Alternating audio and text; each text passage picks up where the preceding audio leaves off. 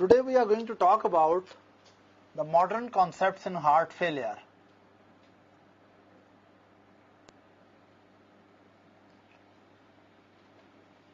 Heart failure means heart fails as a pump. One of the major functions of the heart is to pump the blood in circulatory system, right? But who will tell me really a good definition of heart failure? Let's talk about Dr. Nadir. Yes. What's your personal concept of heart failure? Heart failure is a condition in which heart... Just loudly, please. Heart failure is a condition in which heart fails to meet demands of the body. Okay, he says heart failure is a condition in which heart fails to meet the demand of the body. Let's suppose if I'm feeling very much cold and chilly and my demand is to get some sweater, do you think if heart failed to provide me sweater is heart failure? So your definition is not right. Is that right? So what is the definition of heart failure? It is inability of the heart to pump adequate output to meet the metabolic demands of the body at normal or at excess. Yeah, that's very important. That basically how we define heart failure. Basically this is the failure of the heart to do its normal function. Now, first of all, what is the normal function of the heart? Normal function of the heart is to provide the body with enough cardiac output so that metabolic needs of the peripheral tissues should be met with, right? Now, when we under what circumstances we say that patient is having heart failure? Actually, we say that heart failure is present when in the presence of normal or above normal filling pressures. In the presence of normal or above normal filling pressures, heart is unable to maintain enough output to meet the minimum metabolic needs of the peripheral tissues. Right? Again, what is the basic duty of the heart? Basic duty of heart is to provide enough cardiac output so that circulatory system should be able to meet with the metabolic demands of the rest of the body. Is that right? Now, when we say heart fails to perform its function, when you have filled the heart properly, is that right? And in spite of that proper filling, heart is unable to maintain enough cardiac output to meet the demands of the body. Right? Again, let's recap. What is heart failure or cardiac failure? It's a clinico-pathological syndrome characterized by failure of the heart to generate enough cardiac output to meet the minimum metabolic needs of the body tissues in spite of normal or above normal filling pressures. Is that right? Now, we have to see it that under what circumstances heart will fail. But before we really delve into detail of heart failure, I would like that there are a few terms which should be very clear to you. Right? Number one, what are the factors which determine the cardiac output? What are the factors which determine the cardiac output? Primarily we say that cardiac output is equal to, yes, heart rate into, yes, stroke volume.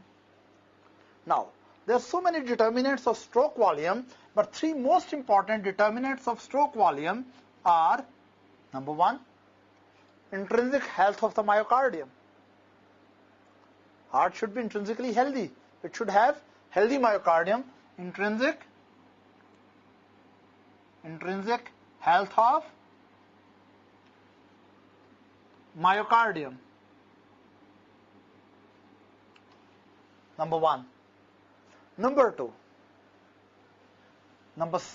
two factor which determines the stroke volume and eventually cardiac output is preload.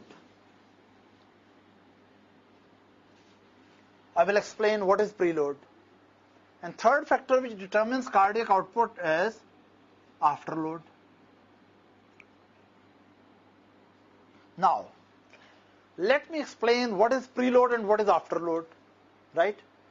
Actually, let's suppose if we talk about the left heart, suppose it is your left heart, left atrium, left ventricle. Here is which valve? Mitral valve. And which valve is here? Aortic valve. And here is your left ventricular. What is this?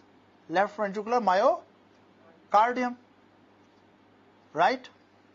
Now I told you that if left ventricle has to generate enough cardiac output, right? How many factors are affecting? Number one, heart rate. That how many times left ventricle contracts per minute, right? Number one. Number two, what is the intrinsic health of the myocardium? Is it healthy myocardium or is it diseased myocardium? Right? Of course, it's understandable. If myocardium is healthy, cardiac output is better. But if myocardium is not healthy, for example, a big piece of myocardium is infarcted, of course, this area will not contract well, and that will lead to poor cardiac output.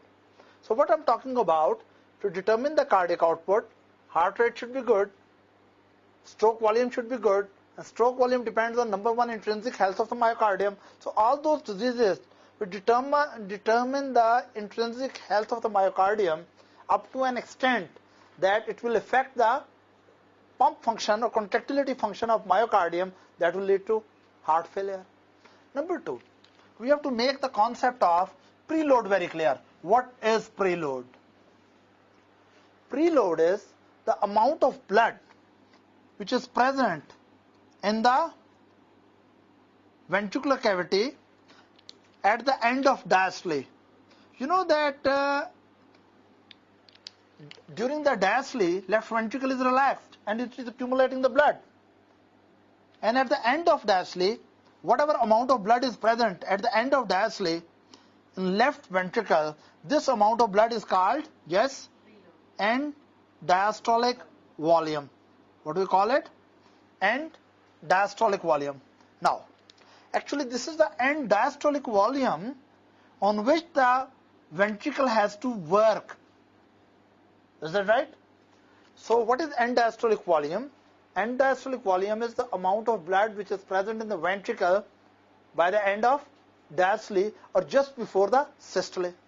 So this is the amount of blood on which the systolic part of the ventricle has to work and push it out. Of course, not all of it. It will push about, normally 50% of it will be pushed out, and that is called ejection fraction.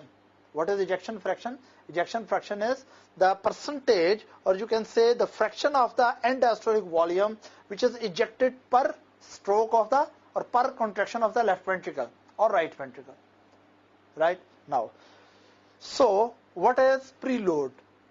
Actually, preload is the amount of blood on which left ventricle or the right ventricle has to work. Right? So preload is end diastolic volume. Right? So it means preload is equal to end diastolic volume. So naturally it's understandable, all those factors which increase end diastolic volume, they increase the preload. For example, if you increase venous return, preload is increased. Or if you increase the diastolic duration and ventricular filling time is increased, again what really happens? Preload is increased.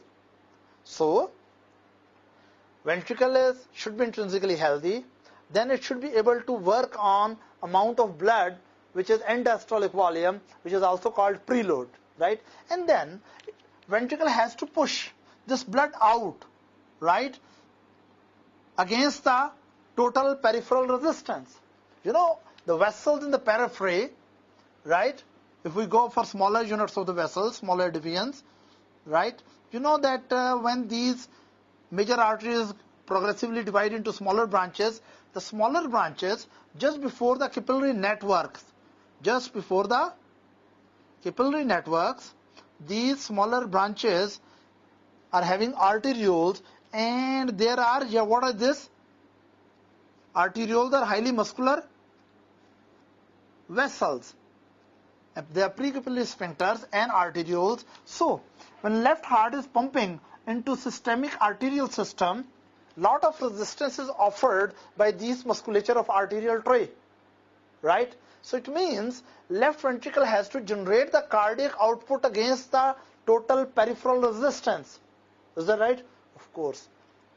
Right heart has to pump against the pulmonary vascular resistance, and left heart has to pump against the systemic vascular resistance.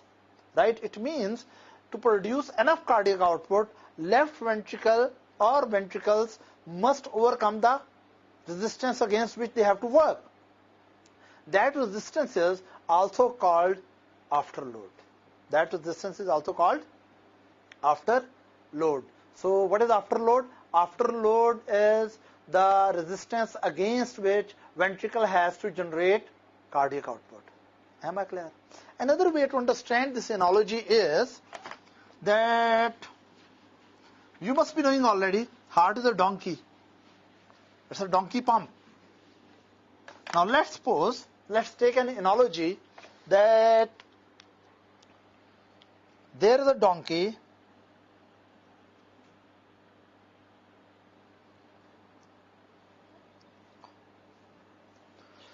okay, this is your heart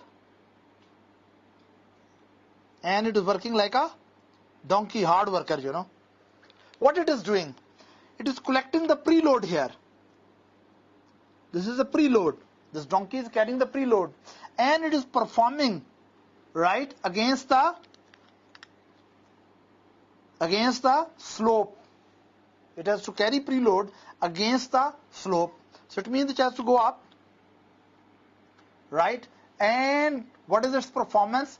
Number one, what it will do? It will bring preload over here. Here is the arterial end. So this is the resistance against which it has to move. So this resistance should be considered after load. And this is the end diastolic volume on which the donkey has to work.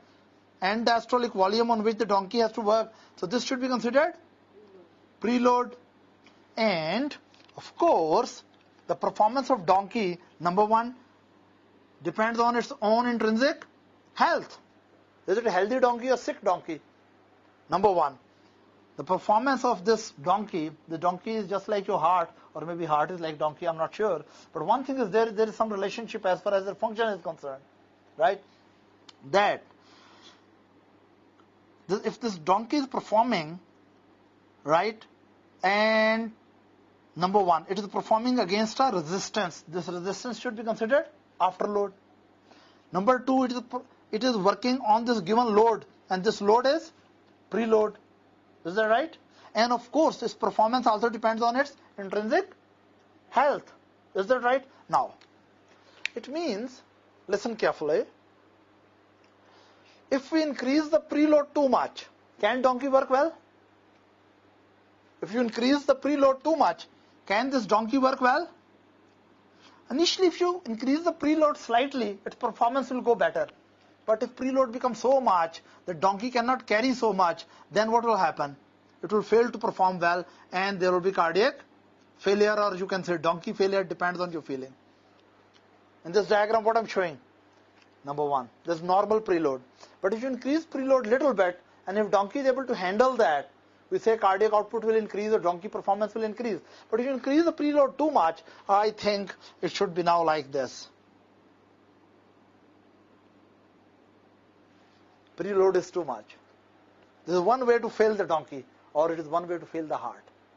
If you increase the preload too much.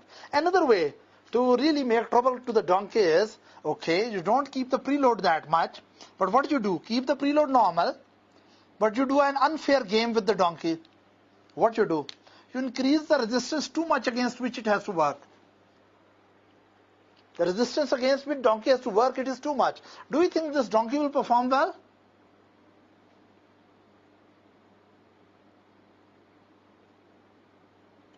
What is happening? This donkey is slipping backward. Donkey is failing. So it means if you increase the afterload, if you increase the resistance against which donkey has to perform, or you increase the resistance against which the left ventricle has to eject, if resistance is increased too much, it will fail to maintain the performance. So, what did we learn? 3 factors which can fail the heart. Number one, or fail the donkey. First, understand the failure of the donkey. Number one, a donkey is not intrinsically healthy. If it is not healthy donkey, it is diseased donkey, can it perform well? No. So as diseased donkey cannot perform well, in the same way diseased myocardium cannot pump well. Is that right? Number 2 analogy. If you put slightly increased load on the donkey, it may cope with that, but if you increase the preload too much, can really donkey can carry that much and perform well? No, that will lead to donkey failure. In the same way, if you fill the ventricles with too much blood, they may not perform well. Third condition is, if you increase the slope too much, can donkey perform well? No. In the same way, if you increase total peripheral resistance, so you increase the resistance against which the ventricle has to pump pathologically high, can ventricles work well? Not. So what really happens? That we can say, what are the conditions, and of course, the last thing. 3 things we have discussed. Donkey failure now. Donkey failure means heart failure. Donkey failure. It's a failing donkey. You should really listen to the heart of a failing donkey. The failing donkey complain for multiple things. Some of the failing donkeys may say that they are intrinsically unhealthy. Intrinsically unhealthy. Some donkey fail due to that reason. Same is true about some hearts. They fail because the myocardium is not healthy. Some of the donkey may complain that we are healthy, but we are overloaded with the fluid. Right? We have dangerously high what? Preload. Successive preload can also fail the donkey. In the same way, excessive preload can also fail the ventricles. Then, donkey may complain that you are asking us too much to perform against too high resistance. Or some hearts may also complain that you are forcing the heart to maintain their cardiac output against excessive resistance. For example, very high systemic blood pressure or aortic stenosis, then ventricle has to pump against very high resistance. So some donkeys or some heart may complain of that. Why they may explain why they are failing, because there is increased afterload. So what did we learn after this? Donkey failure or heart failure has a lot of analogy, right? Similarity to each other. If you listen to some donkeys, why they fail, either these are unhealthy donkeys, or you listen to some hearts, why they fail, they will tell you that they are unhealthy hearts. Number 2, that if you really able to communicate to some donkeys, they may complain that we are healthy, but we are under too much preload. The same way, it may happen with the heart, which is having excessive preloads, pathologically excessive preload. In the same way, some donkeys may fail because they have to work against very high resistance. In the same way, some heart may also fail because they have to work against high, what? Resistance. But another situation. Let's come to another donkey, group of donkeys. They say, we are healthy donkeys. We have normal preload. We have normal afterload. But still they fail. Why? Because you don't allow them to move normally. Heart is a donkey which has to move how many times per minute? Somewhere between 60 to 100 times per minute. In the same way, our donkey has to, let's suppose, your heart is beating at the rate of 80 beats per minute. This donkey is also having how many cycles? 80 cycles per minute. Now, if you don't allow the donkey to move at all, now listen, donkey is healthy. It is normal preload. It is normal afterload. But you reduce the number of cycling to less. For example, rather than 80 cycles per minute, you make it 20 cycles per minute. Do you think it can maintain its performance there? No. So it means severe bradycardia can also reduce cardiac performance. Severe bradycardia can also reduce rhythm problems, can also reduce cardiac output. So severe bradycardia may lead to cardiac failure, as severe reduction in number of cycles of donkey performance lead to donkey failure. Then another example. If you make it, this donkey to have extra cycles but too much fast. Initially, for example, it is performing at 80 cycles per minute. You force it to perform 120 cycles per minute. Of course, its performance will go up. 150, 160 cycles per minute, performance will go up. But if you force this donkey to have 200 cycles per minute, it will be having so rapid cycles that it does not have enough time to take the preload and carry there. So it will have empty cycles. Do you think it will be good performance or bad performance? Bad performance. In the same way, not only bradycardia may precipitate cardiac failure. Even tachycardia can precipitate cardiac failure when ventricle has very rapid rhythm. And if ventricular rhythm becomes so fast that cardiac cycle duration is so less, the diastole is so much shrunken that ventricles don't have enough time to fill in. Ventricular filling is during diastole. And if you progressively keep on increasing heart rate beyond a certain limit, diastole becomes so small in duration that filling times are dangerously reduced. And of course, if ventricle is not filling properly, it has, due to very rapid rates, can it maintain its output? No. So what did we learn? That heart performance, cardiac output or donkey output, depends on number of cycles performed per minute, depends on performance per cycle. Is that right? Now, to maintain a good cardiac output, heart rate should be normal, within normal range. Stroke volume, it depends on health of myocardium and preload and afterload. All these things should be within normal range. Now, why some people's heart fail when there's dangerously low cardiac output? Or even if there's a high cardiac output, but body demands so much oxygen and other nutrients that heart may increase the cardiac output, but still it cannot meet the body needs. Under those circumstances, heart will fail. So what will be the reason of heart failure? Either problem is at this side, that heart rate is less, or intrinsic health of the myocardium is not good, or preload is too much excessive, or afterload is, excessive. Under all these circumstances, cardiac output will be depressed. But another situation occurs. Sometimes it happens that heart is able to generate normal cardiac output, but peripheral tissue's metabolism is so fast that demands on the cardiac output is pathologically high. And your tissues, for example, in hyperthyroidism, your tissue has a very high metabolic rate, so demand for the oxygen is very high, and heart step up its cardiac output, but still it is unable to meet the exaggerated demands of the body. So we'll say, in spite of increasing and stepping up its cardiac output, heart failed to provide the exaggerated demands of the peripheral tissue. This should also be considered heart failure. But of course, this is high output heart failure.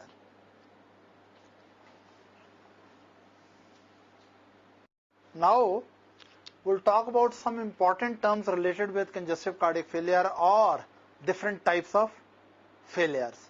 But before really we go into terms, I would like to give some epidemiological points that how common is the problem? Heart failure, how common is it? What do you think in USA, how many people have right now, how many people may have heart failure? What do you think? Yes, Dr. Tanzila. In USA alone, how many people may have heart failure? About 5 million people. You see, it's a very big number. 5 million people. Right now, alone in USA, they are having problem of heart failure.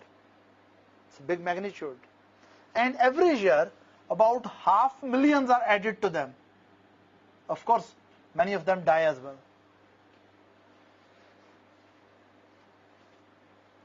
Every year, approximately, there are 500,000 new cases of heart failure.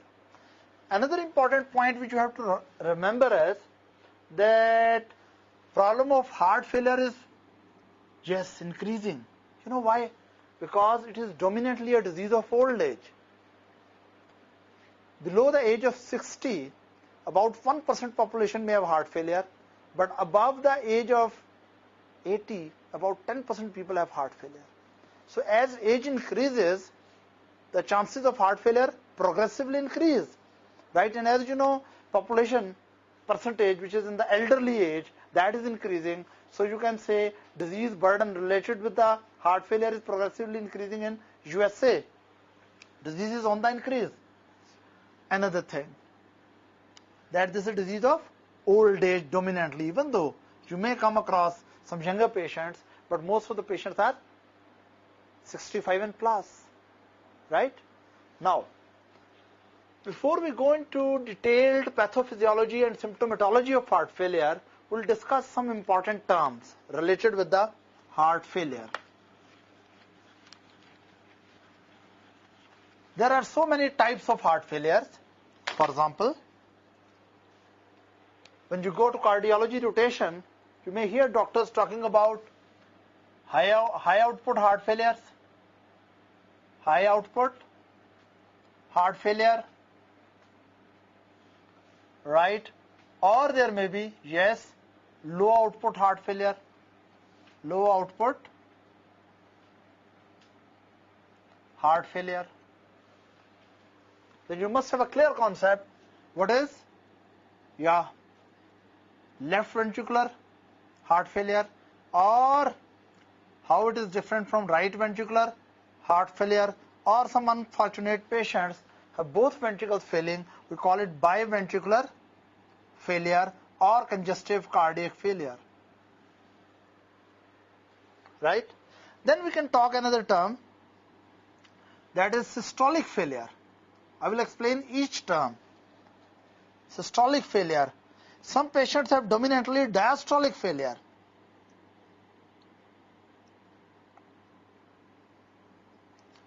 And then we can talk about, yes, we have discussed about high output failure. I will explain versus low output failure. Left ventricular failure in comparison with right ventricular failure. Right? And then of course biventricular failure. And you have to compare these two, high output versus low output. You have to compare these three, left ventricular, right ventricular, and yes, biventricular failure. And then you have to compare these two, systolic failure versus diastolic failure. Then, just what? Yes, very good. You have to compare what is meant by forward heart failure, forward failure versus, yes please, backward failure. Backward failure. And again, it is not enough. You have to learn something more. Yes. Acute failure versus acute heart failure versus acute heart failure versus, yes please, chronic heart failure. So these are the terms we have to be very, very clear. Let me repeat again. I will discuss one by one. First of all, you must be clear what is the difference between high output failure versus, yes, low output failure. We'll go into detail of this. Right? Actually, heart failure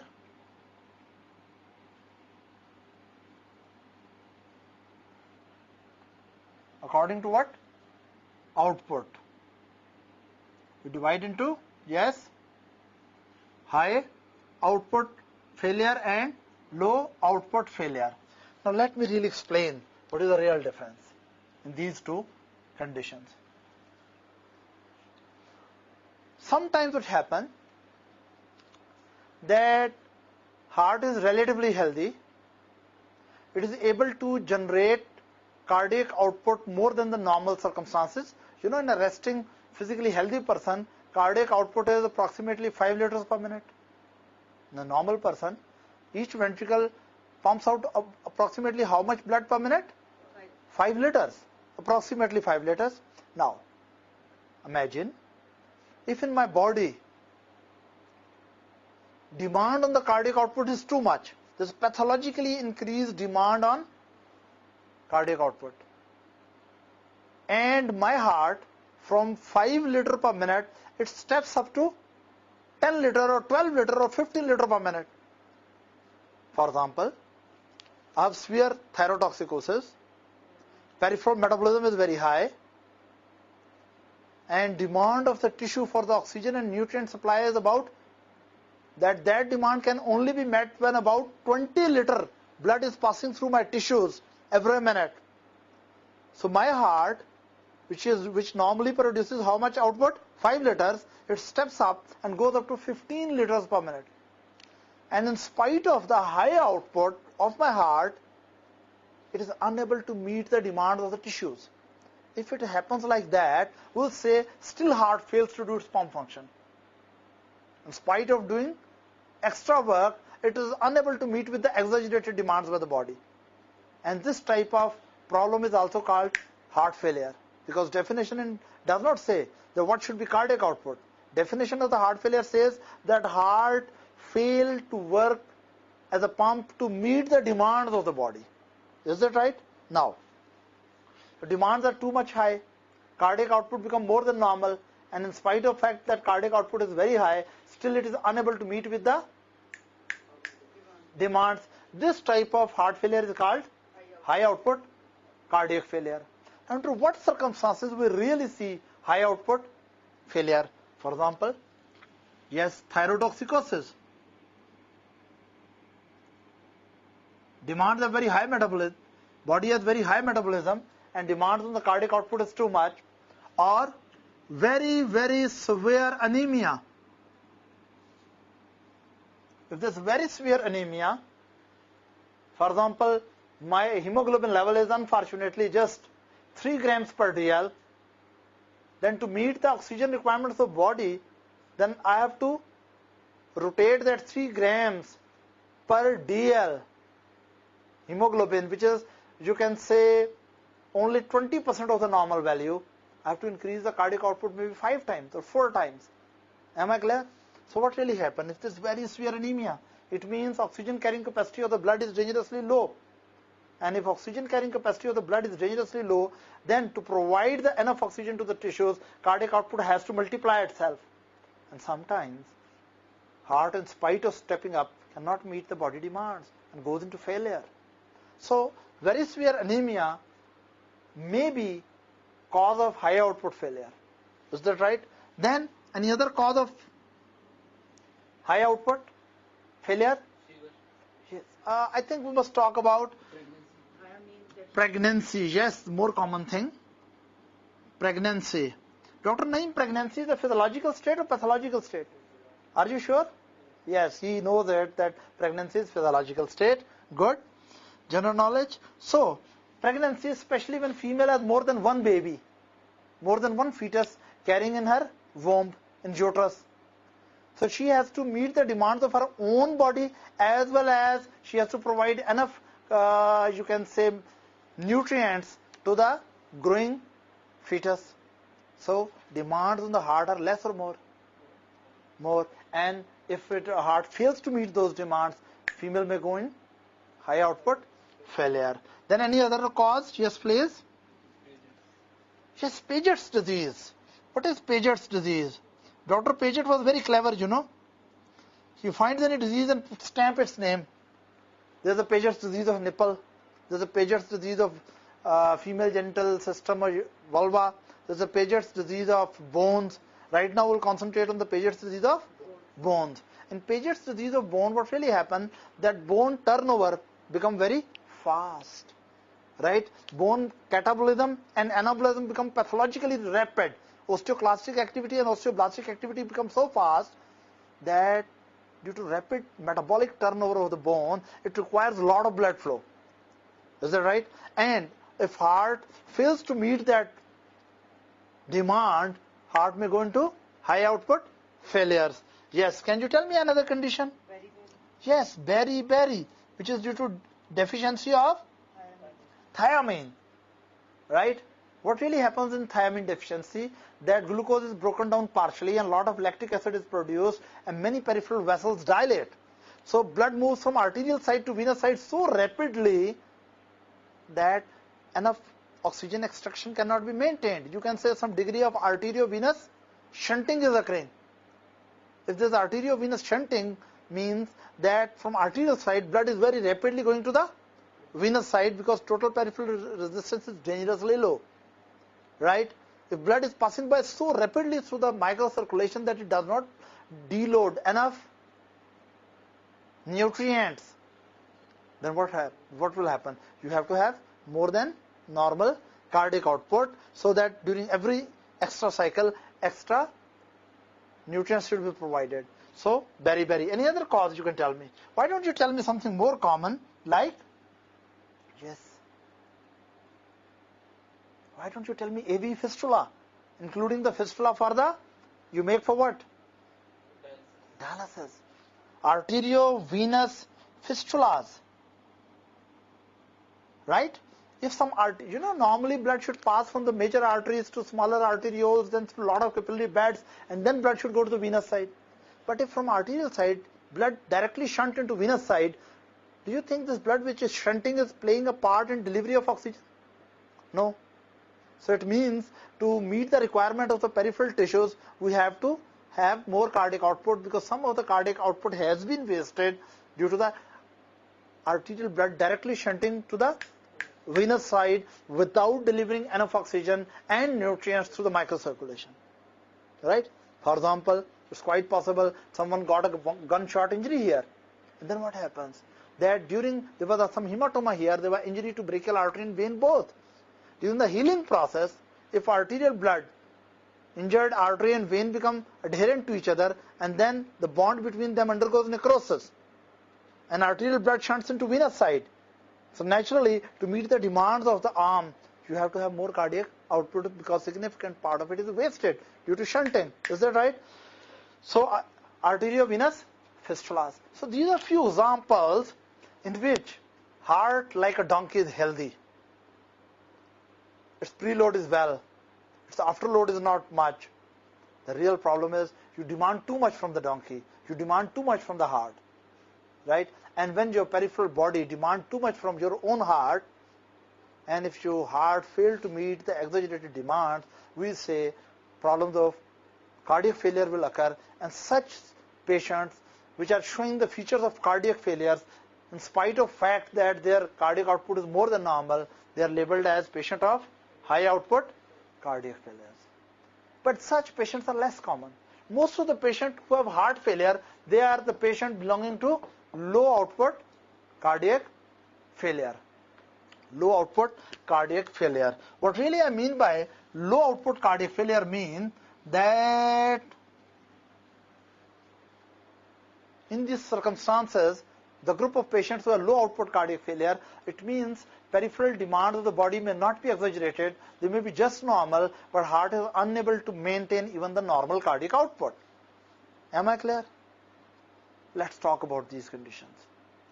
Let's concentrate just on the left heart, which is more commonly going under failure phenomenon, right?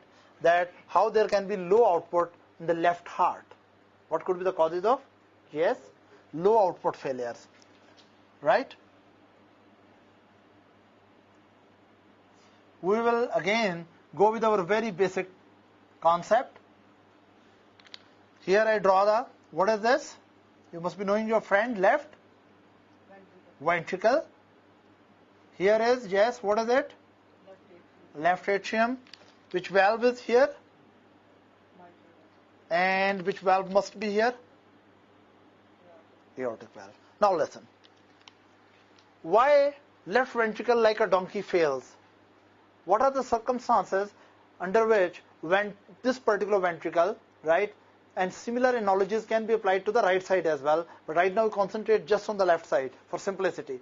Why this ventricle failed to provide enough cardiac output? One reason may be very simple. There is disease intrinsic in the myocardium. Yes. What we say that contractility of myocardium is reduced. Contractility of myocardium is reduced. It may be due to intrinsic problem to myocardium, or it may be due to some extrinsic factors which depress the myocardium. Again, let me tell you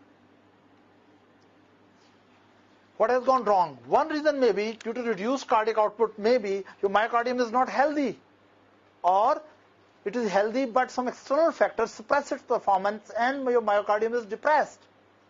Is that right? And it is unable to perform its pump function, it is unable to perform its contractility functions. Right? For example, one of the very common reasons.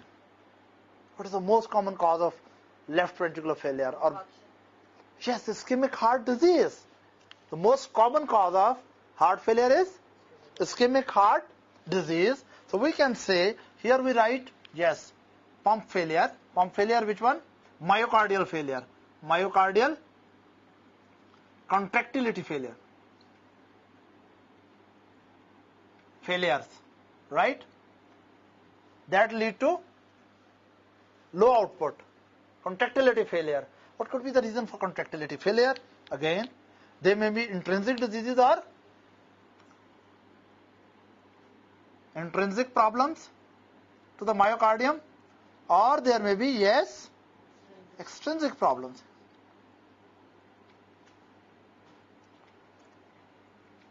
When we talk about intrinsic problems, right, classically, I will not go into all the causes, but at least you must know the most common cause of reduced functional myocardium is ischemic heart disease. Ischemic heart disease. If large area of, suppose, myocardium has gone under infarction, or multiple areas have undergone infarction, and then they are replaced by myocytes are lost. They are infarcted and they are replaced by fibrotic tissue. Do this ventricle has enough contractility power? Answer is no. So cardiac output will be more than normal or less than normal? Less than normal. Your donkey is sick, isn't it? It cannot perform well, right? So low output failure may be due to intrinsic diseases of myocardium, problem with the myocardium, or the loss of myocardium function. Either mass of myocardium is lost or health of myocardium is lost, right? It may be ischemic heart disease. Any other cause you can tell me? Cardiomyopathy. Yes, cardiomyopathies. But tell me something more. Okay, why don't you tell me? Hypertrophied and dilated heart. Whatever the mechanism. Is that right? Hypertrophied and dilated heart. If heart becomes dangerously dilated, right, it cannot pump well. Is that right? Now, ischemic heart disease is a classical cause as a intrinsic problem. Then he is saying, for example, myocardium is sick due to some other reason. As he said, some rare disease, maybe infiltrative disease. Infiltrative disease. For example, amyloid becomes the part of, amyloid is an abnormal protein which deposits into myocardium. Myocardium cannot contract well.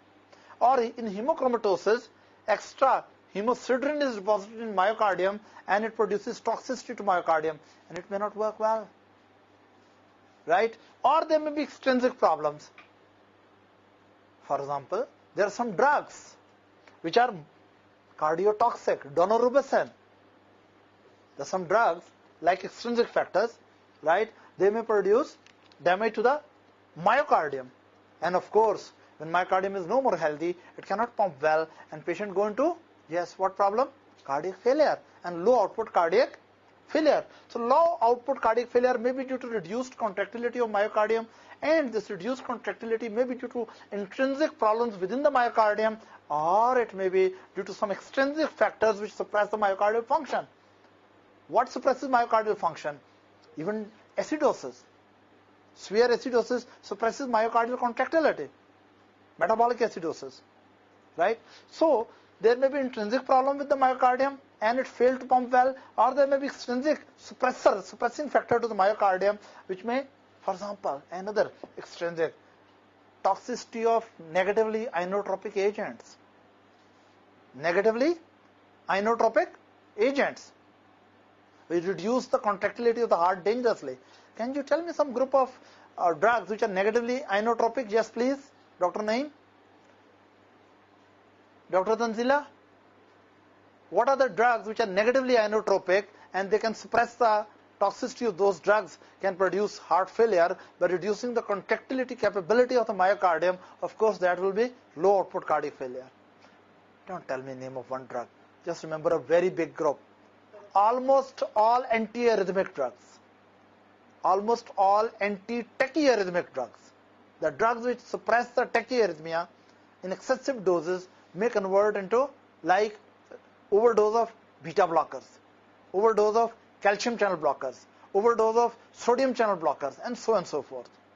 So just remember, as a group, antiarrhythmic drugs, when they develop, you give it for toxic level, right? They may lead to, they may behave as negatively inotropic drugs, and those negatively inotropic action may lead to failure of contractility of myocardium. So why the failure of problem is with the contractility? Either myocardium itself is diseased, or there is some external factor like Yes, I did not mention. External factor which may suppress the performance of myocardium, like acidosis, like other cardiotoxic drugs or substances. What is the most common cardiotoxic substance which is taken by human beings? Yes, please. Dr. Naeem, you must be knowing that. Yes. What is the most common substance which is taken by human beings, and that is excessive doses may lead to cardiotoxicity. And in low doses, low concentration, that may be beneficial for coronary artery disease. Please tell me. Alcohol. Yes, she knows it rather than you. Alcohol. Yes. Alcohol can lead to, yes, damage to the myocardium, suppress the myocardial function, and that may lead to cardiac failure. Right? So acidosis, cardiotoxic drugs, alcohol-induced cardiotoxicity. Right? In all these conditions, contractility of myocardium is reduced. Problem is not with the afterload or with preload or with the rhythm of the heart or rate of the heart. Problem is with the intrinsic performance of the ventricle. Either ventricles themselves are sick or they are suppressed. Both these conditions will lead to high output, low output failure. Yes, low output failure. Okay. Now we come to the second mechanism.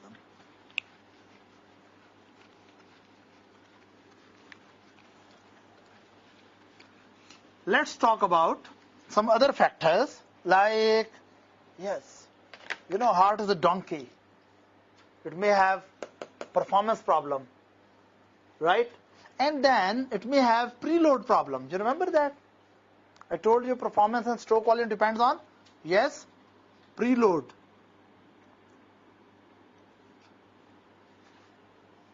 What is preload? Preload is the amount of the blood present at the end of the diastole in the ventricle and diastolic volume. So preload is the amount of the blood which is accumulated in the ventricles just before the contraction. So that is the amount of the blood on which ventricle has to work. Is that right? Now, you must know, before really explain, that when you increase the preload, initially cardiac output increases. But if you increase the preload dangerously high, cardiac output decreases. Let me explain how it happens. First of all, it's too simple. There's a donkey at your service. You slightly increase the load on that donkey, you will get the more performance. And if you put too much burden on the donkey, it will sit down, right? And you have lost the function. But let's talk more like a doctor, right? That increasing preload, how it lead to failed initially, betterment in the performance of the heart, and eventually deleterious, dangerous or bad effect on the performance of the heart. Here we have to be thankful to the two persons who gave us the roadmap for the concepts. Number one is Frank Starling, and second is, yes, Laplace's law, right? So let's talk about the Frank Starling law. Frank Starling law says this is myocardial functional curve, that cardiac output depends on end diastolic volume, which is equal to, yes, preload. They are equal to preload. According to Frank Starling's law, that within physiological limits, if you keep on increasing the end diastolic volume, within physiological limit, if you keep on increasing end diastolic volume, or you keep on increasing preload or end diastolic pressure, right, this will lead to keep on increasing initial stretch on the myocardium. That will result in progressively increased contractility. Again, let me repeat, what is Frank Starling's law? According to the, look, don't look so serious about Frank Starling law. Do you know simple elastic in your pants? Elastic. You know, more you stretch it, more it retracts.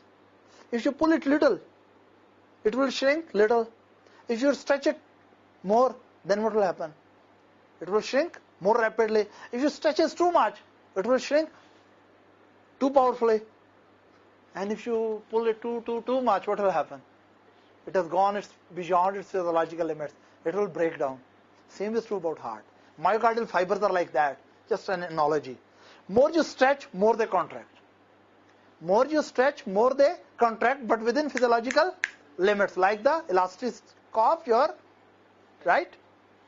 So what I'm talking about, more you stretch, more it contracts, but within physiological limits.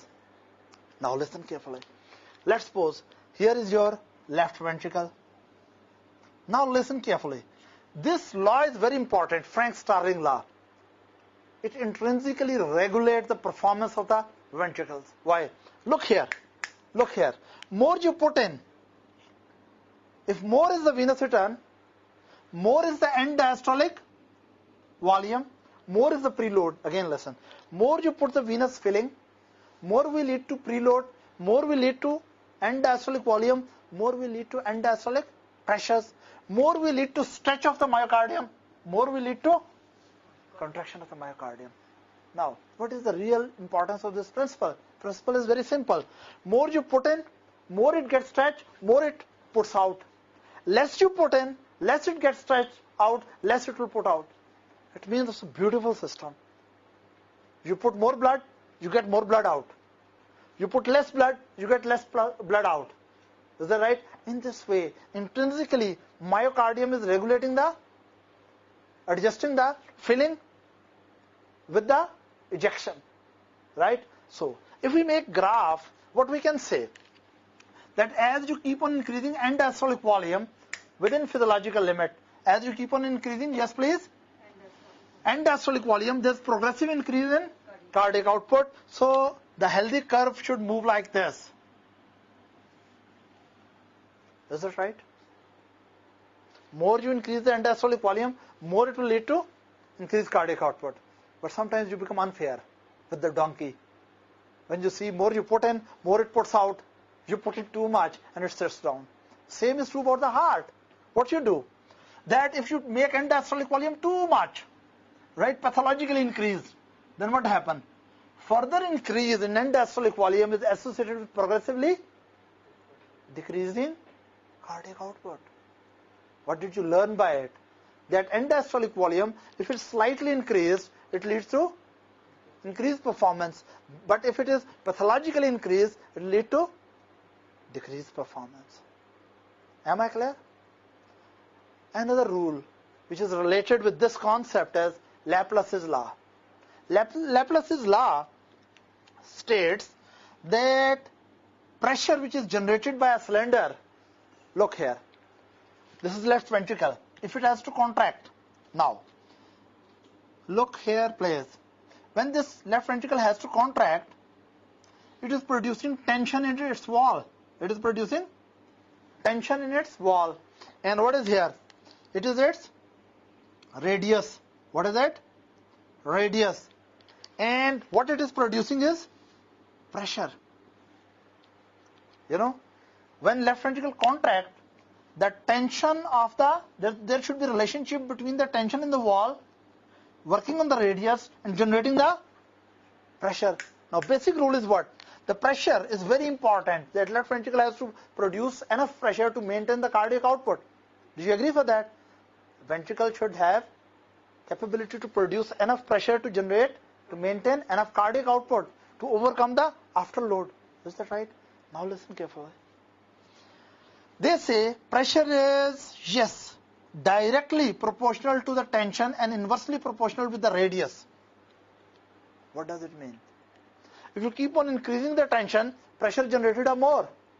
But if you keep on increasing the radius, pressure generated are less. Am I clear? I can tell you how. For example, this is your cylinder, left ventricle. You push on 3 fingers, try it. If you press on 3 fingers, you can generate very good pressures. See it yourself. For 3 fingers, you can press it, your own fingers. You can press it well. Now you put the whole hand. Can you generate enough pressure? No. What has happened? That you are still producing good tension, but you have put the radius so much, the tension divided by radius generated pressure is very low because radius is too high. Now you may be thinking, what is the relationship of these facts with medical sciences? I will explain.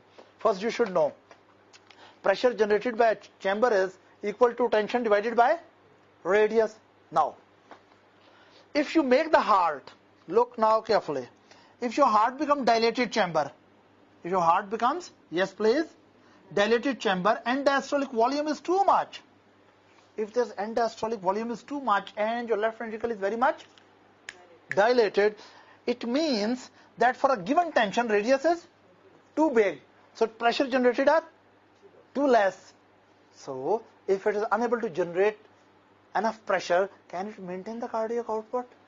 No. So it means all those conditions which lead to very excess end diastolic volume, they actually lead to very big cavity of the left ventricle. If end diastolic volume is too high, it will lead to pathological dilatation of left ventricle. And when ventricles become very large, even if they can produce enough tension, but radius is so big that they cannot produce enough pressure to overcome the resistance outside. So they can, do you get it? For example, again, usually radius is how much? Is 5 centimeter. You know it or not? About human heart, left ventricle radius is about 5 centimeter. And usually the tension is how much? Radius is 5 centimeter and tension is about 600 units. So the pressure which is normally generated is, yes, 120 millimeter of mercury. You know systolic peak pressure. Do you agree? Now you imagine healthy heart can produce a tension of, let's suppose, 600 units divided by radius, how many centimeters? 5 units. So what is the pressure generated, suppose? 120. It's just a rough calculation just to show you. Is that right? It may not be very, very accurate, but the concept is very accurate. Right? Now let's suppose, if your heart is still producing the same tension, but your size is double. Rather than 5 centimeter, radius is 10. So what is the pressure generated?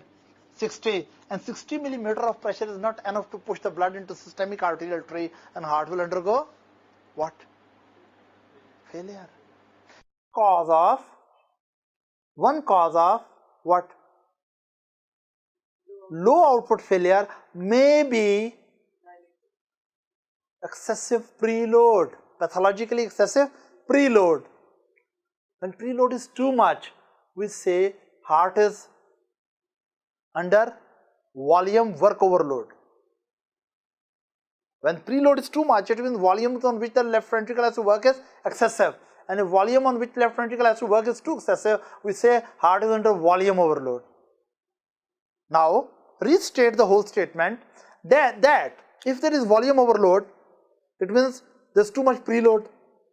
If there is volume overload, there is too much preload. If there is too much preload, it means end diastolic volume is too much.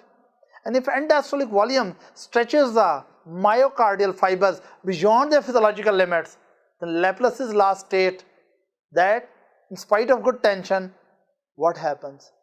They are very dilated, very large ventricle are unable to generate enough pressure to push the blood into arterial tray.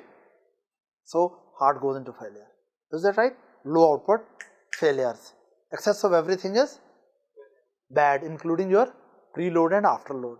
Am I right? Now we have talked about that if there is excessively increased preload, it will lead to what problems? Yes, please. That will lead to excessively increased problem with what? The pressure is equal to tension by radius, and if preload is dangerously increased, it means radius is dangerously increased. That will result into what? Dangerously decreased pressures, so you cannot maintain the cardiac output. Am I clear to you? Are you sure? Now, question is that what are the things, what are the diseases, what are the conditions which lead to excessive preload? Let's talk about that now. What are the conditions which can lead to excessive preload?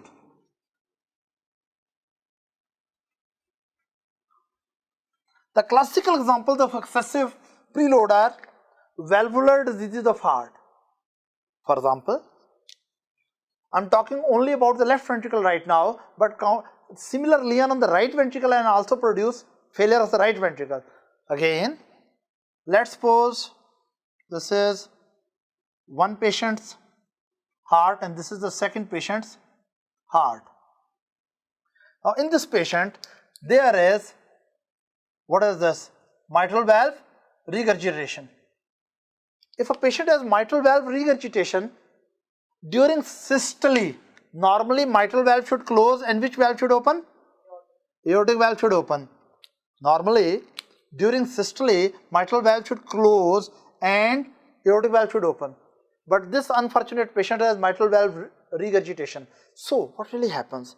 When this patient's ventricle contract, not only it push the blood to the normal pathway, which is the arterial tray, but unfortunately lead to regurgitation. What? It means it wastes some of its effort. It was supposed to push forward, but some is leaking back into atrium. Now listen. When suppose, now during this time, when systole is going on, blood is also coming from the lungs to the, what is this? Atrium, which is a normal thing. But unfortunately, during systole, there is also regurgitation from the ventricle to atrium. It means atrium during the systole is underloaded or overloaded? Overloaded. When ventricle will undergo diastole, right? Of course, if aortic valve is normal, it will shut down, close. But now atrium is underfilled or overfilled? Overfilled, because it receives the normal amount of blood from the lungs and unfortunately it receives also regurgitated. So, as soon as diastole will start, ventricle will start relaxing, valve will open up and normal amount of venous return will come to the left ventricle or pathologically high amount? High amount. So this will lead to volume overload. This will lead to volume overload. And whenever there is volume overload, yes, left ventricle will hypertrophy or not? It will hypertrophy. But with that, it will lead to dilatation also. This is a very interesting statement I would like to give to you. Pressure overload and volume overload both lead to left ventricular hypertrophy. But there is a difference in them. In case of pressure overload, length of myocardial myocytes remain normal, only thickness of myocardium is increased. When there is pressure overload, what happens? Myocardial cells become only thickened, but their length remains normal. So, in case of pressure overload, myocardial walls become thick. Myocardial walls become thick, but because fibers are not lengthened, so chamber does not dilate. But whenever there is volume overload, not only myocardial cells or myocytes become thickened, they also become elongated. Listen now. If heart has to work against excessive pressures, we call it pressure overload. And if heart has to deal with excessive volumes, we call it volume overload. So heart may go in under pressure overload. For example, when left ventricle is working against aortic stenosis, or heart may undergo volume overload. For example, a case of mitral regurg. When heart is chronically handling high volumes, its myocytes, for example, this is the normal myocyte. So this is the normal myocyte. What will happen to this? Not only it will become thick, it will also become elongated. So heart will become dilated.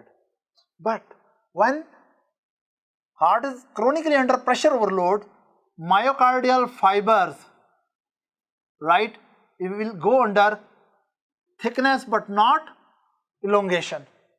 So here myocardial walls will become thick under pressure overload, but dilatation is not an early feature. Is that right? But when there is a volume overload, what really happens? Dilatation of ventricular chamber is an early feature. So what really we see? Due to this reason, myocardial cells become elongated, not only thickened, myocytes also become elongated, so it will become highly dilated chamber. So volume overload lead to, yes, dilated ventricular chambers, and when they lead to dilated ventricular chambers, you can understand tension divided by radius. Radius is less or more? More. So tension divided by radius is equal to pressure. So these dilated chambers can produce more pressure or less pressure? Less pressure. So they become more efficient or less efficient?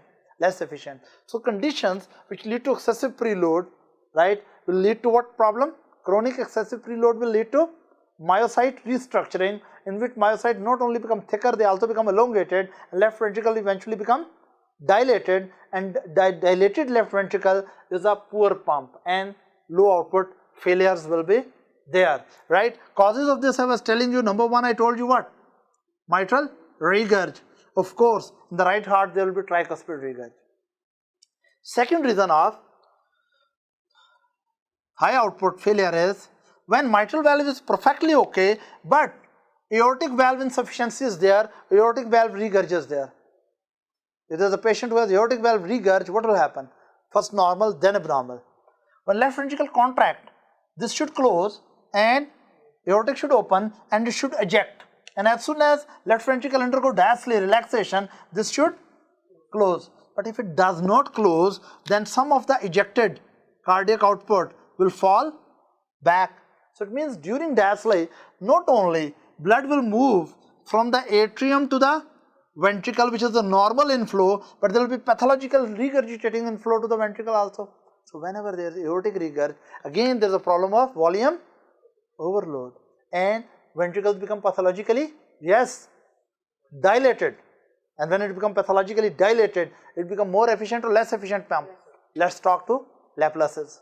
That progressively increasing radius lead to a ventricle which is going to generate progressively decreasing pressures, so progressively decreasing cardiac output, and that will lead to again low output failures. So we have seen two conditions right now, that our heart like a donkey fails. It's underperformance. Why? One reason, donkey is either intrinsically unhealthy or it is extrinsically suppressed, or donkey is perfectly okay. Unfortunately, we are unfair with the donkey and we are having what?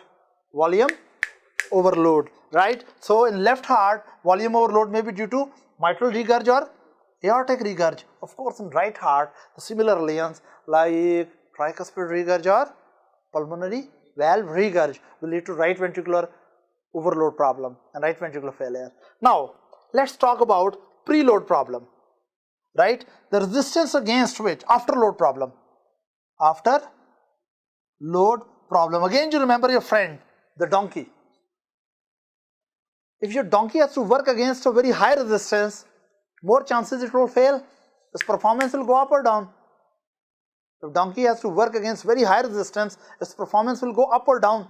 Down. Same is true about the heart. If heart has to pump, ventricle, suppose again we take the example of left ventricle has to pump against high resistance, very high resistance.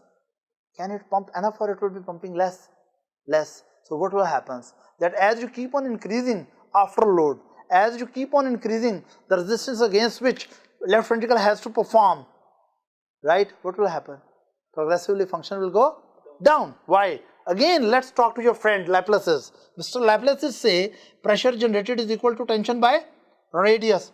Now imagine, if heart has to generate more pressures, listen carefully, if there is outflow obstruction, if afterload is excessive, then it means heart has to overcome excessive resistance.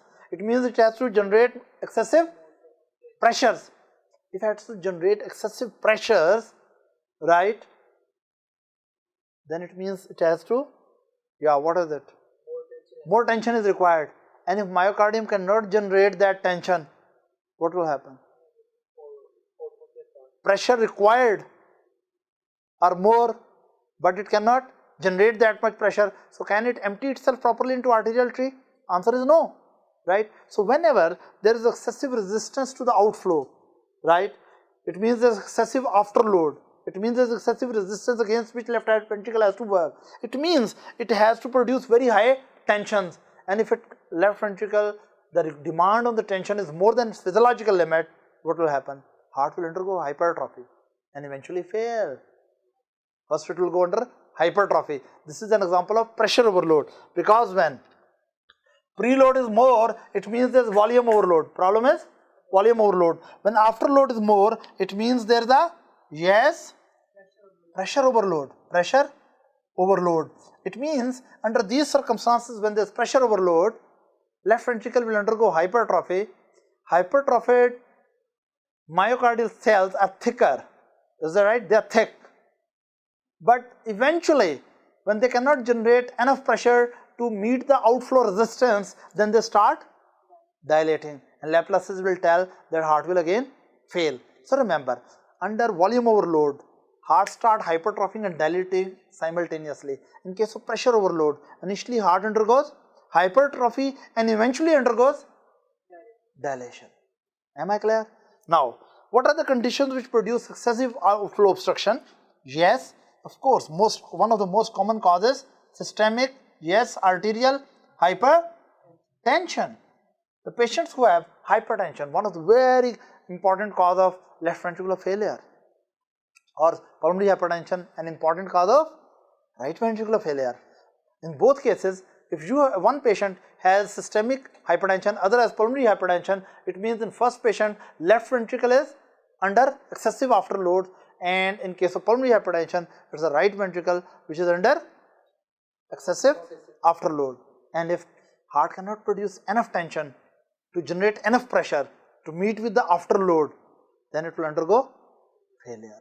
Right? Classical example of this is systemic hypertension, aortic valve stenosis, or there may be hypertrophic obstructive cardiomyopathy and many other conditions like coarctation of aorta. These are all outflow obstructions, right? So we have seen what are the conditions which can lead to low output cardiac failure, the conditions in which myocardium is unhealthy, diseased, functioning myocardium is reduced. Conditions like myocardial infarction, or when extrinsic factors suppress the myocardium, like negative inotropic drug toxicity, like antiarrhythmic drugs toxicity, reduced cardiac output, or when preload is too much, ventricle is too much dilated, it cannot generate enough pressures and again it fails, or when afterload is too much, then heart cannot generate enough tension to raise so much pressure to evacuate and maintain the ejection fraction, again heart fails. But as I told you, it's quite possible. You may have a heart with normal myocardium, with normal preload, with normal afterload. But problem is with the rate and rhythm, right? As I told you previously, if rate is problems with the rate and rhythm, it means yes, rhythm problems, rate and rhythm problems. What are these? Severe tachyarrhythmias and bradyarrhythmia, both are equally bad. Severe bradyarrhythmias. In severe bradyarrhythmia, what I told you, heart rate is so slow that even the stroke volume is normal, the heart rate is so slow that it cannot maintain enough cardiac output. Or severe tachyarrhythmia. In severe tachyarrhythmias, what happens? Heart rate is so fast that, heart rate is so fast that total cardiac cycle time is dangerously reduced. Especially diastolic time is so much reduced that ventricle don't have enough time. When ventricles are beating at a very rapid rate, they do not relax for enough time to fill properly. And if they do not fill properly, what will be the result? Yes, they cannot pump properly. What is happening? That Frank Starling law is saying, if end diastolic volume is very less, cardiac output will decrease. For example, end diastolic volume is normally 150 ml and cardiac output is 5 liter and 150 ml. If end diastolic volume become too low, then of course cardiac output also become too low. And there is low output cardiac failure, a low output heart failure. So rhythm problems, very slow rhythm or very fast rhythm, both are dangerous and may precipitate cardiac failure. Their heart failed to maintain the enough cardiac output to meet the demands of the peripheral tissue. Is that right? We have already discussed few concepts related with the high output failure and low output failure. Now we will explain the second box, that is what is meant by the left ventricular failure, right ventricular failure and biventricular failure, and how do they differ from each other. First of all, we'll discuss in detail left ventricular failure. Then we'll compare the left ventricular failure and right ventricular failure. Okay. You know that anatomically and functionally heart is double pump. There is the right pump and the left pump. What really happens that right heart is receiving the blood from the cable system from all over the body, and then blood is from the right heart is going to the both lungs. Again, let me repeat, here I draw the right heart, of course superior vena cava and inferior vena cava, right? Both of them are collecting the blood into right atrium, right ventricle, and from the right ventricle through the, I think that's too wide, isn't it? It doesn't look friendly, ventricle. And which valve is here? Yes, please. Pulmonary valve. And eventually, right ventricle will pump the blood into, yes, pulmonary tree. From here, blood is supposed to enter into, yes,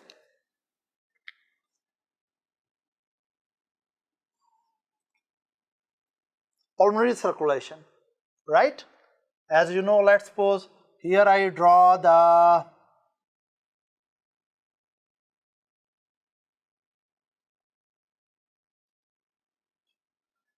right lung and left lung. What really happens that here is, suppose, air pocket. It is not an anatomical diagram, it's just a functional diagram. And here the venous blood, deoxygenated blood, okay. This is pulmonary artery bringing deoxygenated blood to the lungs. From as blood is passing around the air pockets, blood is getting oxygenated, right? And then eventually from the lungs, blood will go to, yes, which heart? It will drain into left heart.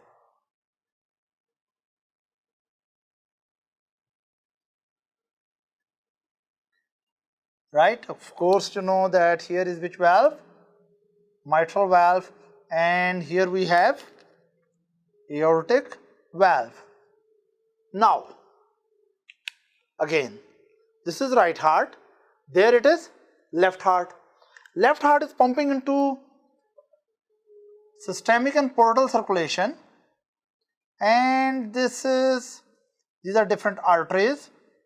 It's a very simple diagram.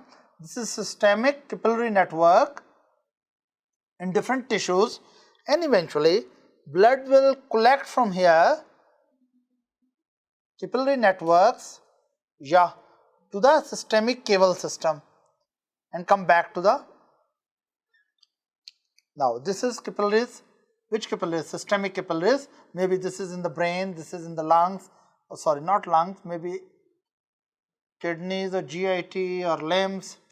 Now what we really see, that between the left heart and the right heart there is systemic circulation, and between the right heart and the left heart there is pulmonary circulation, right? Now this should be called pulmonary artery, these are pulmonary capillaries, and here are pulmonary veins. Is that right? Here these are, yes, systemic arterial tree, here it is systemic, yes, capillary networks, and here are systemic veins. Is that clear?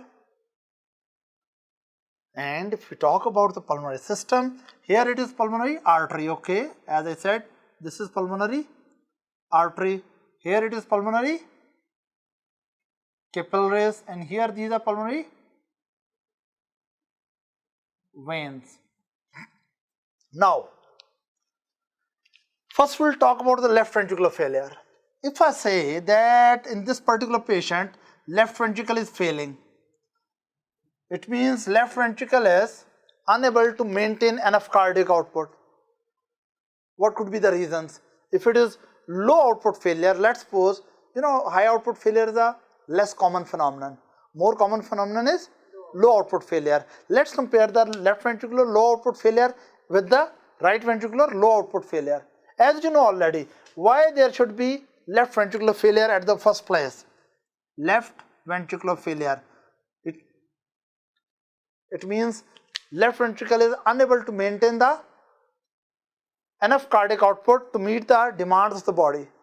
Is that right? In the presence of normal or above normal filling pressures. Now, what could be the reasons? We have already discussed.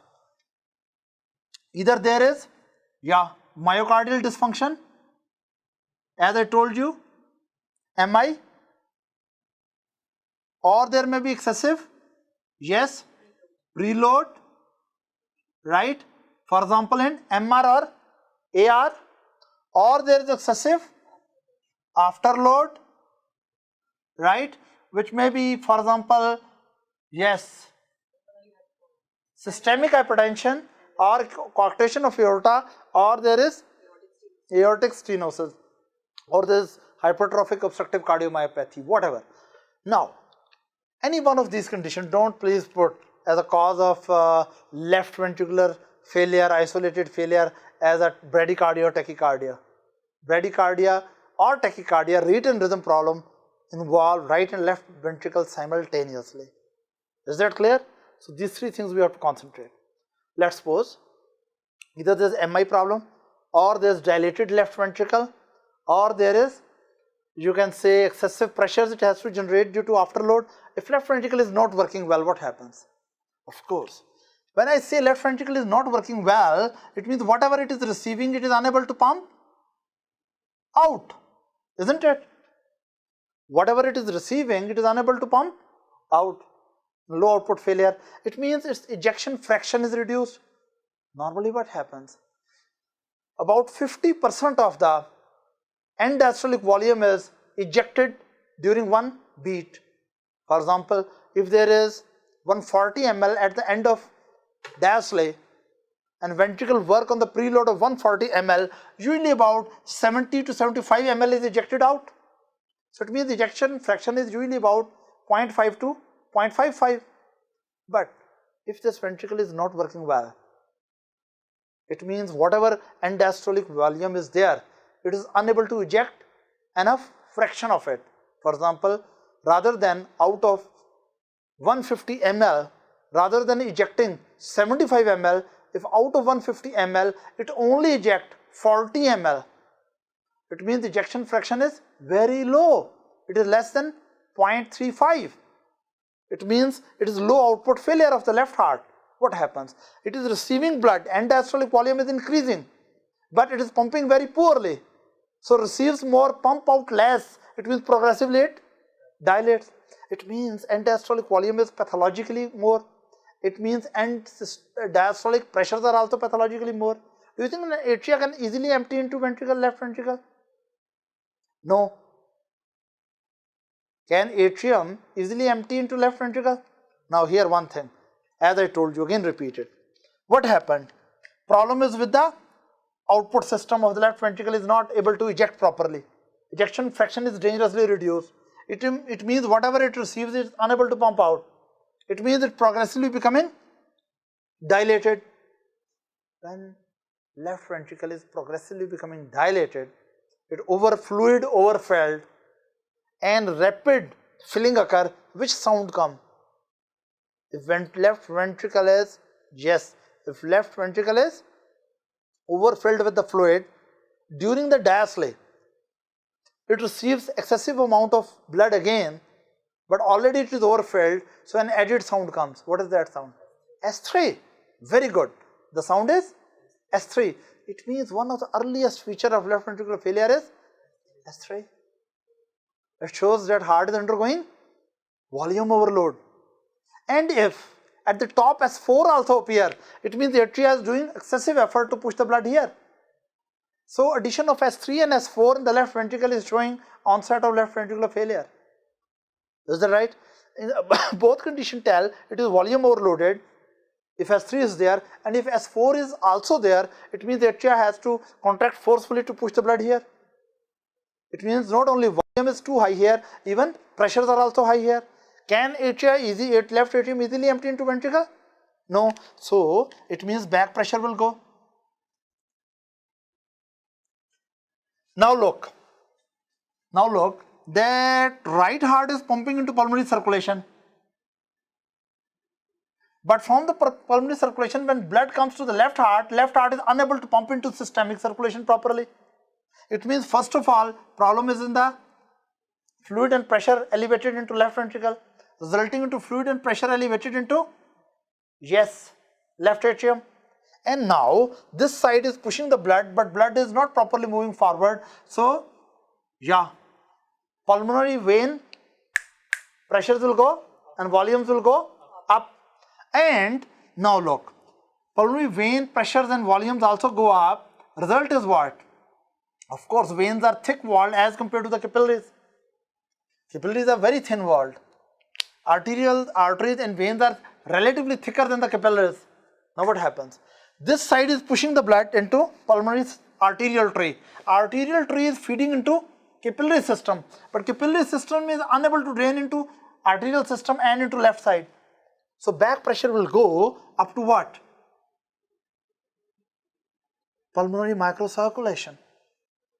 And when hydrostatic pressures in pulmonary microcirculation become very high, then fluid will start oozing out of pulmonary capillaries. And when excessive fluid will ooze out of pulmonary capillaries, it will lead initially interstitial edema. Interstitial pulmonary edema. That is pulmonary edema, right? And this edema initially appears in interstitium. Then edema becomes so much, right? Even excessive fluid appears not only in interstitial area, but excessive fluid also appears within the alveoli. So it may lead to what type of problem? Alveolar edema. So this patient may develop, the right heart is pumping into pulmonary circulation, but pulmonary circulation is unable to drain properly into left heart. So pressure in pulmonary veins also goes up, pressure in pulmonary capillaries also go up, pressure in the pulmonary arteries also go up. But which area will leak? Capillaries. So that will lead initially to, yes, what? Interstitial pulmonary, interstitial edema. Then that will eventually lead to pulmonary, yes, alveolar edema. So lungs become heavy and boggy. Lungs will become edematous, heavy and boggy. And lungs will become heavy and boggy, right? This is a situation we say pulmonary circulation is congested and pulmonary tissue is edematous. Clinical problems will start. What kind of problems will start? Number one, lungs become heavy and boggy. Do you think it's easy to expand them? Inspiration work will be less or more? More. You know, to expand the heavy and boggy lungs needs more muscular effort. Normally your inspiration expiration in a healthy person is an unconscious process.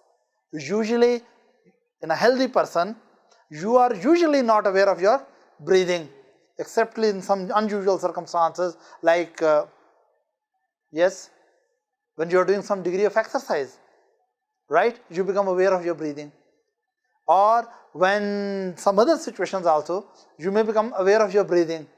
That is a pleasant awareness of breathing or unpleasant awareness of breathing? Yeah?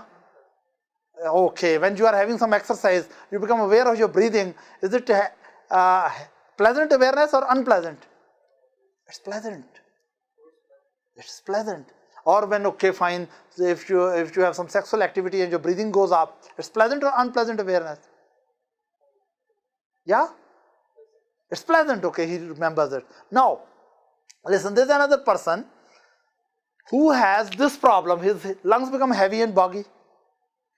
And when he's breathing, muscles become really tired. Which muscles? Intercostal muscles, diaphragm. They become tired. Right? Working on such heavy and boggy and stiffened lungs with less compliance. So they develop, muscles become fatigued. They have to do some conscious effort to breathe in and out, especially to breathe in. And do you think this excessive effort for breathing, labored breathing, because your lungs are edematous, do you think it's pleasant or unpleasant? Yeah, it is unpleasant. And when you are aware of, you have unpleasant awareness of your breathing process, we call it dyspnea. Don't tell because I was having sex I had dyspnea. Or don't tell I walked, I'm a healthy young man, but whenever I walk a little bit I develop dyspnea. That is not dyspnea. Dyspnea is a problem when you have difficulty in breathing which is unpleasant. Am I clear? So these patients who have heavy and boggy lungs, they develop due to pulmonary interstitial edema and pulmonary alveolar edema, they develop some problems. The problems like, look here, they develop dyspnea, unpleasant awareness of breathing process, right? And it is mainly due to because lungs are heavy and boggy and stiffened and less compliant, and musculoskeletal system has to overwork to maintain all the time inspiration and expiration. That makes unpleasant feeling, right? And when lungs are edematous, there are other problems as well. For example, please don't forget we are talking about left ventricular failure, which is leading to back pressure and pulmonary congestion and edema. What happens really in this person? That in this person, when person is sitting, gravity keep the edema into lower part of the lungs and upper part of the lungs are relatively dry. If this person is sitting, upper part of the lungs are relatively dry. So breathing function is well done in upper part of the lungs. If you ask this patient to lie down, maybe edema fluid will evenly distribute into whole lung. So his problem of dyspnea will become less or more? More. So these patients who have pulmonary edema, usually they like a posture in sitting. And if you ask them to lie down, right, when they lie down, it becomes difficult for them to breathe. You can say dyspnea gets worsened.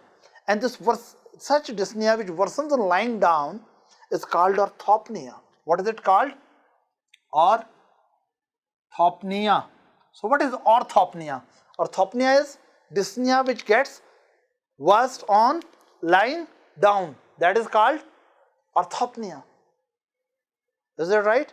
And this is a more severe stage of pulmonary edema. And then another thing, that sometimes these patients develop paroxysmal nocturnal dyspnea. We call it PND.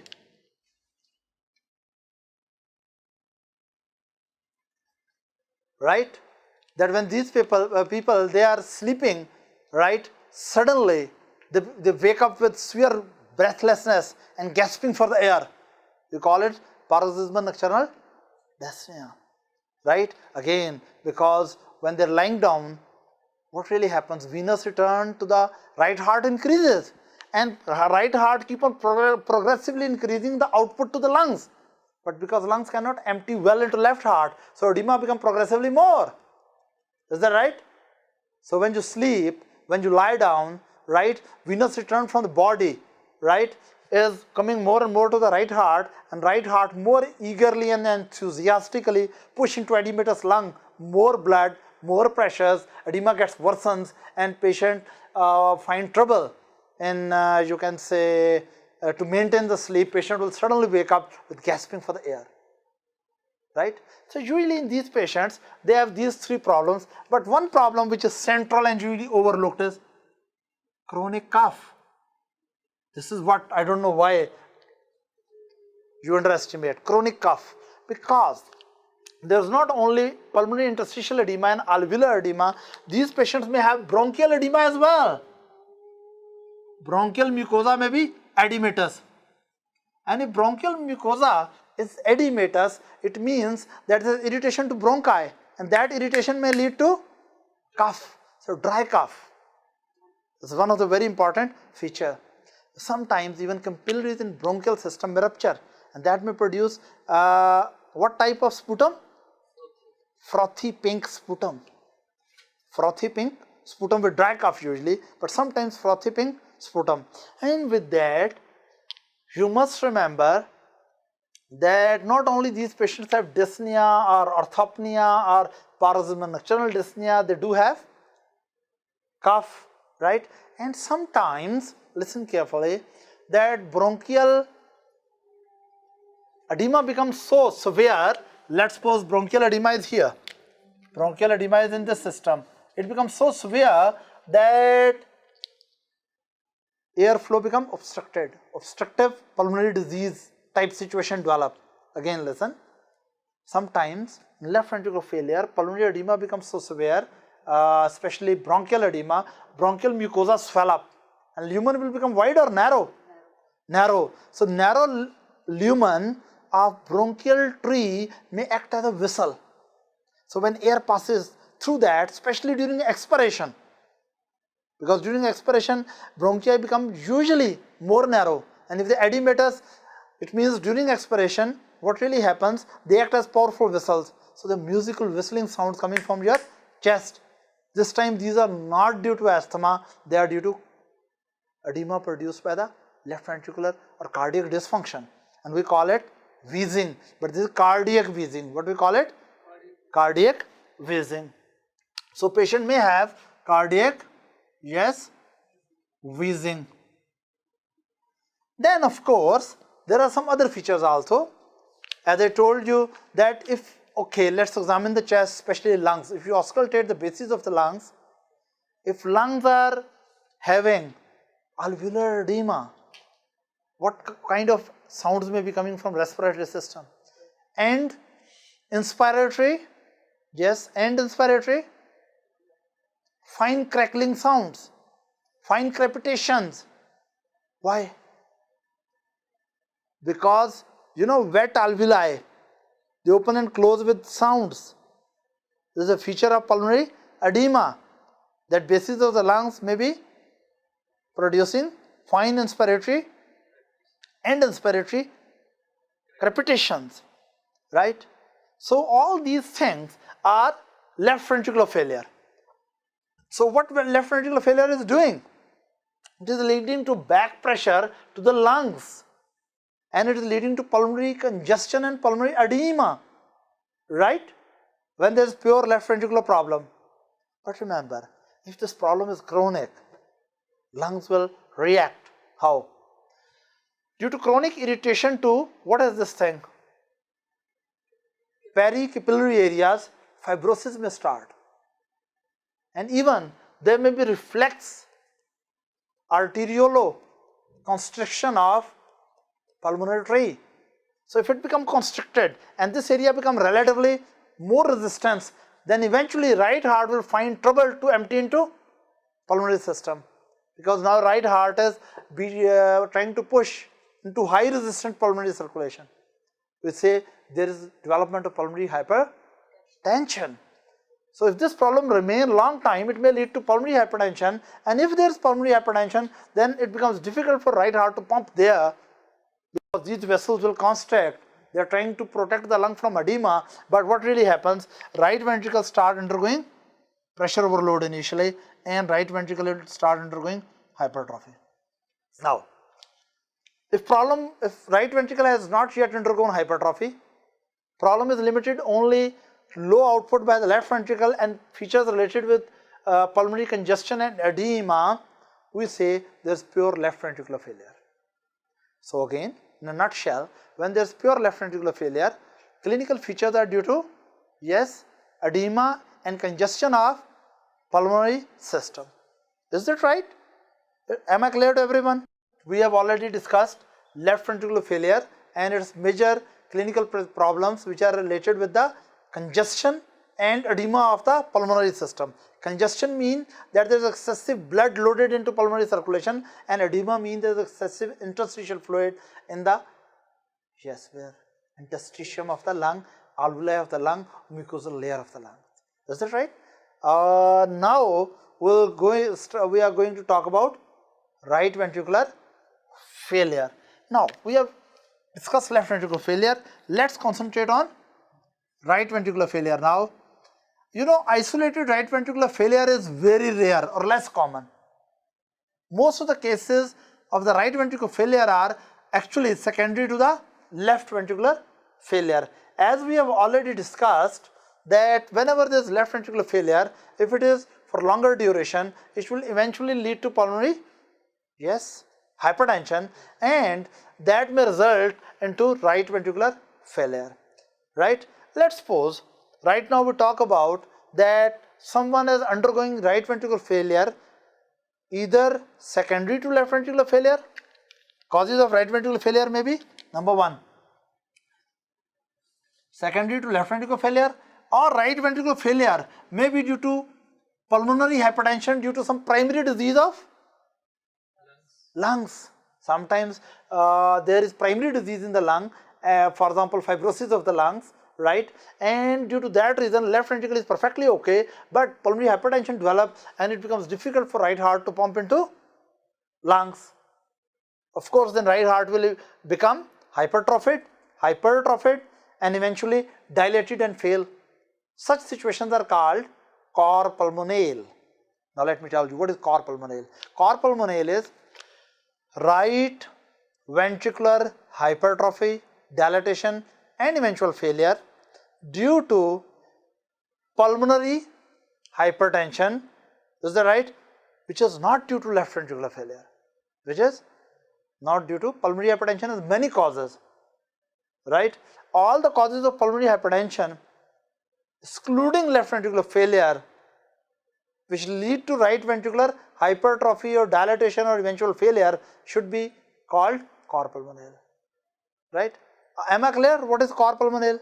Right. Now let's suppose whatever the reason, right ventricle is undergoing failure. I told you what could be the reason. Reason may be left ventricular failure, reason may be pulmonary hypertension, reason may be, yes, what is this? What is this funny thing? Pulmonary valve. Either it is stenotic producing pressure overload here, or it is regurgitating producing volume overload here. If it is regurgitating, it is producing volume overload here, or there may be some disease which is intrinsically producing problem with the right ventricular muscle, or there is tricuspid, yes, tricuspid regurgitation. If there is tricuspid regurgitation, again there is volume overload to the right ventricle. So whatever the cause of failure of the left ventricle, what really happens? When right ventricle undergoes failure, whatever the cause of right ventricular failure, there are few classical problems.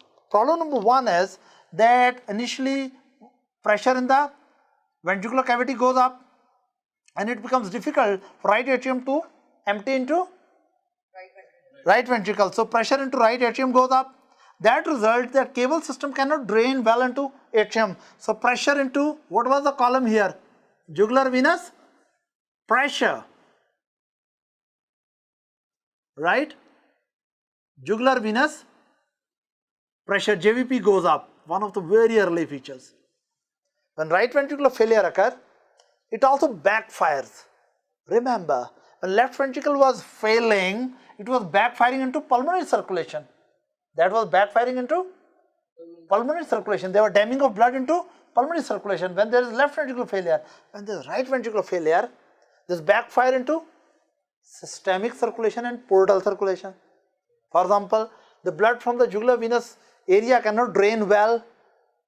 So jugular venous pulse will go, pressure will go up, but pulse pattern will remain normal, or it may undergo alteration. For example, if right atrium finds it difficult to pump against hypertrophied right ventricle, A wave may be very prominent, which is due to atrial contraction. In JVP, jugular venous pulsation, when right atrium contract, there is an elevation which is called A wave. And if right atrium is contracting against hypertrophied right ventricle, right, then it will contract more forcefully and it may backfire more strongly. So A wave may become exaggerated. Am I clear? So there is rising JVP. With that, there is one more problem. What is that problem? Here is your friend. What is this? Liver. And you know, there is blood supply. Okay, let's draw the GIT here. Our patient has GIT, of course, right? Now what really happens? Let's bring the blood from here to GIT. It's a long route. What is this blood flow? Yes, mesenteric vessels, subplanchnic circulation, that is coming to GIT. Plus, and this subplanchnic circulation will drain into which? Portal circulation. Portal vein will take the blood to liver, right? Portal, don't forget that portal vein also drains spleen and drains the GIT. It means that arterial system is bringing blood not only, arterial system is bringing blood not only to GIT, but through the hepatic artery it is also bringing to liver. So liver has a double input. It has double input of blood. There is hepatic arterial blood and portal venous blood. Hepatic artery is coming directly from the systemic circulation, and portal venous blood is the blood which is drained from the GIT and subclavian circulation and subplanic circulation. Both of these, hepatic arterial blood and what is this? Portal blood. Hepatic arterial blood and portal blood, they mix into sinusoidal, hepatic sinusoidal blood. In the end, hepatic sinusoids drain into what? Yes, they drain into central vein, which drain in what is this? Hepatic veins. So input to the, look, blood input to the lungs is, liver is, what is this? Portal circulation. Secondly, input is, yes, hepatic circulation. Both inputs eventually you can say drain into where? Hepatic veins, and blood will come here. Is that right? Now please listen carefully.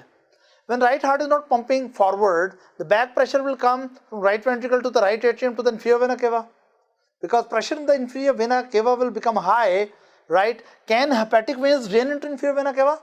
No, and hepatic veins cannot drain into inferior vena cava. But what is happening? Hepatic artery is bringing the blood, and portal vein is also bringing blood. So it means input to the liver is maintained initially, but output from the liver is reduced.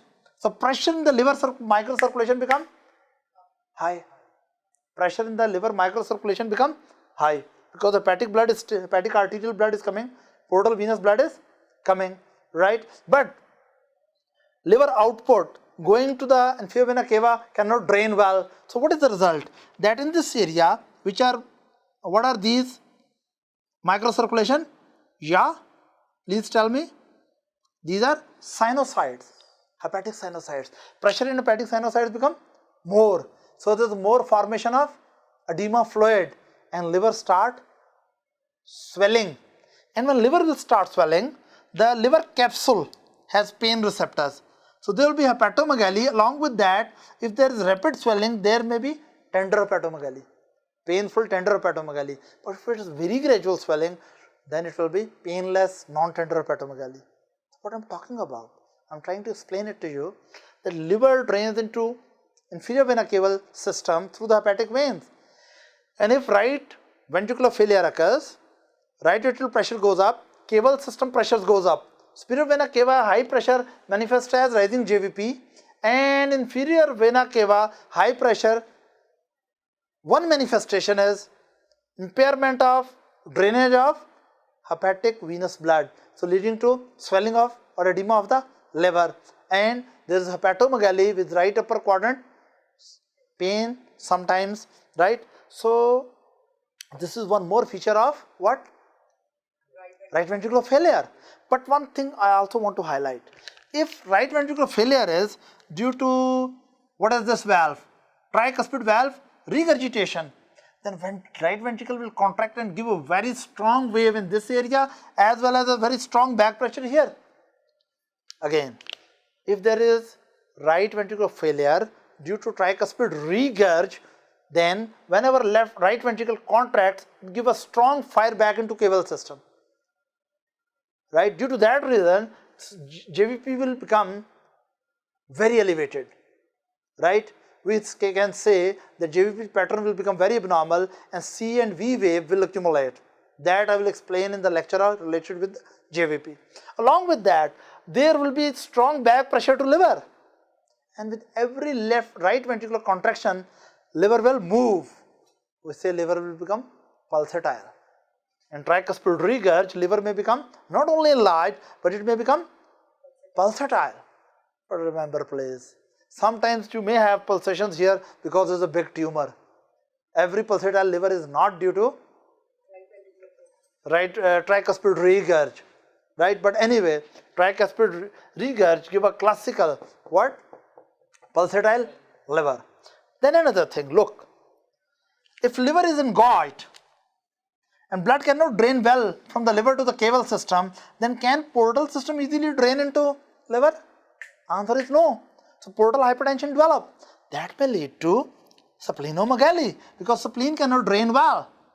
So in right ventricular failure, there may be splenomegaly. With that, there may be edema of, yes, blood is brought to GIT, but it cannot be drained well from the GIT. So what will happen? GIT will become edematous. When GIT will become edematous, what will happen to you? Malabsorption, anorexia, nausea, taste loss, and many other problems related with that, which are a feature of right ventricular failure. So what we have seen, right ventricular failure may lead to, yes, that may lead to rising JVP. It may lead to hepatomegaly with complications of portal hypertension, including splenomegaly or edematous GIT. Even excessive fluid may ooze, yes, from liver capsule. Look here now. When portal blood is coming into liver, but from the liver blood cannot drain well, so pressure in sinusoids become less or more, in liver capillary pressure become less or more. When there is more pressure, more fluid will come into interstitium, more lymph is formed there. And this lymph may ooze out of liver, and it may add to the fluid in, yes please, peritoneal cavity, and that is called ascites. So what ascites may be excessive oozing of fluid from liver capsule and excessive oozing of fluid from GIT cirrhosa. Both are swollen and edematous. So problem may be not only hepatomegaly, not only splenomegaly, not only GIT swelling, but there may be ascites as well. And of course, you should not forget rest of the microcirculation in the body. Let's come back to the major diagram. What we were talking about, that actually let's focus on the whole diagram. What I was saying, that left heart pump into the all systemic circulation. It means it pump into all systemic capillary beds, and then blood drains from the all systemic capillary beds or all the capillary beds of our body tissues except lungs, and eventually this blood drains into cable system. Is that right? Now, if right ventricle failure occur, it means there is high pressure in the right ventricle, high pressure into right atrium, high pressure into cable system. Can these capillaries drain into venous system well? So because there is high pressure in, back pressure is going in all the veins of the body. Veins cannot drain to the right heart. When pressure in all veins of the body become very high, now left heart is pumping into capillary bed. For example, it's upper limb or lower limb capillary bed. Left ventricle is pumping into there, but right ventricle cannot receive back. So what really happens? That in right ventricular failure, all over the systemic circulation become congested, overloaded with the fluid or blood. When systemic venous system become congested, then capillary beds and most of the organs in the body, which may be upper limb, maybe lower limb, maybe abdomen, with any tissue in the body, right, except lungs, because lungs are pulmonary edema. So what really happens, that all over the body capillary circulation become troubled. First it become congested, and then hydrostatic pressure becomes so high that fluids start oozing from everywhere. Because pressure in microcirculation all over the body become very high, and everywhere capillary networks are, when right ventricular failure is there, then systemic microcirculation and portal microcirculation develops congestion and eventually excessive hydrostatic pressure leading to edema. Now this edema is present all over the body. We call it anasarca, right? And this is dependent edema and pitting edema. Dependent edema means gravity redistribute the edema in the body. In the daytime, edema in the lower part of the body. When you are lying down in the bed, edema is in the back, in spine position. Is that right? Now, this is generalized edema. We call it anasarca, right? Which is resulting due to this, all the tissues in the body other than the lung, all the tissues which are having systemic and portal capillary beds, all capillary beds due to high pressures are oozing the blood fluid out, and that is leading to generalized edema. And of course, it is pitting edema. If you press there, right, it will be, the fluid will be displaced. So, what are the problems related with the right ventricular failure? Again, let's recap. Right ventricular failure will lead to, yes, congestion and edema of systemic and portal circulation related tissues. Left ventricular failure. Left ventricular failure has a back pressure to pulmonary system. Right ventricular failure has a back pressure into systemic and portal circulation. Is that right?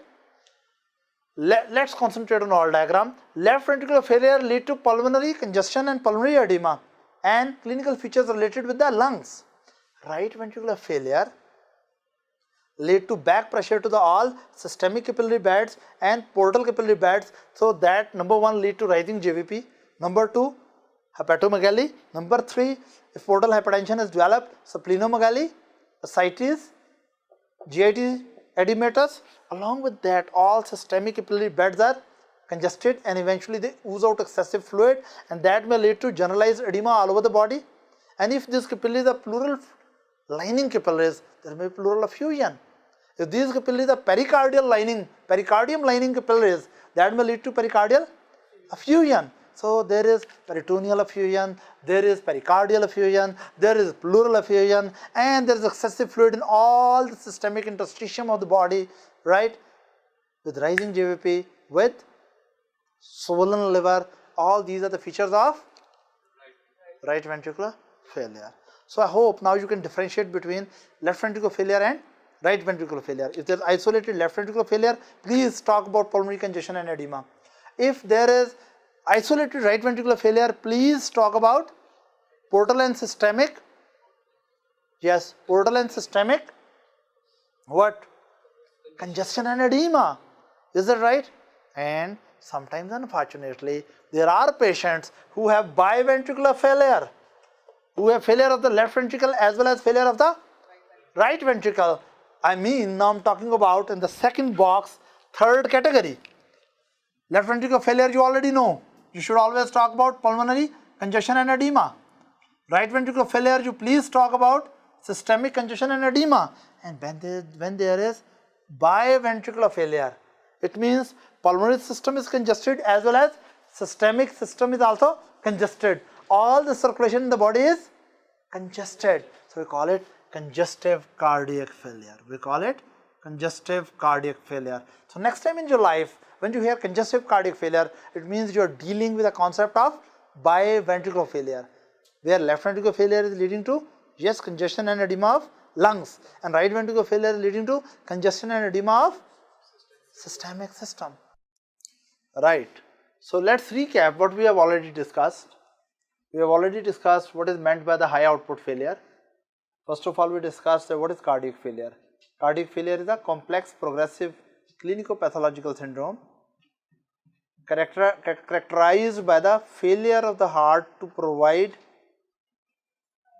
the enough cardiac output to the peripheral tissues, and it fails to maintain even the normal metabolism, right? Again, what really happens in cardiac failure, this is a clinico-pathological syndrome characterized by a failure of the heart to provide enough cardiac output which is required for the metabolism of the tissues in spite of normal or above normal filling pressures, right? Sometimes what happens in your body, demand for the cardiac output is too high and even normal heart cannot step up the cardiac output that much. Then we say this is high output cardiac failure, right? Then low output cardiac failure means the demand by the body for the cardiac output is normal, but heart itself is not able to generate enough cardiac output to meet the body demands.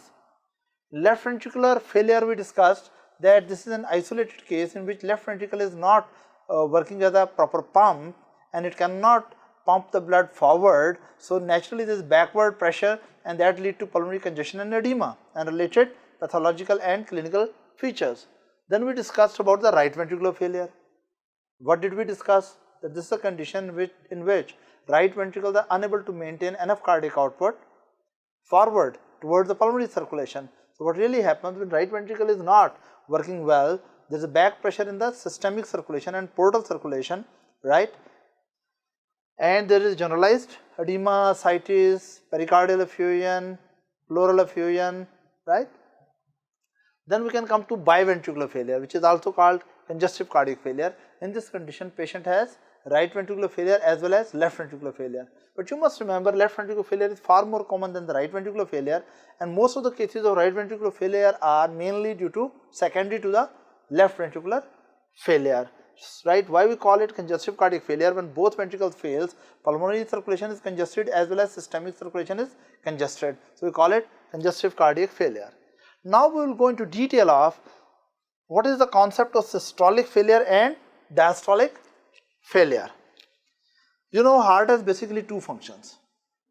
Again, every ventricle, left ventricle and right ventricle, they have basically two functions. Number one, ventricle should relax enough to receive the blood. Once ventricle has received enough blood, after that it is supposed to contract enough to maintain the proper cardiac output, right? So it means basically ventricle has two functions. Number one, during the diastole, ventricles are supposed to relax, right? And you know that during the diastole, when ventricles are relaxed, then naturally mitral valve is, or inflow valve, in the left case mitral valve is open, and in the right case tricuspid valve is open. And during the diastole, aortic valve or pulmonary valves are closed. Now this is the time when left ventricle is supposed to receive the blood. You can say this is the filling phase. This is the filling phase, right? After that, what really happens, once it has achieved a good amount of volume here, right, and just before the systole, the amount of blood which is present in the ventricle, we call it end diastolic volume, right? So end diastolic volume depends on many factors. Of course, it depends on what is the filling pressure, what is the filling time, duration of diastole, and of course it also depends on that how much it is relaxed and how easily left ventricle can accommodate the incoming blood. And once it has accommodated enough blood, right, normal end diastolic volume, which is around 150 ml, right, after that systole starts. During the systole, what really happens, when left ventricle start contracting, of course which valve closes first? Yes, mitral valve. And when left ventricle is contracting, what really happens, that which valve is supposed to open? Yes please, aortic valve. And then the phase of ejection start. The phase of ejection start. Whatever it has accumulated, now it is undergoing ejection phase. Is that right? Whatever it has accumulated, now it is moving outward during the systole. Now, a good ventricle, healthy ventricle, should have both functions. It should be able to relax, to receive and collect enough end diastolic volume. After that, it should be able to contract with so much strength that it should be able to maintain enough cardiac output, right? Now, in some patients, what really goes wrong, that ventricles do not relax properly. They are not so compliant as they should be, right? For example, a patient in which left ventricle is, yes, left ventricle is hypertrophied, or right ventricle is hypertrophied, right? Now in this patient, when left ventricle is hypertrophied, right, even though left ventricular mass is more, but during diastole it does not relaxes enough. One thing you should know, when left ventricle is chronically overworking against pressure overload like aortic stenosis or systemic hypertension, or there is coarctation of aorta, there is hypertrophic obstructive cardiomyopathy, all these things put extra pressure work on the left ventricle. So when left ventricle is working against chronic pressure overload, naturally it undergoes pathological hypertrophy, and during the pathological hypertrophy it becomes thickened, right? And during the pathological hypertrophy, what really happens, that newly added, you can say, muscle mass is added to the interior of the ventricular cavity. Newly added material, you can say, added muscle masses in the interior. So it means the lumen of the vessel is reduced, or lumen of the left ventricle is reduced. Same is true about when right ventricle undergoes hypertrophy under pressure overload, then again right ventricle will also concentrically undergo hypertrophy, and especially its inner mass will be more. So number one, cavity becomes smaller. Number two, when left ventricle becomes thick, it does not relaxes properly. It means a patient who has significant left ventricular hypertrophy. It means the lumen of the left ventricle is reduced. Left ventricular hypertrophy without dilatation, of course. If lumen is reduced at the top, it does not relaxes enough. What does it really mean? It means that its ability to receive and collect enough end diastolic volume has been reduced, right? Under these circumstances, if ventricles are stiffened or hypertrophied and then they do not relax well, right, and during the diastole they do not accommodate enough end diastolic volume, it means they are underfilled. Do you think they can maintain good output? Can they maintain enough output? So such disease or such problem is called that ventricle fail in their diastolic function. What is diastolic function? Ability of the ventricle to undergo proper relaxation and accommodate enough end diastolic volume. So when ventricle undergoes this type of problem, we say there is diastolic failure. Diastolic failure. What could be the causes of diastolic failure? Of course, most classical cause should be left ventricular hypertrophy or right ventricular hypertrophy. Here it is, both hypertrophies usually result with what type of problem? Yes, pressure overloads. The left ventricle is working against chronic pressure overload or right ventricle is working against chronic pressure overload. For example, left ventricle working against systemic hypertension or right ventricle working against pulmonary hypertension, or left ventricle working against aortic stenosis or right ventricle working against pulmonary stenosis. Under all these circumstances, these ventricles may undergo hypertrophy and they do not relax properly. This is a pathological hypertrophy. Even though it is beneficial for a while, that it may produce added strength, but geometry of the heart becomes abnormal, and if chronic pressure is not alleviated, eventually this hypertrophied heart will go into dilatation. Am I clear? But until they remain hypertrophied with a small cavity and they remain unyielding during end diastolic volume collection, we say patient is suffering with diastolic failure. The other causes of diastolic failure also, for example, amyloidosis. In amyloidosis, it's a rare condition in which lot of amyloid proteins are deposited within the myocardial tissue. And if ventricle myocardial tissue is loaded with amyloid, can it really relax? Answer is no, it becomes stiffened, hardened, and then during the diastole it cannot accommodate enough amount of, you can say, blood. So we can say amyloidosis is another cause of what? Diastolic heart failure. Then other causes of diastolic failure is early phase of hypertrophic obstructive cardiomyopathy. In early phase of hypertrophic obstructive cardiomyopathy, left ventricle is hypertrophied, and especially there is asymmetric hypertrophy of the left ventricle. There is excessive hypertrophy on the septum side. In that case also, it becomes difficult to fill the ventricle, right? And again, patient may go into initially diastolic failure. Right? Remember one thing, when there is diastolic failure, one of the important feature of diastolic failure is there may be S4. Why there should be S4? S4 is because the atria are contracting against unyielding stiffened ventricles. And when atrial contraction against hypertrophied ventricle or atrial contraction against the stiffened ventricle produces an added sound, that is called S4. Yes, please. We have said that in this diastolic failure, end diastolic volumes will be low. Yeah. But what will be the end diastolic pressures? What will be the end diastolic pressures? Of course, that will be high. Okay, he has this young boy has come up with a very good question. He is saying that in diastolic failures, what happened to end diastolic volumes and pressure? He wants to end diastolic volume. Of course, end diastolic volumes are low, but end diastolic pressures are high. Due to this reason, back pressure will go and that may lead to the congestion to the lungs, and that may result into what?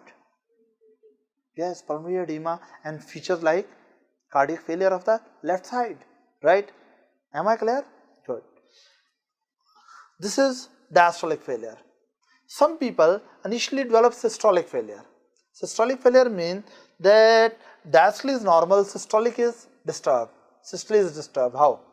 Diastole is normal. In these cases, left ventricle relaxes or right ventricle relaxes normally. So end diastolic volume is, yes, normal, right? But when left ventricle contracts, it cannot produce enough ejection fraction. So whatever amount it receives, less than optimum amount is expelled out, right? So it means with every cycle, a left ventricle or right ventricle under these circumstances, when systole is weak or when there is contractility is weak, it means whatever blood it is receiving, it is unable to eject properly, so it is progressively accumulating the blood, and eventually this will become a, yes, dilated chamber. It will become a, yes, dilated chamber. And so in systolic failure, what really happens that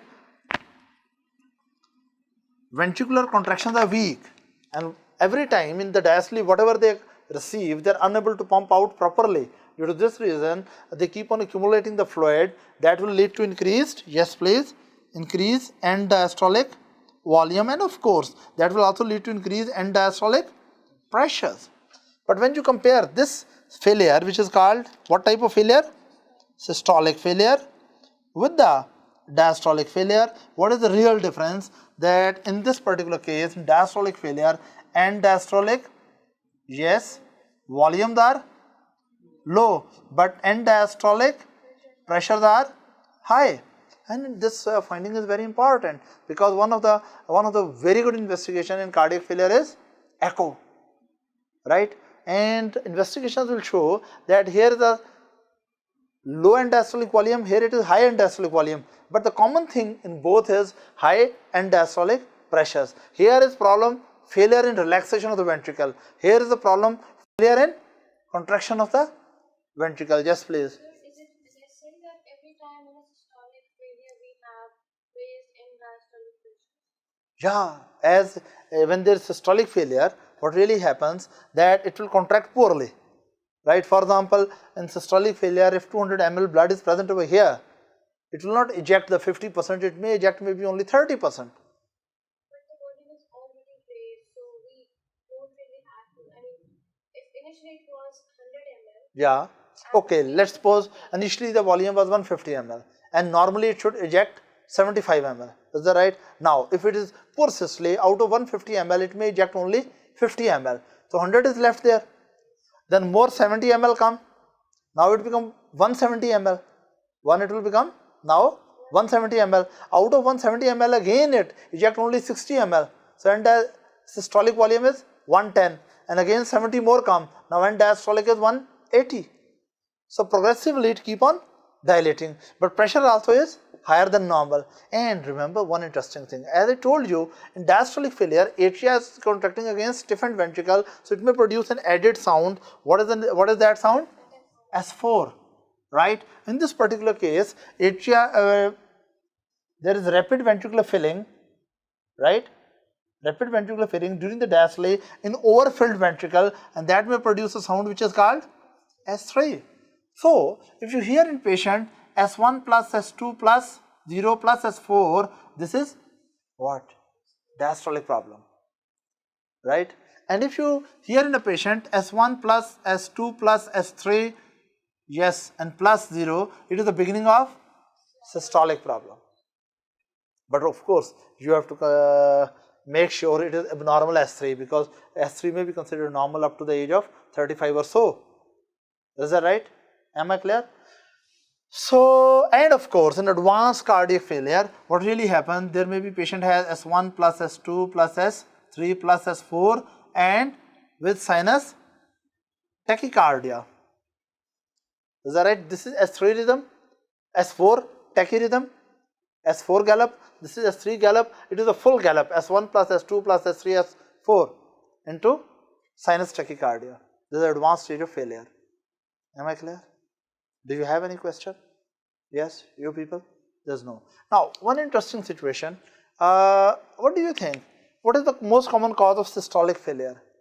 Most common cause of systolic failure is ischemic heart disease. Actually, most common cause of heart failure in Western world is ischemic heart disease, right? Hypertension lead to initially systolic failure or diastolic failure? Hypertension. Hypertension, systemic hypertension. First it will lead to diastolic failure because left ventricle will undergo hypertrophy. Is that right? So, hypertension. So we can say two common causes of cardiac failure. One is ischemic heart disease, another is hypertension. Ischemic heart disease, and in majority of the patient produces systolic failure. Is that right? Ischemic heart disease produces diastolic failure less often, but systemic hypertension produces diastolic failure early, but if you don't control the hypertension, eventually hypertrophied ventricles start undergoing dilatation, and then it go into systolic failure as well. Am I clear? Right. Other causes of systolic failure, the most important cause in systolic failure you will remember is ischemic heart disease. Can you tell me some other cause of systolic failure? Okay, it's very sad. Aortic stenosis will lead to left ventricular hypertrophy. So initially it will lead to diastolic failure, and eventually in the long run it will produce dilatation and systolic failure. Can you tell me some other causes of systolic failure? Why don't you tell me the use of negative inotropic drugs, toxicity of antiarrhythmic drugs, toxicity of beta blockers, toxicity of calcium channel blockers, right? They are negative inotropic drug, and heart will contract very poorly. It will relax well but contract very poorly. And if features of cardiac failure come, do you think it is diastolic failure or systolic failure? It is systolic failure. So patients who undergo really extensive therapy for antiarrhythmic drugs, remember most of the antiarrhythmic drugs are negatively inotropic, right? So their toxicity usually lead to systolic failure. Okay, one more interesting question. What do you think if you are going to have, if I give you a choice, if nature had decided to give you failure unfortunately, but the choice is with you, that you want to start with diastolic failure or systolic failure, what you will love to have? Why?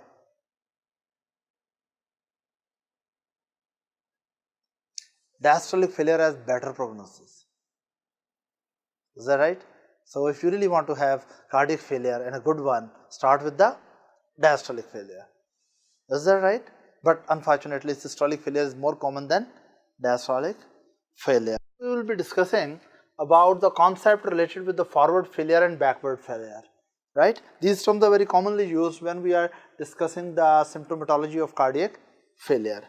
What is this concept comes from where? Let's suppose we concentrate about the left ventricular failure. In left ventricular failure, naturally what happens? Left ventricle is unable to maintain cardiac output. Now, when left ventricle fails to perform its function properly, there are two troubles which are coming over there. Number one, that because end diastolic volumes and pressures are high in case of systolic failure, and in case of diastolic failure, end diastolic volume may be normal or less than normal, but still end diastolic pressures are high. So whenever there is left ventricular failure, end diastolic pressures are high. Due to that reason, back pressure is there in, yes, atrium, and that back pressure, as we have already discussed, will lead to the, yes, troubles where? Can pulmonary circulation drain well into left side of the heart? Answer is no, right? So these pulmonary veins, right, they cannot drain well into left side of the heart, so naturally back pressure is built up into pulmonary veins, and eventually this lead to, yes, pulmonary edema, pulmonary congestion and pulmonary edema. And the clinical features develop due to back pressure, right, which are due to pulmonary circulation, congestion and edema in the pulmonary system, right? As we already know, these clinical features may be dyspnea, or there may be orthopnea, paroxysmal nocturnal dyspnea. Of course, you should not forget dry cough. Is that right?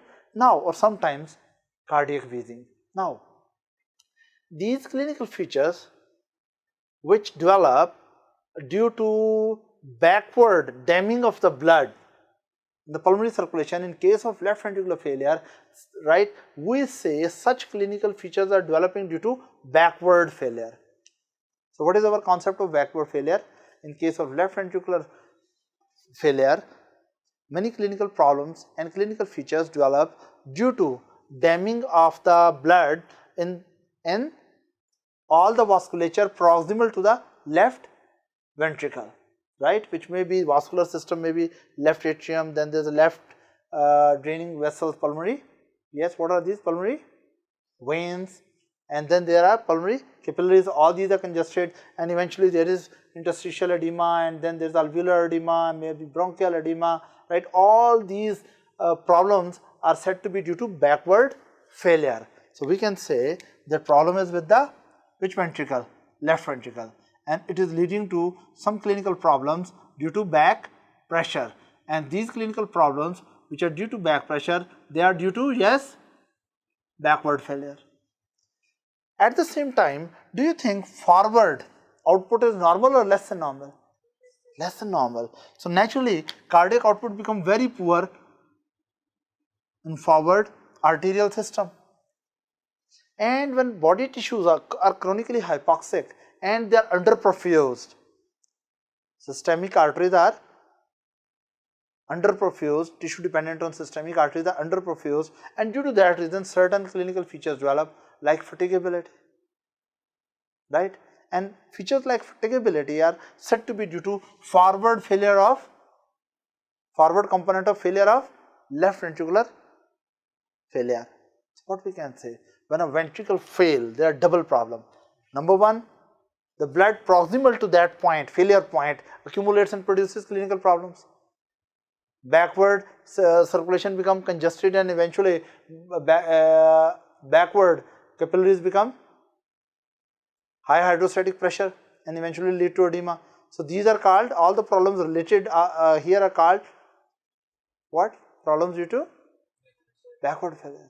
At the same time, when there is also poor cardiac output forward, right, in left ventricular case, the poor cardiac output is, or there is poor filling of, right, in systemic arterial tree. So it means all the tissues which are dependent on systemic arterial tree, they are underperfused, and that may produce a lot of clinical features. At the top must be fatigability, is that right? So such features are said to be due to forward failure. But again, these terms forward failure and backward failure can be used in context to the right ventricular failure as well. Now, if right ventricle is failing, and not working well, number one problem is that blood will accumulate into right ventricle and diastolic volume will become very high, and eventually pressure will become very high. So it means the atrium cannot drain well, the damming into atrium, and then major cable system, right, all the veins in the body which are systemic veins, right, they become congested, and eventually all the capillaries in the body start, systemic capillary beds start oozing out the fluid and produce interstitial edema, or there may be peritoneal effusion, ascites, or there may be pericardial effusion, or there may be pleural effusion. So all these things are due to backward failure of, and of course don't forget there is rising JVP, and all the body systemic capillary system is congested, and eventually generalized edema may develop, right. So all these problems of right ventricular failure, like rising JVP, like hepatomegaly, and then there is you can say generalized congestion in systemic circulation leading to anasarca, widespread generalized edema. Of course this edema is pitting or non-pitting? It is pitting edema, and this pitting edema is also having one more feature. What is that? Yeah, this is dependent. The distribution in the body is according to the gravity. In the daytime it is in lower part of the body, in the legs, and maybe when you lie down in the bed on spine, it may be in the back. Is that right? So all these features on right ventricular failure, what are these features? Rising JVP, hepatomegaly, ascites, generalized edema, these are said to be due to backward failure. At the same time, because less blood is moving to the pulmonary circulation and there is poor oxygenation, right, that is due to forward failure by the right ventricular system.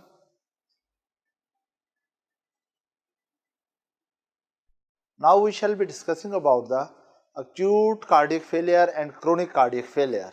The first thing which we will discuss is that what are the different conditions which may lead to sudden cardiac failure, and what are the basic two presentation of sudden cardiac failure or acute cardiac failure. When we go into detail of acute cardiac failure, one thing we have to remember that there are basically two types of clinical syndromes. In one condition, there is sudden failure of the left ventricle, and when there is sudden failure of the left ventricle, that of course lead to pulmonary edema. So many people call this condition as acute pulmonary edema of cardiac origin. Acute pulmonary edema of cardiac origin, right? And second condition should be more appropriate. Second condition is where both ventricles fails, where cardiac function fails so rapidly that there is cardiovascular collapse. And if there is cardiovascular collapse there, we call this condition cardiogenic shock. Cardiogenic shock. So we can say the two clinical syndromes with which the acute cardiac failure can present, that is number one, some patients will undergo sudden cardiac failure. The dominant clinical features are related with the pulmonary edema, which means the real problem is dyspnea, orthopnea, paroxysmal nocturnal dyspnea, especially very severe dyspnea which develops very rapidly, right? And of course, when you auscultate the chest, you find there are bibasilar crepitations, fine crepitations. Other group of patients, they undergo severe cardiac insult, or there is severe cardiac damage, or there is severe and sudden you can say loss of cardiac function, right? In the second group of patients, there is primarily loss of function of the whole circulatory system. There is rapidly deteriorating cardiovascular you can say parameters, the blood pressure is rapidly going down, and patient develops a feature of shock, right? This type of acute cardiac failure is called cardiogenic shock. Let's talk about what are the different type of problems which can lead to acute cardiac failure. Why some people undergo sudden cardiac failure? There are many conditions. We will take up one by one. One of the very common cause of acute cardiac failure is massive myocardial infarction. If someone has developed massive myocardial infarction, right, transmural and in large area of, if large area of myocardial infarction is there naturally, for example, this type of problem occurs when someone has coronary artery disease and suddenly there is a big thrombus formation, or there is total occlusion, or is almost total occlusion of the coronary system, and there are not much collaterals present over there, then a large area of myocardium, especially in the left ventricle, if it undergoes infarction and this area does not you can say contract at all, or contract very poorly, or a heart develops a large area of hypokinesia or dyskinesia, then cardiac output dramatically drops, right? So we can say one condition is, yes, extensive MI, right? Then second condition may be that if a person develops sudden failure of the valve. Now the question is that what are the conditions which may lead to sudden failure of valve? Classically this may be valvular regurgitation. For example, you know mitral valve is very well supported by the chorda tendineae and papillary muscles, right? This is mitral valve and here is your chorda tendineae, along with that there are papillary muscle, right? Now what really happens that if in a person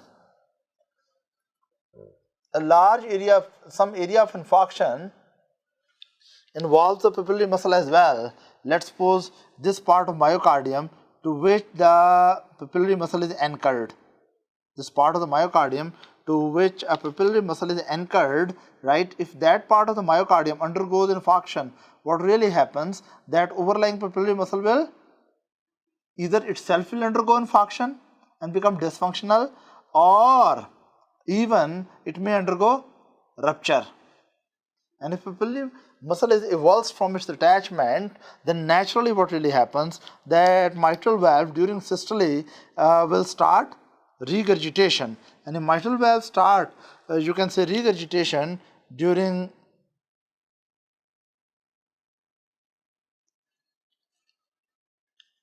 systole, this is a very severe mitral valve regurgitation, right? And this may lead to again syndrome of acute cardiac failure. Now we'll talk about one more cause of sudden valvular failure, right? The other classical cause is when suddenly aortic valve fails. And what could be the cause of sudden aortic valve failure? One of the very important causes your infective endocarditis. Of course, acute infective endocarditis, acute bacterial infective endocarditis, in which case you see the vegetation which is formed over here, let's suppose here, this is loaded with lot of bacteria, right? And these bacteria may be producing destructive enzymes. At the same time, due to the acute inflammatory process, lot of neutrophils also infiltrate in this area, as these neutrophils may also lead to release of destructive enzymes. So what really happens when there is acute aortic, there is acute involvement of aortic valve, right, as a part of infective endocarditis, and vegetations are formed over the aortic valve leaflets. These vegetations are loaded with neutrophils and acute pathogenic organisms, and both pathogenic organisms as well as the neutrophil may be releasing destructive enzymes, and those destructive enzymes may lead to destruction of the valve. And if this part of a valve is destroyed, then during the diastole, when normally a heart is relaxing, right, and normally during the diastole aortic valve should close. But if part of aortic valve is destroyed and incompetent, then during the diastole this cannot prevent the backflow. So from the aorta there may be very severe what? Aortic regurg, right, and that may present again with the syndrome of acute cardiac failure. Is that right? Then still there are more causes of acute cardiac failure. Let's suppose we talk about another patient in which myocardial infarction has involved significant part of interventricular septum, right? And if myocardial infarction has involved the septal area, and this septal area, right, if it undergoes rupture and there's sudden development of ventricular, yes, ventricular septal defect, that may also lead to syndrome of acute cardiac failure. Then other causes which lead to syndrome of acute cardiac failure are, we can talk about acute pulmonary embolism. In case of acute pulmonary embolism, what really happens classically in case of this problem may be seen, yes, in deep venous thrombosis. The patient who are at the high risk of deep venous thrombosis, what really happens that from the lower limb a large thrombus, from the veins of the lower limb a large thrombus may, snake-like large thrombus may move along the venous blood towards the heart, and this thrombus may pass through the atrium, through the which valve? Yes please, tricuspid valve, and here is your pulmonary valve. Then this large thrombus may move through the ventricular cavity, through the pulmonary valve into the bifurcation of pulmonary artery, and if this large thrombus may get stuck over here, right, now you can understand what it is doing. If large thrombus is stuck over there, what will be the end? The problem with this thrombus will be that, so you can say thromboembolism, pulmonary thromboembolism. This large embolus we should call, because when it was attached here it was considered thrombus, but once this detached and starting moving in circulatory system, we must call it embolus. right? Because this embolus is from a thrombus, we call it thromboembolism, and because it is interfering with the pulmonary circulation, we call it pulmonary thromboembolism. If the massive pulmonary thromboembolism and large part of the pulmonary outflow system is blocked, then right heart will undergo sudden failure because it cannot push the blood against such a high obstructive resistance, right? And again, this situation may also present as a syndrome of acute cardiac failure. Yes, please. What's your question? So is it isolated right ventricular failure in that case? Yeah, in this case, of course, there will be very severe right ventricular failure, right? But of course, there will be underfilling of the left ventricle, and left ventricular output will go dangerously down. But you cannot say there is left ventricular failure, because failure is defined as when a ventricle fails to maintain enough cardiac output to meet the body needs in the presence of normal or above normal venous filling, venous pressure. So when what really happens when there is massive pulmonary thromboembolism, then of course right ventricle undergoes sudden failure, but left ventricle is not receiving enough blood to pump forward, right? So you can say the real failure is in the right ventricle. Then we can come to few more causes of, you can say, acute cardiac failure.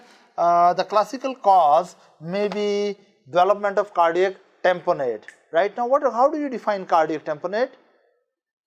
This is a condition in which there is so much fluid accumulation in the pericardial cavity that there is circulatory collapse. It threatens to produce circulatory collapse. Let me explain exactly how. Let's suppose here is your right heart.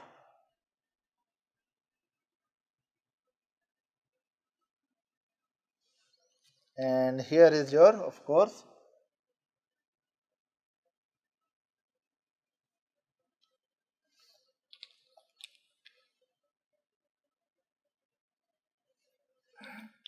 left heart.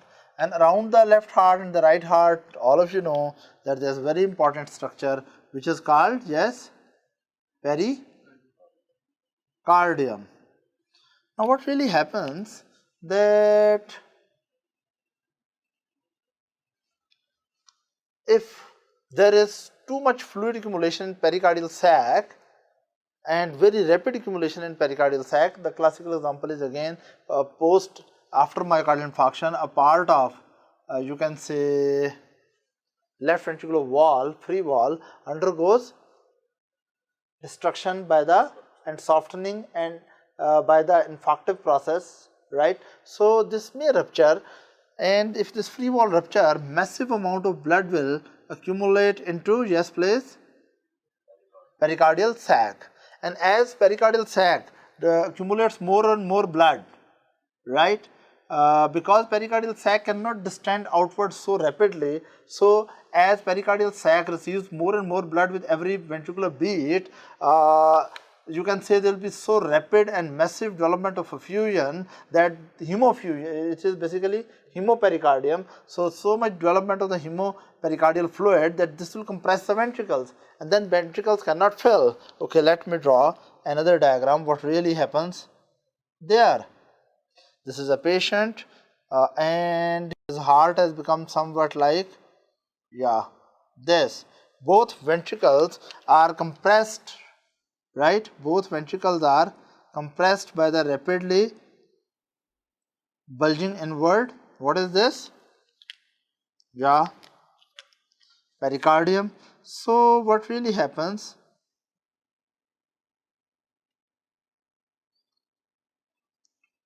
This is the blood which has come from the cardiac chamber, and with every systole more and more amount of the blood through the perforation point is pushed to the pericardial sac. Now listen, every pericardial effusion is not cardiac tamponade.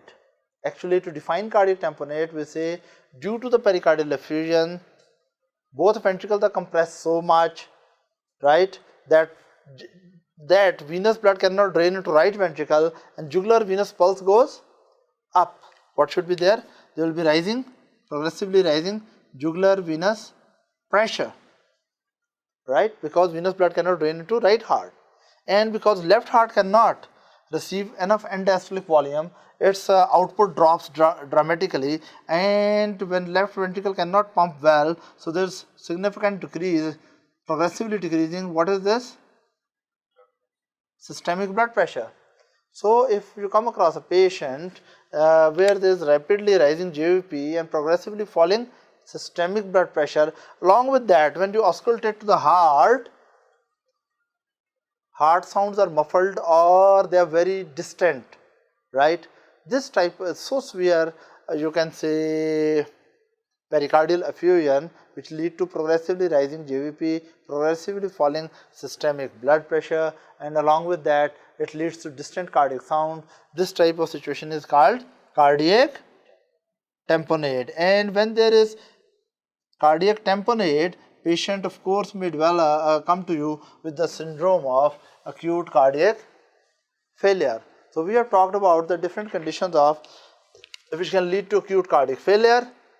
One condition was that after post myocardial infarction, after the myocardial infarction, large area of the myocardium does not contract well and sudden cardiac failure develop. Other is after the myocardial infarction, maybe there is perforation of interventricular septum and sudden development of VSD may lead to sudden dramatic loss of function in the cardiac system. Or some patient may develop myocardial infarction involving that area which is where what is anchored? Papillary muscle is anchored, that will eventually lead to sudden severe mitral valve regurg and cardiac failure. Then there are other patients who may develop sudden failure of the aortic valve. One of the classical example is when vegetations of acute infective endocarditis destroy the aortic valve leaflet due to destructive enzymes coming from the pathogen and from the neutrophils. Then we have talked about one more cause of sudden cardiac failure or acute cardiac failure, in which there is a massive thromboembolism of the pulmonary system. As this thromboembolus, right, it blocks major part of the right ventricular output towards the pulmonary system, and right ventricle undergoes sudden failure. And last but not the least cause of the acute cardiac failure is when there is sudden development of cardiac tamponade. Again, the classical, there are so many causes of cardiac tamponade. There may be trauma from outside, there may be perforation of the or rupture of the free ventricular wall, and blood is pumped rapidly in pericardial sac, right? Under these circumstances, if pericardial effusion becomes so much that it compresses the both ventricles and both ventricular diastolic functions fails, and failure of the right ventricular diastolic function present clinically as rising JVP, and failure of the left ventricular filling clinically present as progressively falling blood pressure. And with that, if you auscultate the heart, you will find that there is cardiac sounds are very distant or very muffled, right? Then this situation is called cardiac tamponade. A few more points about the cardiac tamponade. One important point related with the cardiac tamponade is that cardiac tamponade is classically best diagnosed by echo, right? Number two important point is that if you do ECG in this patient, the QRS complexes electrically their voltage may alter complex to complex. Why? Because in the pericardial fluid, you can say this, what is this? Ventricle axis does not remain stable, and when ventricular axes are not stable, then electrical axis of ventricles which are responsible to produce the QRS complex, sometimes they are along a particular lead and sometimes they are moving away from the particular lead. Whenever electrical axis of the ventricles are along the particular lead, QRS complex will have more magnitude, and when they are moving away from the particular lead, QRS complex, you can say height will be or magnitude will be reduced. So we can say in patient with pericardial effusion or cardiac tamponade, heart sometimes during its movement during systole and diastole, its electrical axis does not remain stable, and QRS complexes may vary from in its amplitude, and this condition is called, yes, what do you call this condition, Dr. Nadir? We call this condition? No, it is pericardial effusion, it is tamponade. What is really happening that when you do the ECG, you find one QRS complex which is larger, other is smaller, then again larger, then it is smaller. What you call it? Yes, we call it electrical alternance. We call it electrical alternance. Please don't confuse this with the pulses alternance. Pulses alternance is another feature of, you can say, cardiac failure. Of course, not acute cardiac failure. Every type of cardiac failure, especially systolic, may show pulses alternance, in which one pulse is relatively strong and other pulse is relatively weak in volume. Right? Yes, please. Sir, would it be biventricular failure in that case? In which case? Which we have just studied. Cardiac tamponade, of course it will be biventricular failure, Systolic because test. this patient will develop back pressure on this side, develop congestion in the lungs, and back pressure on that side and develop congestion all over the body. So it is something like congestive cardiac failure, right? So after that we come to the chronic heart failure. We will not go into detail of chronic heart failure. It's easy to understand. As compared to acute heart failure, chronic heart failure is a long process, right? It's a prolonged process, chronic heart failure, and one of the commonest cause of chronic heart failure is ischemic heart disease, hypertensive heart disease, alcohol related heart myocardial conditions, right? These conditions involve the heart for long time, and eventually patient develop a progressive syndrome of chronic heart failure. We will go in its detail later. Now let's concentrate the last term related with the, or last syndrome related with the cardiac failure, that is cardiac cachexia. Cachexia. Now what is cardiac cachexia?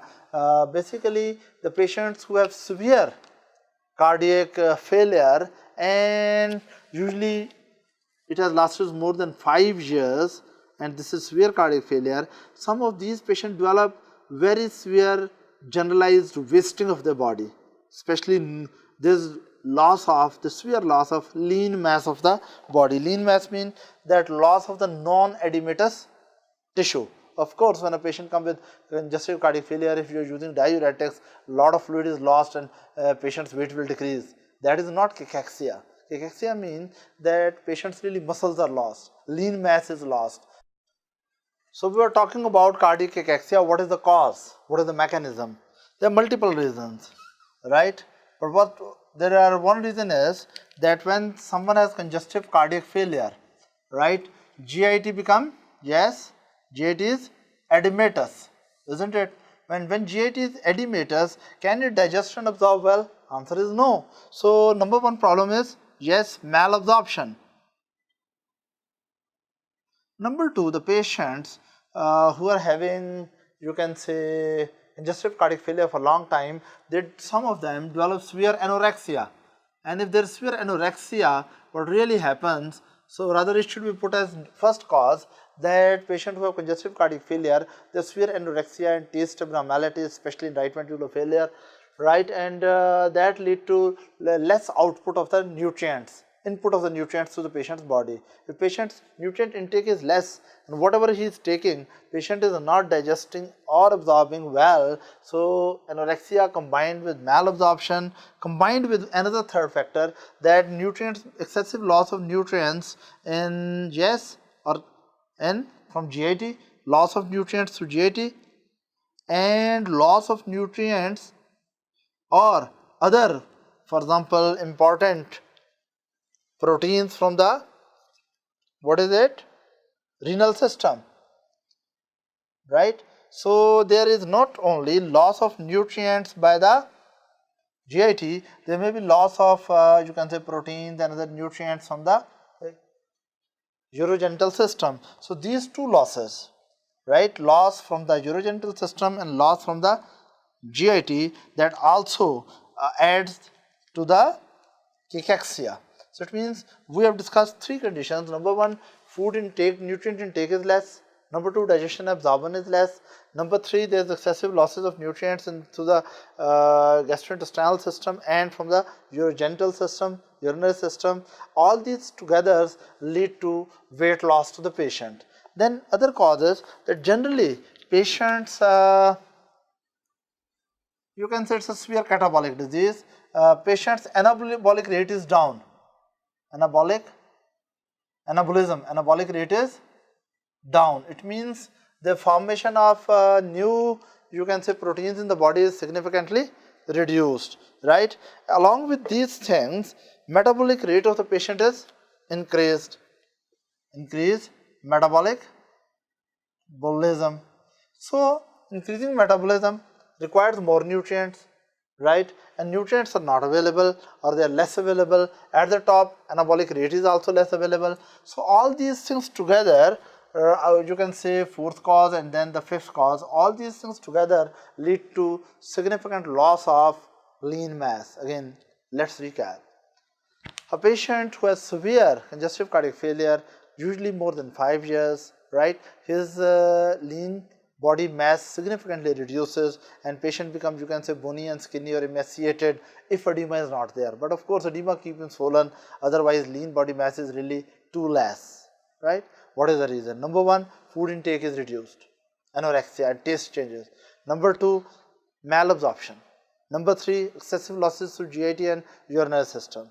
Number four, metabolism rate is high in this patient, so there is excessive burn of nutrients in the body. At the top, anabolic rate becomes slow. So all these things combined lead to excessive wasting of the body mass in a patient, lean body mass in a patient with congestive cardiac failure. One of the very important findings related with this is that in these patients, there is increased circulating level of tumor necrotic factor. You know, tumor necrotic factor has receptors on the hypothalamus, and it also, by acting on the hypothalamus, it alters the metabolism of the person, it reduces the anabolism and it increases the catabolism, right? So one of the factors which lead to weight loss, right, that is excessive tumor necrotic factor present in circulation. Now, why the tumor necrotic factor is excessively present in circulation? There are two reasons. Tumor necrotic factor may be excessive simply because there is poor peripheral circulation.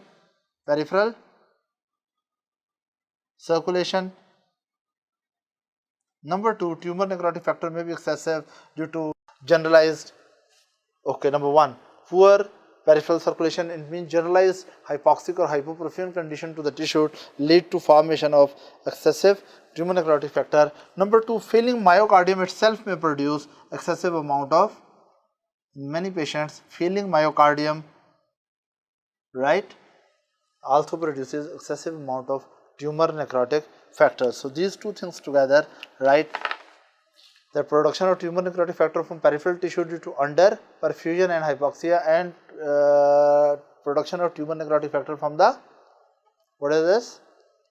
Failing myocardium, both together lead to high concentration of tumor necrotic factor in circulation, and this may act on the hypothalamus and alter the metabolism and enhances the wasting syndrome, right?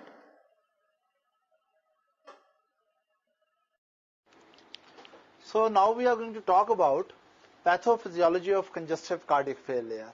What we have to really understand in this discussion is that how the initial insult lead to progressive, if untreated, if initial insult which is leading to the congestive cardiac failure, if it is untreated and not managed properly, how the situation will eventually become a progressive complex syndrome, right?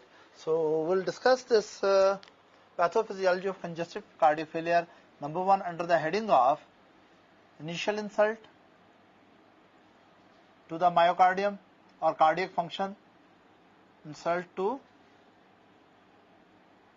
cardiac function, right?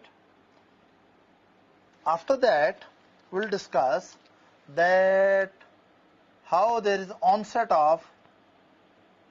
and triggering of yes, compensatory mechanisms, what they are, we will discuss about that. And after that, we will be discussing that what are the good points, yes, benefits of, biological benefits of compensatory mechanism. What are the benefits of compensatory mechanisms? And of course, nothing in the world is only benefit. Everything brings some, unfortunately, some damaging effect also. So what are the disadvantages? Rather benefits, we should use the word advantages of compensatory mechanisms. Advantages of compensatory mechanisms. Then we'll discuss disadvantages of compensatory mechanisms, if they are not treated properly, and how eventually this leads to, yes, progressive, irreversible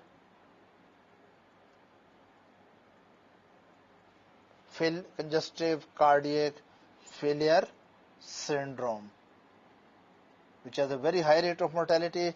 Generally speaking, if these patients are not managed well, 5-year mortality is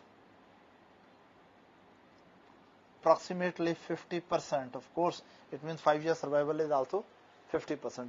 But if you talk about 6-year mortality, in some cases, in some series, they show it is up to 80%. Right? So we have to talk about that the patient who suffer initial injury to their cardiac function, how in these patient biological system triggers the compensatory mechanisms, what are the benefits of compensatory mechanism, what are the disadvantages of compensatory mechanisms, and eventually, if these patients are not managed properly, how this initial insult eventually lead to progressive congestive cardiac failure syndrome. Let's start discussion here. Suppose this is your circulatory system, right heart. All of you know this is supplying the blood to lungs, and from the lungs, of course, blood is going to, yes, left heart, and from the left heart it is going to the rest of the body, right? And this is our circulatory system, and we have to talk about how the circulatory system is affected by the congestive cardiac failure and what type of, you can say, compensatory mechanisms are triggered.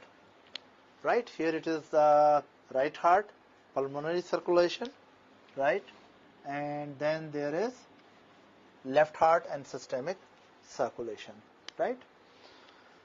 Now what really happens that when cardiac failure starts, let's suppose the initial insult, the step number 1, suppose in this particular patient, the initial insult is massive myocardial infarction. If a patient has massive myocardial infarction and if patient survives the initial insult, then you know within few weeks, infarcted area is replaced by the fibrotic band. And do you think fibrotic band will really contract well? Answer is no. So what really happens that if a patient has ischemic heart disease, especially in this particular patient, we say that patient has suffered with the myocardial infarction, and that myocardial infarction, you know, it naturally what happens that that part of the infarcted area of the ventricle will not contract well. It will develop hypokinesia or dyskinesia, and eventually this infarcted area will be replaced by the fibrotic scar, right? And if heart become really scarred, truly scarred, right, then its power to contract is reduced. So we can say that left ventricular failure will be started initially in this patient. As we have discussed in previous lectures, that once the left ventricular failure starts, there is an element of backward failure as well as forward failure. In forward failure, there may be, of course, fatigue, or there may be, you can say, less tolerance for the exercise. At the same time, there will be backward failure, which will lead to damming of the blood in pulmonary circulation, pulmonary congestion, and pulmonary edema. And if it remains long term, it will lead to pulmonary hypertension, and pulmonary hypertension will lead to hypertrophy and eventually dysfunction of the right ventricle. And right ventricular dysfunction, again we have already discussed, will lead to rising JVP, it will lead to hepatomegaly, ascites, and systemic generalized edema. When these two ventricles have failed, that initial insult in our case was to the left ventricle, but eventually it led to the right ventricular failure also. We say now patient is having a syndrome of biventricular failure, or patient is having congestive cardiac failure. Now, what are the different mechanisms, compensatory mechanisms, which are activated to help the biological system once the cardiac failure start? One of the mechanisms which is very initially activated is sympathetic nervous system. How the sympathetic nervous system is activated? Let's suppose here is your central nervous system, right? And what really happens that when cardiac failure is there, right, there is onset of congestive cardiac failure or left ventricular failure, whatever it is, isolated or combined form, this will lead to reduced perfusion, right, to many organs, right, including the carotid sinus pressure will go up or down. It will go down due to forward failure. When failure is there, when heart is not pumping well, then naturally blood which is going to the carotid sinus system, right, blood pressure will drop. And when blood pressure will drop in carotid sinus system, that is, you can say, congestive cardiac failure, reduced cardiac output leading to, yes, activation of carotid sinus, and those will stimulate the central nervous system, and from there will be sympathetic outflow. What will be there? There will be sympathetic outflow, preganglionic and eventually postganglionic. Now, what are the benefits, advantages and disadvantages of this sympathetic outflow? Initially, it is beneficial for the patient. You know that sympathetic outflow eventually stimulates the SA node, and it will lead to increased heart rate. So increased heart rate helps the patient, right? When there is increased heart rate, it means what is there, right? Sinus tachycardia is there, and this tachycardia initially, you can say, increases cardiac output and try to compensate partly for the reduction in the cardiac output.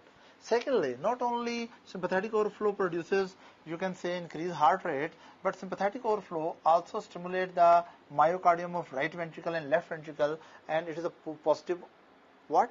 Inotropic stimulus. So it leads to increased contractility also. It means sympathetic overflow is leading to what type of things?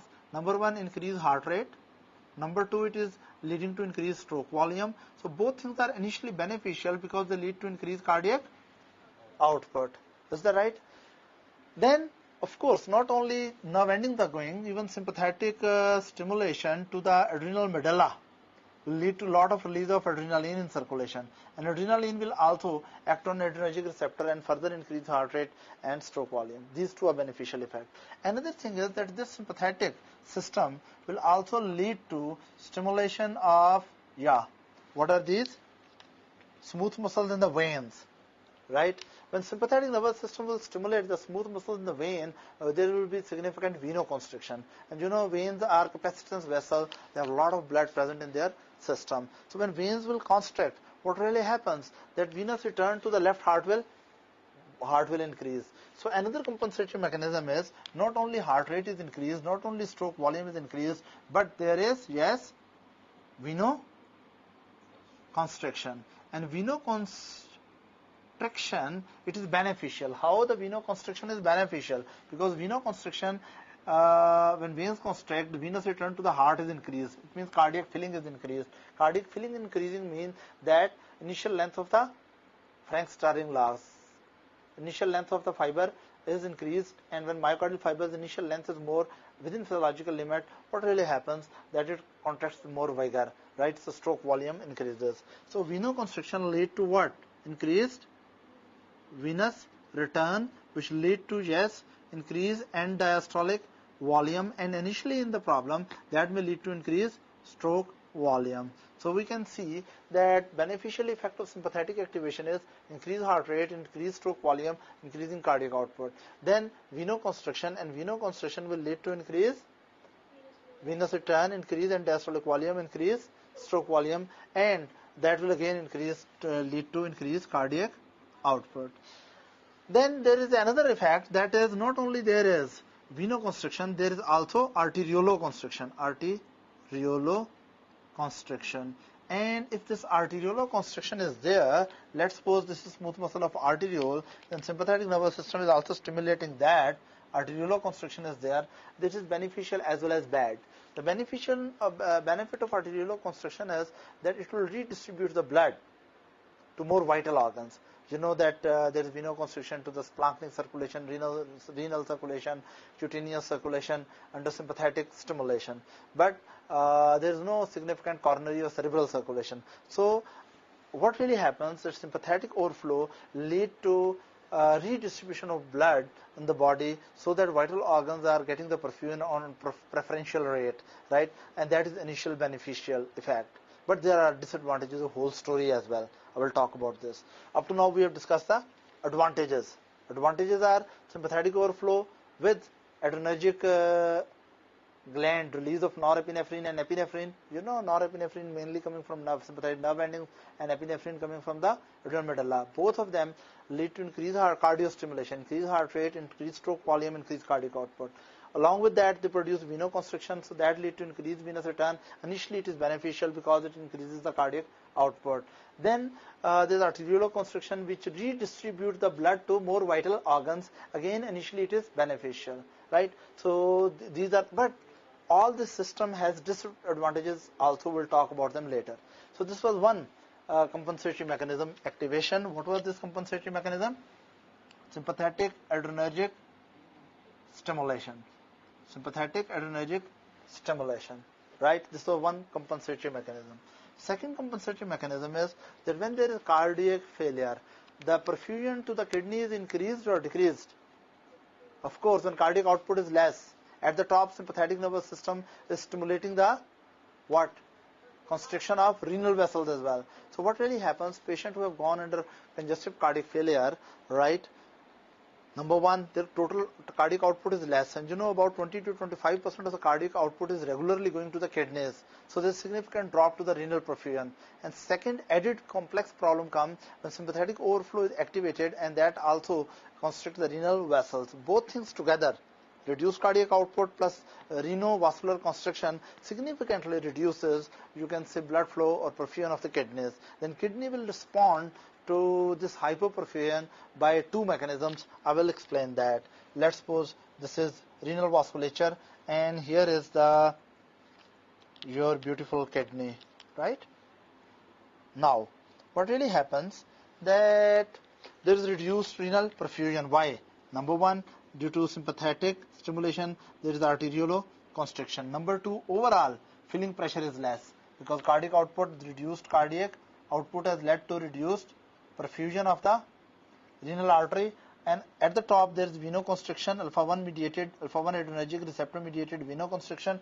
Both factors eventually lead to what? Both factors. First factor is reduced cardiac output. Number two, reduced caliber of the renal vessels. Both lead to reduced what? Renal perfusion. When renal perfusion is reduced, then reduced renal perfusion activates two things. Number one, it will activate renin, angiotensin, aldosterone axis. It will activate release of renin. There's more release of renin to circulation. So there's more renin in circulation. Number two, when there is, I will talk about that how renin lead to activation of renin, angiotensin, aldosterone axis. But another important thing is when renal perfusion is less, then renal tubule retain the salt and water better because GFR is also reduced. So it's by simply reducing the renal perfusion lead to, you can say, reduced clearance of salt and water. So salt and water is simply retained. Secondly, further problem comes with salt and water retention, and other is that renin is excessively released. Renin, when it is released in circulation, it converts the angiotensinogen coming from the liver into angiotensin 1. Right? It means patient circulatory level of renin are up. At the same time, patient circulating level of angiotensin 1 are also up. This, all of you must be knowing that angiotensin 1, when it passes through the pulmonary circulation, angiotensin 1, when it passes through the pulmonary circulation, special enzyme work on that angiotensin 1 and convert into angiotensin 2. So what really happens that eventually patient circulation has higher concentration of angiotensin 2. Am I clear? This is a compensatory mechanism. We have to see how it is good and how it is bad. Again, first I will talk about the advantages of this thing. When angiotensin 2 levels are high, what they are going to do? When angiotensin 2 levels are high, what are the advantages of that? Number one, angiotensin 2 is, angiotensin 2 is venoconstrictor. Venoconstrictor. Number two, it is arterioconstrictor. Constrictor. Number three, it is okay. Number one should be sympathetic system stimulation. Sympathetic nerve endings are stimulated by angiotensin 2. Sympathetic nerve endings stimulated. Right? You can say this is the number one effect. Number two is it lead to the receptors in the veins for angiotensin 2, so venoconstriction. Number three, there is arterioconstriction. Number four, that this will lead to action on the, what is this? Adrenal medulla. And in the adrenal medulla, at the top there is zona, what is this? Glomerulosa. So when angiotensin 2 work on zona glomerulosa releases aldosterone.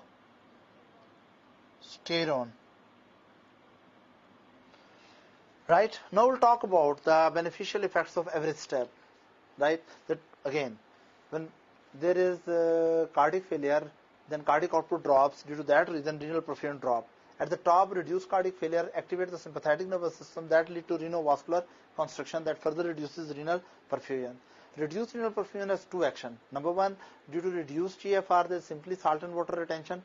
Number two, there is excessive release of renin by the kidney.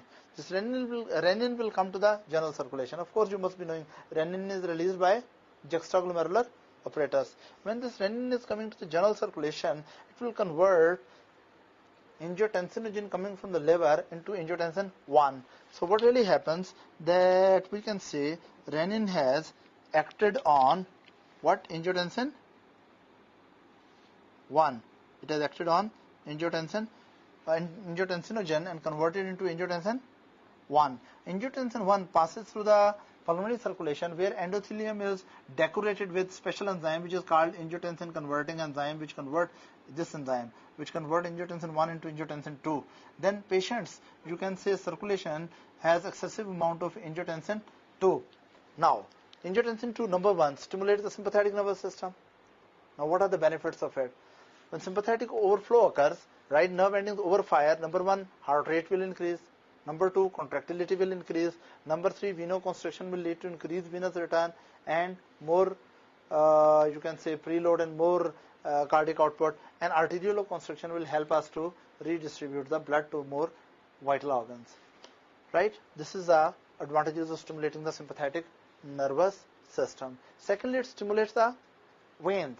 I told you angiotensin 2 receptors are present on the smooth muscles of veins. So when venous smooth muscle constrict, that will lead to venoconstriction. Already you know when there is venoconstriction, that will lead to what type of problem?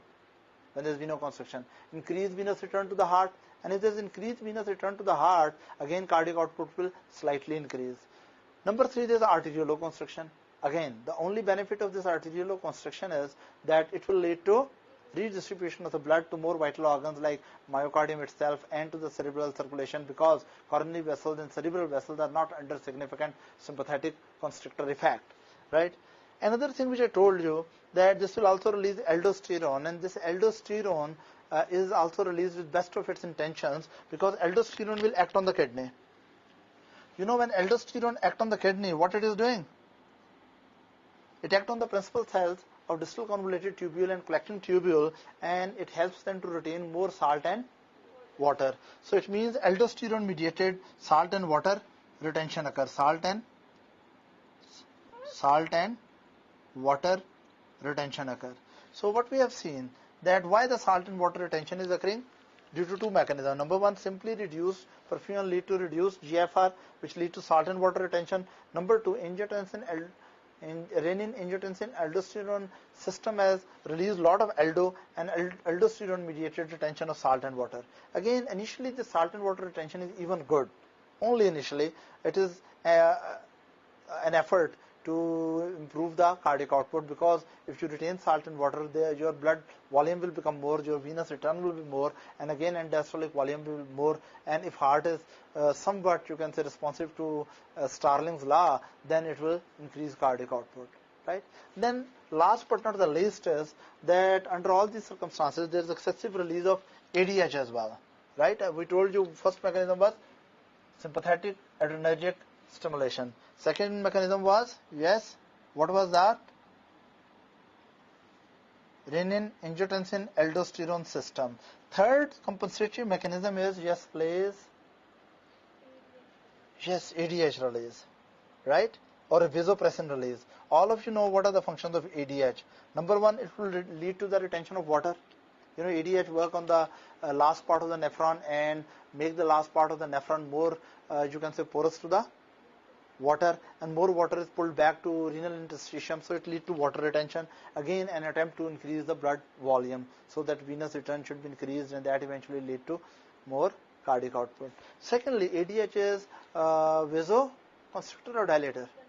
Yes, at higher concentration, ADH is also called vasopressin when it lead to especially venoconstriction and arterioconstriction. Again, initially they are beneficial because venoconstriction lead to increase venous return to the heart and slightly increase the cardiac output, and arterioconstriction may distribute the blood to more beneficial ways. Is that right? So these are three, you can say, we have discussed about compensatory mechanism. Few more mechanisms which are also there is, for example, when there is cardiac failure, then pulmonary endothelium releases a substance called endothelin. What is that substance? Substance called endothelin. And endothelin which is released, endothelin, right? If endothelin is a substance which is present in the which is produced by the endothelial cells, and it is a strong vasoconstrictor. That's good. So when endothelin is released, what it is doing, that endothelin will lead to generalized vasoconstriction. Again, there is a temporary benefit of endothelin because venoconstriction lead to increased cardiac output and arterioconstriction redistribute the blood. Plus, endothelin also lead to sympathetic overflow. Again, beneficial in initial stages. Endothelin also lead to stimulation of renin, angiotensin, aldosterone system, right? And endothelin also lead to left ventricular hypertrophy. All these things are beneficial at least initially, but remember, not in the long run, right? So these were different compensatory mechanisms I was talking about, right, in case of congestive cardiac failure. One very important point which I did not discuss is that there is excessive release of atrial and ventricular natriuretic peptide. Atrial natriuretic peptide plus ventricular natriuretic peptide. But ventricular natriuretic peptide is not called VNP, it is called BNP because initially it was discovered in brain. But now we know that in congestive cardiac failure, not only atria release excessive amount of natriuretic peptides, but ventricles also release excessive amount of natriuretic peptides. Now, what are the advantages or disadvantages of natriuretic peptides? Number one, they actually do supercorrection. As we will discuss shortly, that first four mechanisms have initial benefit, but in the long run they are deleterious. I will explain that within few minutes. But what you have to understand, atrial natriuretic peptide and ventricular natriuretic peptides, they are beneficial in one way that they try to counter the dangerous effect of first four compensatory mechanisms. For example, salt is more retained, they will produce natriuresis. If water is more retained, these will produce diuresis. If vasoconstriction is too much, they will do vasodilatation. If renin, angiotensin, aldosterone axis is too much stimulated, they will inhibit that. So we can say that these are compensatory mechanism, first four. And fifth, ANP system or BNP system try to counter the bad effect of compensatory mechanism. Let me tell you, if first four compensatory mechanism combined, if they are retaining too much salt, ANP will counter that. That will produce natriuresis. If they are retaining too much water, they will again produce diuresis. If there is too much vasoconstriction, they will act as vasodilator. If there is too much renin, angiotensin, aldosterone stimulation, again they will counter that. So what we should say that this is a very, very good thing, beautiful type. Okay, yes. This is a good supercorrective mechanism, right? Or you can say this is putting a block to the excessive compensatory mechanisms and their deleterious effects. Is that clear? Now, we have already discussed that in our particular example, what was the initial insult? Right? Initial insult was, suppose ischemic heart disease, which lead to progressive loss of cardiac function and onset of congestive cardiac failure. Then we said there is onset and triggering of compensatory mechanisms. What compensatory mechanism? I told you four especially which are beneficial. What were those compensatory mechanisms? Sympathetic adrenergic system. Number 2, there was renin-angiotensin aldosterone excess. Number 3, ADH excessive release, and then there's endothelin release. All of them have short-term benefits, but which we have discussed, right? Advantages, and they have long-term disadvantages. We'll discuss later. What were the short-term advantages? They are compensatory mechanisms which are triggered by low cardiac output. They have certain advantages because all of them together, they are producing what? They are producing direct stimulation of SC node and positive inotropic effect, increased cardiac output. This is one advantage. Number 2, they have another advantage. They are producing venoconstriction, increasing venous return to the heart, and try to increase the diastolic volume. And through Frank-Starling law, you can understand that will increase cardiac output. Then they are also having advantages. They produce the you can say selective arterioconstriction and redistribute the blood to more vital organs. Then there are also some compensatory mechanism lead to salt and water retention, which increases the blood volume, and that increases the, initially at least, venous return and increased cardiac output, right? So these are all the advantageous effect of the compensatory mechanism, but unfortunately they are bad news as well. Nothing good is without anything bad. If we allow the situation to go chronic, and if we don't manage the underlying cause, right, and if we don't counter pharmacologically what are these things? Compensatory mechanisms. Then compensatory mechanism develop certain disadvantages. Now we'll talk about the disadvantages which are due to these compensatory mechanisms. Let me tell you what are the disadvantages. These are very important. Every doctor should be clear about it. That this neurohumoral activation, these 4 things were called neurohumoral activation, right? Advantages we already know. Sympathetic nervous system is activated, renin system is activated, ADH is more, endothelin is more. These 4 neurohumoral activations, right, they are all put together as neurohumoral activation, right? What are the disadvantages of neurohumoral activation? We have already discussed when congestive cardiac failure is there, initially neurohumoral activation is there, which are having the different compensatory mechanism. We know their benefits. Now we have to think that what are their disadvantages. As I told you that if you manage the cause of the cardiac failure, or right, that is good for the patient. But if you don't manage it properly, and if there is chronic neurohumoral activation, then certain disadvantages will develop. Now, Dr. Fuad, can you tell me what are the disadvantages of very prolonged neurohumoral activation in congestive cardiac failure? Sir, because it increases the venous return. Yeah. On one side it is good because cardiac output is supposed to be increased if myocardium is healthy, but in that case it is not healthy. That back pressure can result in that case. Okay, he's right. Actually, let me tell you, compensatory mechanisms, all these things can lead to troubles as well. Trouble number 1, okay,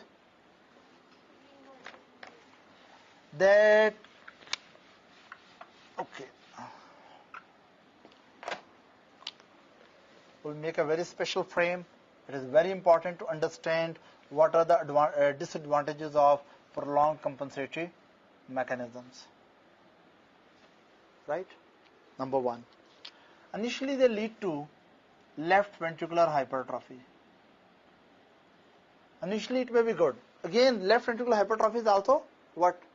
Compensatory mechanisms. We would rather put it like 6, left ventricular hypertrophy, right? This is also compensatory mechanism, right? So that heart can produce. But there are disadvantages as well. What are those disadvantages, right? Number 1, that when you are chronically overfilling the ventricles, listen carefully, you are chronically overfilling the ventricles due to increased blood volume and increased venomotor tone. When you are chronically overfilling the ventricles, it means you are exposing the ventricles to chronic excessive preload, right? Number 1. Number 2, when you are keeping chronically most of the vessels in the peripheral circulation constricted, arterioconstriction, it means you are exposing the ventricular myocardium to chronic elevation of afterload. So what do we learn up to now? What are the real problems of this heart? That due to increased blood volume, due to salt and water retention, and due to venomotor constriction, what really happens, that patient has a chronic excessive venous return, or we can say that patient has chronic excessive preload to the heart. Secondly, when there is chronic constriction of most of the vessels in the body under the effect of sympathetic nervous system and arterial constriction by angiotensin II and endothelin, that exposes the ventricles to chronic excessive, yes, chronic excessive afterload. So it means the problem number one is that there is chronic excessive, yes, preload. Number two, there is chronic excessive afterload. Chronic excessive afterload. Right? Now these two things will lead to remodeling of the ventricular tissue. Preload, chronic excessive preload, chronic excessive afterload, right, which are resulting due to neurohumoral activation, which is initially beneficial, but in the long run it will damage the myocardium. How? This overstimulation for a long time will lead to, you can say, remodeling process, and this may be having excessive loss of myocardial cells, and apoptosis, myocardial cells, especially this adrenergic stimulation. When it is overstimulating the myocardium, eventually it may undergo apoptosis, or excessive preload and excessive afterload may put undue mechanical stresses on the myocardium and it may undergo apoptosis. Number two, this may lead to fibrosis, right? Extracellular matrix produces more proteins and more fibrotic tissue. So what really happens, that there is fibrosis, and along with that, all of you know that there is left ventricular hypertrophy. All these things, right, there is excessive loss of myocardial cell, but at the same time the remaining myocardial cells are hypertrophied, and in between the myocardial cells there is excessive fibrosis. Along with these things, there are some functional problems as well. What are those functional problems? Due to chronic overstress to the myocardium, there is altered genomic expression. Myocardial cells express their genes in an altered fashion, and they start producing different type of abnormal proteins or unusual proteins. Again, let me repeat it. Due to chronic activation of neurohumoral system, there is excessive preload and afterload for a long time, and this start damaging the myocardium. It may, even though these things initially may produce some degree of hypertrophy, but left ventricular hypertrophy in these conditions is not physiological hypertrophy which occurs after exercise. This hypertrophy due to chronic preload and afterload is pathological hypertrophy. This pathological hypertrophy is associated with excessive loss of myocardial cell, excessive fibrosis in the interstitial area of the myocardial cell or extracellular fluid, extracellular, you can say, or matrix, and it is also leading to, you can say, abnormal expression of the genes. And when those genes are abnormally expressing, they may start expressing the proteins which are usually expressed only during fetal life or early life, and those proteins are usually not so good functional, right? Secondly, they may start producing abnormal proteins as well, right? So this genomic alteration in the myocardial cells, even though lead to larger myocardial cells and even elongated myocardial cell, these are not healthy myocardial cells. They are loaded with abnormal proteins. And another very special abnormal protein is the calcium ATPases. You know, there are special type of what really happens when myocardium contracts. Why it contracts? Because there is intracellular release of calcium. But during the systole, there is excessive level of a lot of calcium is released from sarcoplasmic reticulum into cytosol. Then ventricular cells contract. After that, for the diastole, calcium is reuptaken from cytosol and pumped back to sarcoplasmic reticulum. Those proteins which are involved in the release and then recapturing of calcium, right, so that during the release phase they can stimulate the systole, and during the recaptured back phase they will initiate diastole. These proteins, you can say calcium handling protein, they also become abnormal. So this is a very important point, that calcium handling is very, very abnormal in hypertrophied heart or heart with the congestive cardiac failure, right? Now all these things calcium handling is abnormal, proteinaceous structure extracellularly, intracellularly in the myocytes is abnormal, myocyte progressive loss is there, cardiac tissue is getting more fibrotic. All these things will progressively increase the function of myocardium or decrease the function of myocardium.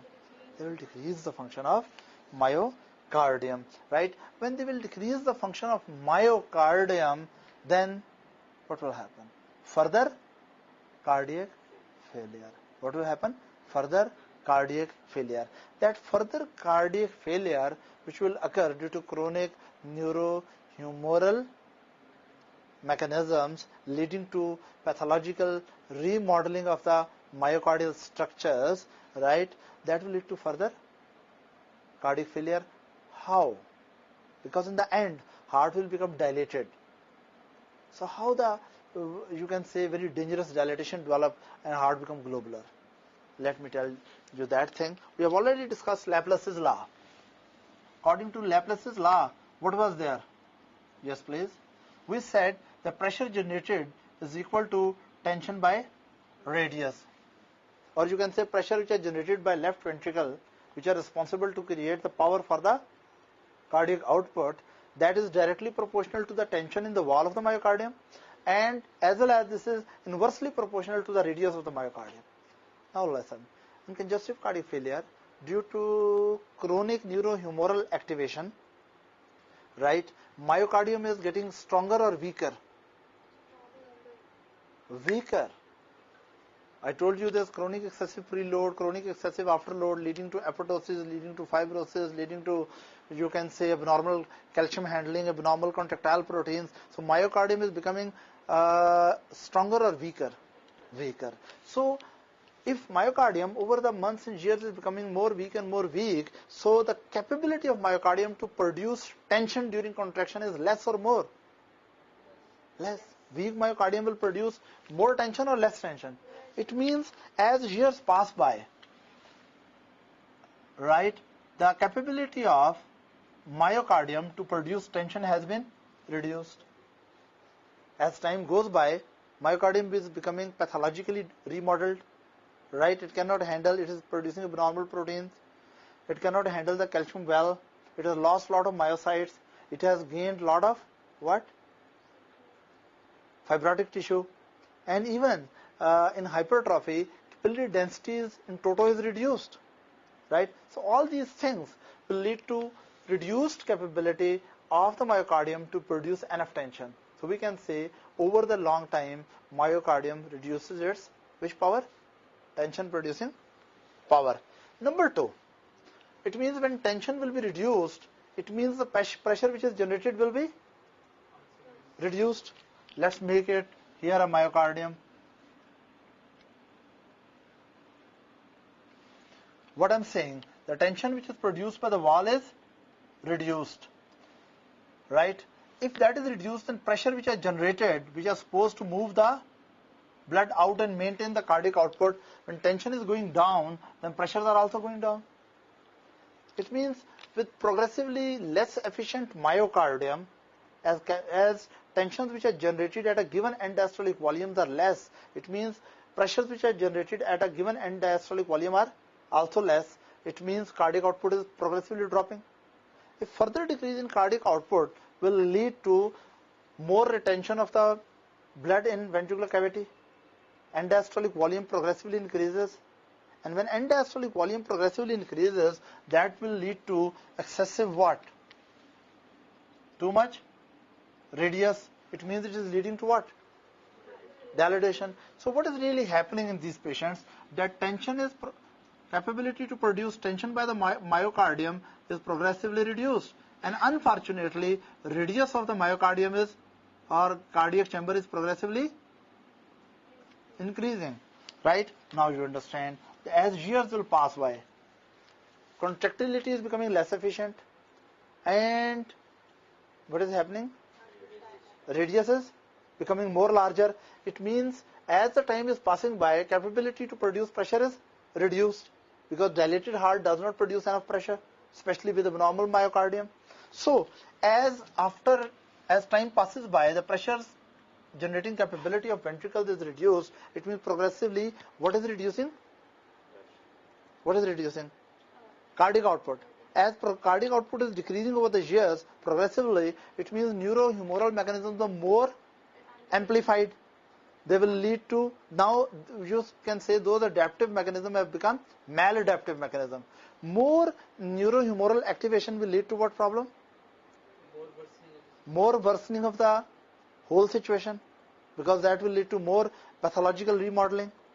That will lead to further reduction in the tension producing capability and increase radius.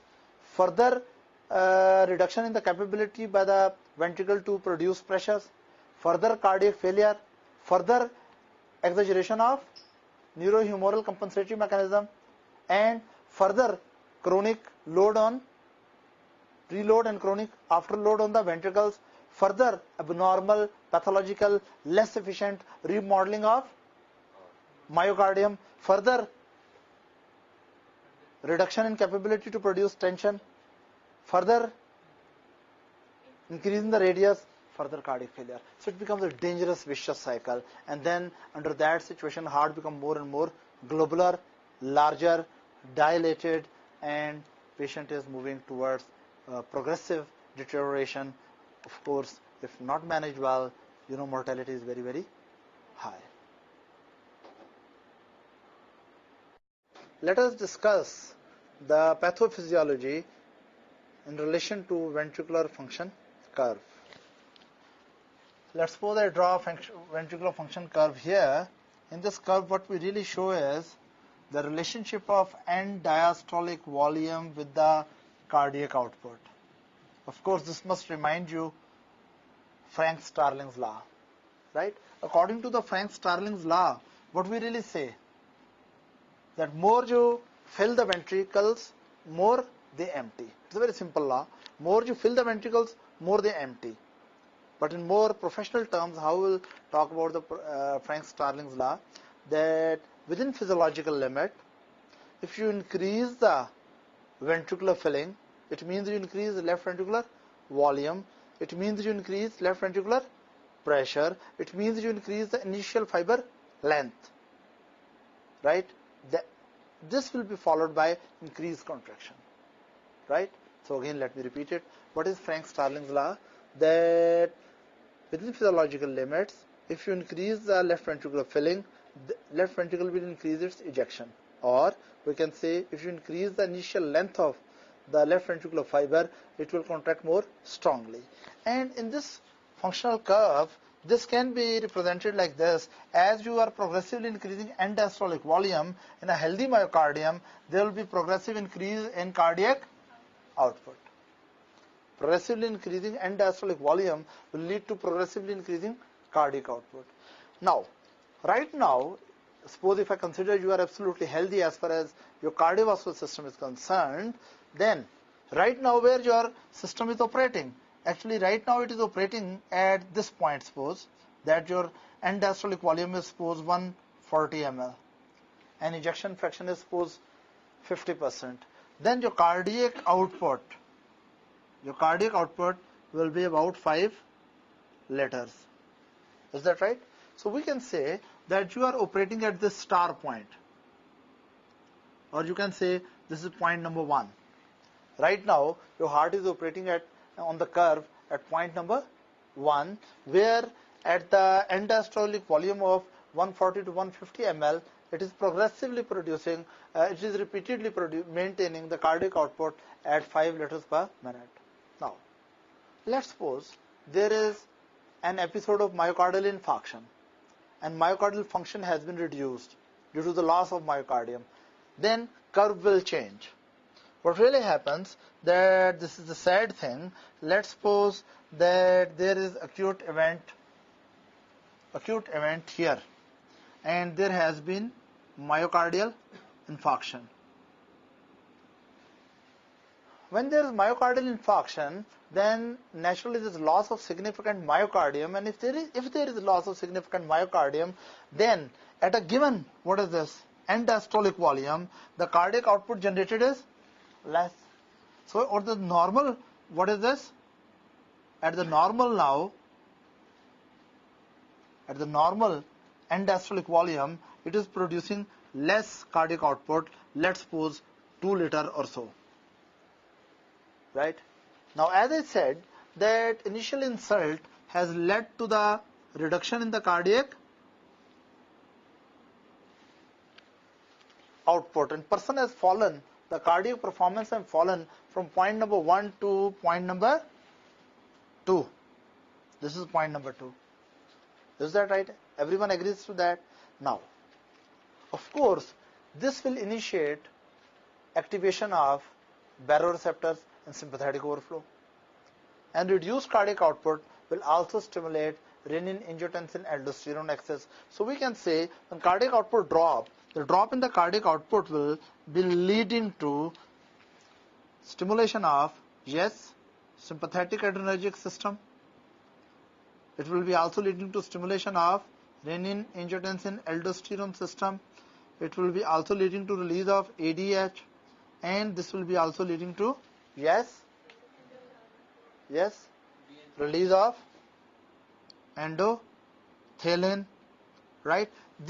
Now initially these things will be beneficial, right? How they will be beneficial? It's very simple to understand. I told you these all activities together will lead to more venous return, because all these together increase the blood volume as well as they increase the venoconstriction. So venous return to heart is increased. It means end diastolic volume is increasing. So it means your end diastolic volume, which was 140 ml normally, as time will pass by due to compensatory mechanisms, it will increase. Let's suppose your end diastolic volume come up to 200 ml. It means now heart is dilated, right? Due to this higher end diastolic volume, right, you can say compensatory mechanisms have pushed the point 2 at position number point 3. At point 3. Now heart is operating at the point number 3. For a while it looks as if it is beneficial effect. That heart has increased the cardiac output somewhere between the healthy cardiac output and after the initial insult. So you can say that compensatory mechanisms have led to the more preload, but this more preload has resulted initially at least into increased cardiac output. So cardiac output at point number 2 was, let's suppose, 2 liters. Now it will become maybe 3 liters. Is that right? Am I clear to everyone? Right? Now, after that what really happens? Now cardiac output has been increased. Am I clear to everyone? Heart is happy little bit, but only for a while. Why? Because if this mechanism remain operative for a long time, I told you this will start resulting into what? Left ventricular hypertrophy and dilatation. These are not beneficial effect in the long run.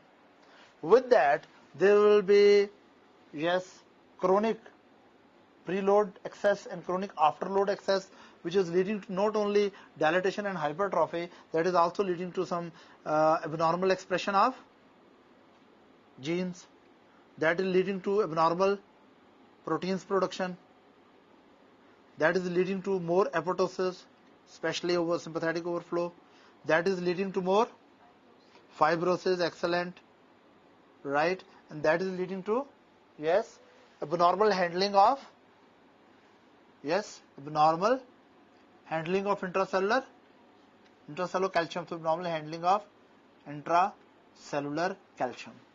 Due to all these reasons, gradually heart operating at this point will become weak. When myocardium will become weak, gradually over the time, it cannot maintain that much cardiac output. So at excessive preload, gradually its power to generate enough tension and enough pressure is reduced. Right? So it means as time will further pass, the cardiac output will drop. And when cardiac output will further drop, it means ejection fraction is dropping. If ejection fraction is dropping, it means end diastolic volume is progressively further increasing. So this is now a very dangerous type of increase in further end diastolic volume, because heart has become less efficient. Now let's suppose your end diastolic volume become 250, but your heart is dilated and globular. And as it has moved from this point, point 3 to point 4, now it's a very bad shape. Why it is so bad shape at point number 4? Because now preload is too high. Neurohumoral activation is too excessive and chronic. But all that has led to the abnormalities in contractile powers. And now further increase in end diastolic volume is associated with decreasing cardiac output. This really shows ineffective dilating heart, where you should remember Laplace's law. That as radius is progressively increasing and tension generating capability is progressively decreasing, then there is progressive fall further in the pressures generated, and cardiac output is now going from here back to down. This is a patient who is really in a very, very bad shape. That's why it is so important that even though neurohumoral mechanisms are initially beneficial, but in the long run they are dangerous and bad. Is that right? When the disease started, here was the initial insult. Normally a healthy person is operating at point number 1. Then as there is loss of myocardium due to initial insult of myocardial infarction, his performance fell to point number 2. At point number 2, he developed dyspnea and he had all the features of backward failure and forward failure. And up to now, compensatory mechanism has not done enough compensation. So we say patient at the point number 2 is having, yes, it is uncompensated cardiac failure. At point number 2 is uncompensated cardiac failure. Is that right? But as it is moving forward, right, when neurohumoral mechanisms are increasing afterload and preload, and you can say helping at least initially, right, what we'll say this at this point there is compensated. At point number 3 there is compensated cardiac failure stage. This is uncompensated, this is compensated.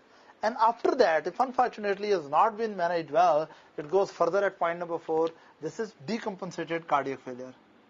Decompensated cardiac failure. Am I clear to everyone? Now, how you can help this unfortunate heart? One of the best way to help him is that try to reduce the end diastolic volumes.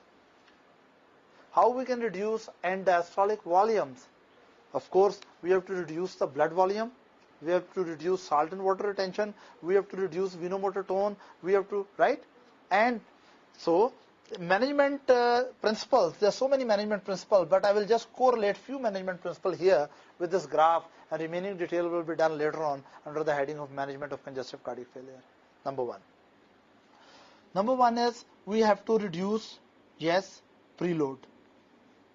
In these patients, this is a sick heart, we have to reduce the preload. It means we have to reduce the venous return. What we have to do? Reduce venous return to the heart. To reduce the venous return, you need to, reduce blood volume, as well as you have to reduce venomotor tone. Venomotor tone. Right? Now, for this purpose, there are many drugs which work like that. Of course, at the top, there must be, there should be diuretics, right, in very advanced stage. But at early stage, always remember ACE inhibitors are great because they partially neutralize the neurohumoral mechanisms. If you give ACE inhibitors in the very beginning stage, like captopril, enalapril, or linezolid, there's so many drugs. What they are doing? They're reducing the conversion of angiotensin 1 into angiotensin 2.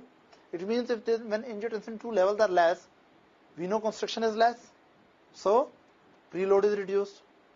And when angiotensin 2 is less, aldosterone is less, it means salt and water retention is less, blood volume is less, again preload is reduced. Then when angiotensin converting enzymes are inhibited, again angiotensin 2 is less. Not only venomotor tone is less, even arteriomotor tone is less, even afterload is less. So heart has to beat against less resistance. So there are multiple benefits, so many benefits of angiotensin converting enzyme inhibitors. As a nutshell, you should remember they counter the neurohumoral activation of the congestive cardiac failure, right? In the even from the very beginning. Due to that reason, you can say when there is no chronic overstimulation, no chronic preload and afterload on the heart, then dangerous remodeling mechanisms will be prevented. Is that right? Then of course you can use diuretic to reduce the venous return. Now let's suppose we introduce the drug at this stage, but of course wise doctor will introduce the drug at this stage, at very early stage. But let's suppose if you are managing your patient and patient has come to at advanced stages and you have started your drugs now, ACE inhibitors, and you have given also what is this drug, diuretics, along with that you have given beta blockers. Is that right? What really happens? Actually, beta blockers, they inhibit the renin-angiotensin aldosterone axis because beta 1 receptors are present on juxtaglomerular apparatus. Beta blocker also reduce the excessive drive on the heart by the sympathetic nervous system by blocking the beta 1 receptors on the SC node, AV node, and myocardial cells. Now, when you start these therapies, it means you are reducing the venous return, preload. Naturally, when it means end diastolic volume will increase further or decrease now. So what really happens that now when you start the diuretics and beta blockers and ACE inhibitors, basically end diastolic volume progressively become less. When end diastolic volume is becoming less, it means patient is moving from point number 4 towards point number 3. But it is not simple movement like this.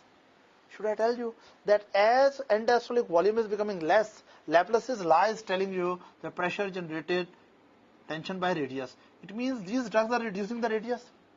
When they are reducing the radius, even for the given tension, if radius is reduced, it means pressure generated are more. If pressure generated are more, it means cardiac output is becoming more. So it truly does not move like this. It beautifully moves like that. So it comes to the point number 5. Not only end diastolic volume is reduced, but cardiac efficiency is also increased due to reduction in the radius. Smart heart is a efficient heart. Is that right? Or another way to deal with this thing is that let's suppose it's really very pathetic situation. You give some positive inotropic drug. You start your therapy with positive inotropic drug. Let's suppose digitalis or very sad. The patient is really in a very bad shape. Then you may give the butamine or the dopamine. Under these circumstances, what you really do? When you give positive inotropic drug, it means that at this given end diastolic volume, contractility will directly increase and take the cardiac output upward. Now it is a new route. Patient has come to the point number 6 from 4 directly to 6.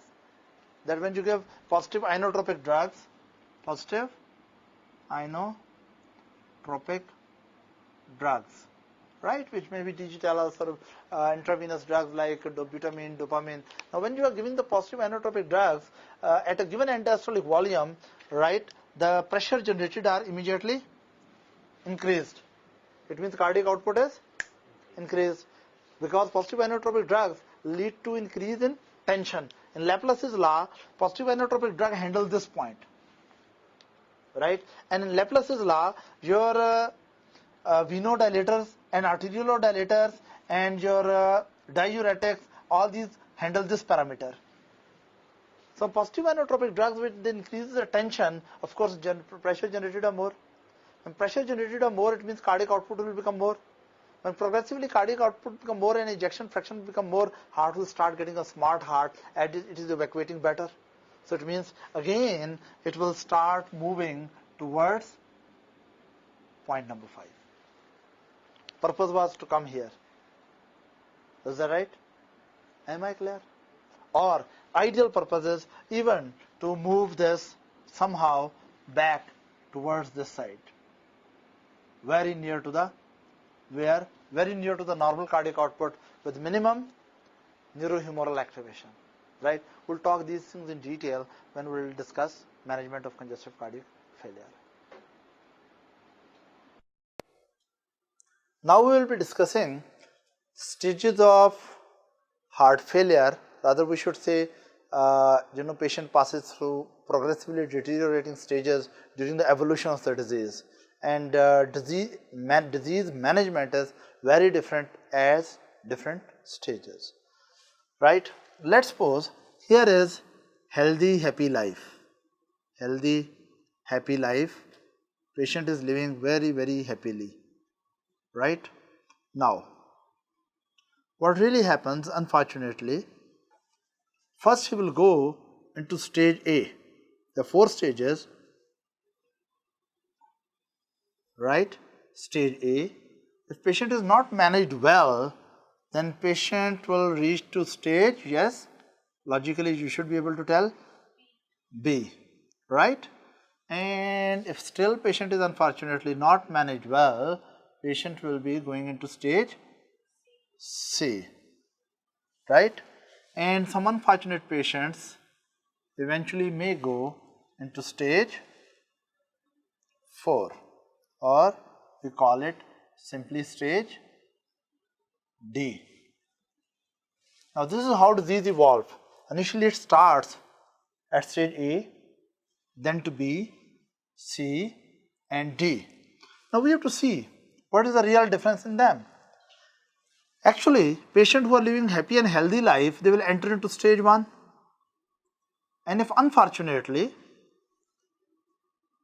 right, if unfortunately they are not managed properly or the underlying cause is progressive, patient will deteriorate up to stage D, and eventually patient will go to, yes, where? High heavens. I told you previously mortality is very high, right? That 50% mortality in 5 years, right? And after or 6 year mortality is up to 80% in some cases, right? Now, what is stage A? Stage A of congestive cardiac failure is a condition in which patient has only high risk factor to go into cardiac failure. Patient does not have any structural change in his heart, and patient does not have any clinical problem. It means this is preclinical stage, and patients who are categorized in the stage A, they are simply what type of patients? Which are having some factor which is high risk for the cardiac failure. So we can say patient at the high risk of failure. Special features of this disease are what? Number 1, they are having some high risk situation. Is that right? But this is very important. No structural change in myocardium or pericardium or endocardium or valve. No structural change, and of course no functional change, even no prior or current clinical features related with the congestive cardiac failure. No prior or previous or current, no previous or current clinical features related with congestive cardiac failure. Is that right? Now you must be thinking, what are these conditions? Right now patient is not really having the failure, patient is not having any structural functional abnormality in the heart, but still this is categorized as stage A, because if you manage the patient at this stage, you can prevent their evolution towards more dangerous stages, right? Now, so you can say it's a preclinical stage. What could be the example of this situation, right? These patients are, for example, the patient who have hypertension. Any patient who has hypertension presently should be classified at stage A of the congestive cardiac failure. It's a totally new concept, isn't it? But this is very important because it stresses on the preventive measures, that you should recognize the situation at too early time and prevent it properly. So patients who are having hypertension, or let's suppose a patient who has hypertension, or patient who has ischemic heart disease, he may have MI, no, not MI, angina suppose. If a patient has angina, yet right now he does not have any failure, he does not have any big changes in his heart, but he will be considered at early stage. Or patient with diabetes mellitus. Diabetes is a high risk factor, right? Now all the patients in your town with high blood pressure or with ischemic heart disease or with diabetes mellitus, unfortunately right now should be considered in stage A of congestive cardiac failure. Even all those patients, yes, even all those patients who have a history of using cardiotoxic drugs, all those patients who have used, yes, even previously cardiotoxic drug. Can you tell me one cardiotoxic drug? Donorubicin, doxorubicin, anti-cancer drugs. They produce toxicity to the heart, right? Then another group of patients, very important. I must say they are not really patient at this very moment. They are very, very healthy, but they do have a family history of cardiomyopathy. The patient who have family history of, yes, cardiomyopathy. So what we really learn? So we were talking about stage A. I told you all the people in your town who are having significant high factor, risk factor for the development of congestive cardiac failure must be considered at the disease stage A, as I told you.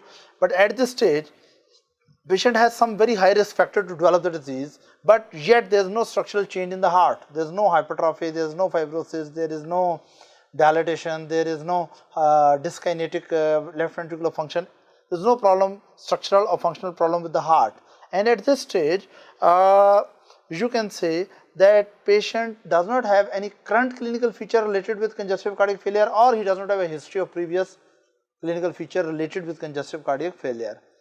So this patient is actually, as far as congestive cardiac failure is concerned, he is asymptomatic, but he does have high risk factors. For example, this patient may be hypertensive, or ischemic heart disease, or patient may have diabetes mellitus, or patient has history of using cardiotoxic drugs, or family history of cardiomyopathy, or patient has a history of rheumatic fever. All the people who have a history of rheumatic fever should be considered at stage A. There is history of rheumatic fever, right? History of rheumatic fever. Now, at this stage, how would you treat the patient? Do you think patient needs any treatment or not? All the patients in your town with these risk factors, do they need any special treatment regarding congestive cardiac failure prevention or not? Answer is yes. All these are the risk factors. Ideally, these risk factors should be managed, right? Along with that, any factor which can increase the effect of these factors on your heart, those things should also be managed. For example, all the risk factors of coronary artery disease should be modified. Smoking should not be allowed, right? Or alcohol, smoking should not be allowed. Lipids should be, plasma lipids should be properly managed. Exercise should be encouraged. You can say in this stage, even patient should reduce his alcohol intake. All the people, alcohol itself is one of the important, you can say, cause of the congestive cardiac failure. And if anyone has any one of these factors, he should not take alcohol, or at least he should reduce his alcohol intake. So what we are talking about, that you have to encourage the smoking cessation, not smoking itself. You have to encourage the smoking cessation. You have to manage the plasma lipid profile. You need to recommend regular exercise. Of course, it's better to discontinue or reduce the alcohol. And there is one drug which is very important, which should be given to appropriate patient. If there is no powerful contraindication, there is one drug at this stage which you will give with special thing in your mind to prevent congestive cardiac failure and its progression. Yes, what is that drug? Yeah, the drug which will prevent the activation of neurohumoral, you can say, activation, so that pathological remodeling should not start. Of course, you must be knowing the drug. The name of the drug is a whole group, is angiotensin converting enzymes inhibitors, right? Or aldosterone antagonist. Ideally speaking, it should be angiotensin converting enzyme inhibitors, because they will inhibit a lot of neurohumoral activity which is triggered by the congestive cardiac failure, and that if that activity is unchecked, that may lead to progression to more worrisome changes in the heart. Is that right? Now, let's suppose a patient comes who is at stage B. Now, what is the real difference in stage A and B? Before I tell you the real difference, I think it's more important to know what is the real common thing in A and B. What is common in A and B is A and B both are preclinical. Both do not have any history of clinical features of congestive cardiac failure, or they do not have any current clinical feature related with congestive cardiac failure. But still, both of them are, you can say, pre-symptomatic, but they have one thing different from each other. In this case, risk factor was present, but there was no structural change. There was no structural change in the heart. Here, of course, patient does have a high risk factor. Patient has a high risk factor, but with that, patient has one more thing, which is extremely important, and that is patient has developed, yes, what thing? Structural changes in heart, structural and functional changes in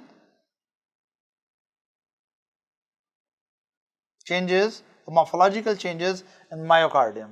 But it's very important, patient is still no current clinical features related with the signs or symptoms related with the current signs and symptoms related with due to congestive cardiac failure, or they up to now they never had any history of such clinical features which are due to congestive cardiac failure. It means that what is the real difference between stage A and B? That A is too early. In this stage, there is no functional abnormality, no structural abnormality, and no clinical features. But at stage B, heart has been significantly damaged and it has developed certain morphological changes which may activate neurohumoral changes, or which are due to neurohumoral changes. It means problem is really now starting, but yet the condition is subclinical. It has not produced any clinical features or discomfort to the patient regarding congestive cardiac failure. So we can say structural heart diseases present over there. Now what kind of structural heart diseases may be there? There may be hypertrophy. I told you that there may be structural changes. Structural changes may be hypertrophy of the heart. Do you think this hypertrophy is physiological or pathological? It's pathological. Physiological hypertrophy occurs when you do exercise, seen in athletes. That is not dangerous. But this is pathological. It may be due to hypertension, or it may be due to spondylotic valve stenosis, or it may be, this hypertrophy may be due to some other volume overloading condition which is leading to hypertrophy and dilatation simultaneously. Yes, please. Initially, we are having the hypertrophy in this case. Yeah. So that is also a pathological, like Yeah. it's useful, but that It is initially useful, but actually this, from the very beginning, left ventricular hypertrophy due to hypertension is pathological. That is clear-cutly different from the hypertrophy which is seen in the patients with athletes. For example, when athletes develop hypertrophy in the heart, they develop new vascularization also, and capillary density remain good. When their muscle mass increases, capillary density also increases along with that. But pathological hypertrophy, muscle mass increases but capillary density does not increase. So that should be considered healthy hypertrophy or pathological hypertrophy? Pathological hypertrophy. So structural changes suggestive of deteriorating heart may be present over there, like patient may have evidence of hypertrophy, or patient may have fibrosis, right? Or patient may have dilatation of the ventricle, right? Or patient may have, right, hypertrophy, fibrosis, dilatation, or there may be evidence of hypocontractility. Of course, that can be determined by echocardiography. That left ventricle wall motion may be abnormal, right? There may be, you can say, dyskinesia, dyskinesis of ventricular wall. Dyskinesis means abnormal movements of ventricular wall, right? During the systolic and diastolic phases. This is determined primarily by echocardiography, because this tells that there is something wrong with the ventricular health. Is that right? Then patient may have asymptomatic valvular disease. For example, you know that symptoms of mitral stenosis start when orifice is reduced from 5 cm to 2 cm. mitral orifice. But actually, when a healthy person has about 5 centimeter square area of the mitral orifice, it may go to 4 or 3. Patient does not have any symptom, but still it should be considered at what stage? So, what is here? Valvular abnormality. Abnormalities, right? So, patient who is at having valvular abnormality, again this patient is also having trouble. Is that right? In the future, this patient will have a lot of trouble. Now, after that we can come to, okay, very important, previous history of MI, because anyone who has previous history of MI, post-MI situation, and right now patient does not have any congestive cardiac failure, but of course his heart is scarred. So, MI, post-MI scar should be considered a morphological change which puts the patient in the category B category of the classification of congestive cardiac failure. Post-MI, scars on heart, fibrosis in heart, right? All these things put the patient in stage B. Again, I would like to emphasize, patient does not have any clinical features up to now. He did not have any clinical features even previously related with the congestive cardiac failure. He may have clinical features of other diseases, but not related with congestive cardiac failure. Patient does not have, you can say, any sign or symptom like patient does not have developed yet dyspnea or you can say orthopnea or paroxysmal nocturnal dyspnea or generalized edema or hepatomegaly or ascites. So, there is no problem, clear-cut problem related with congestive cardiac failure up to now. So, we can say this condition is asymptomatic,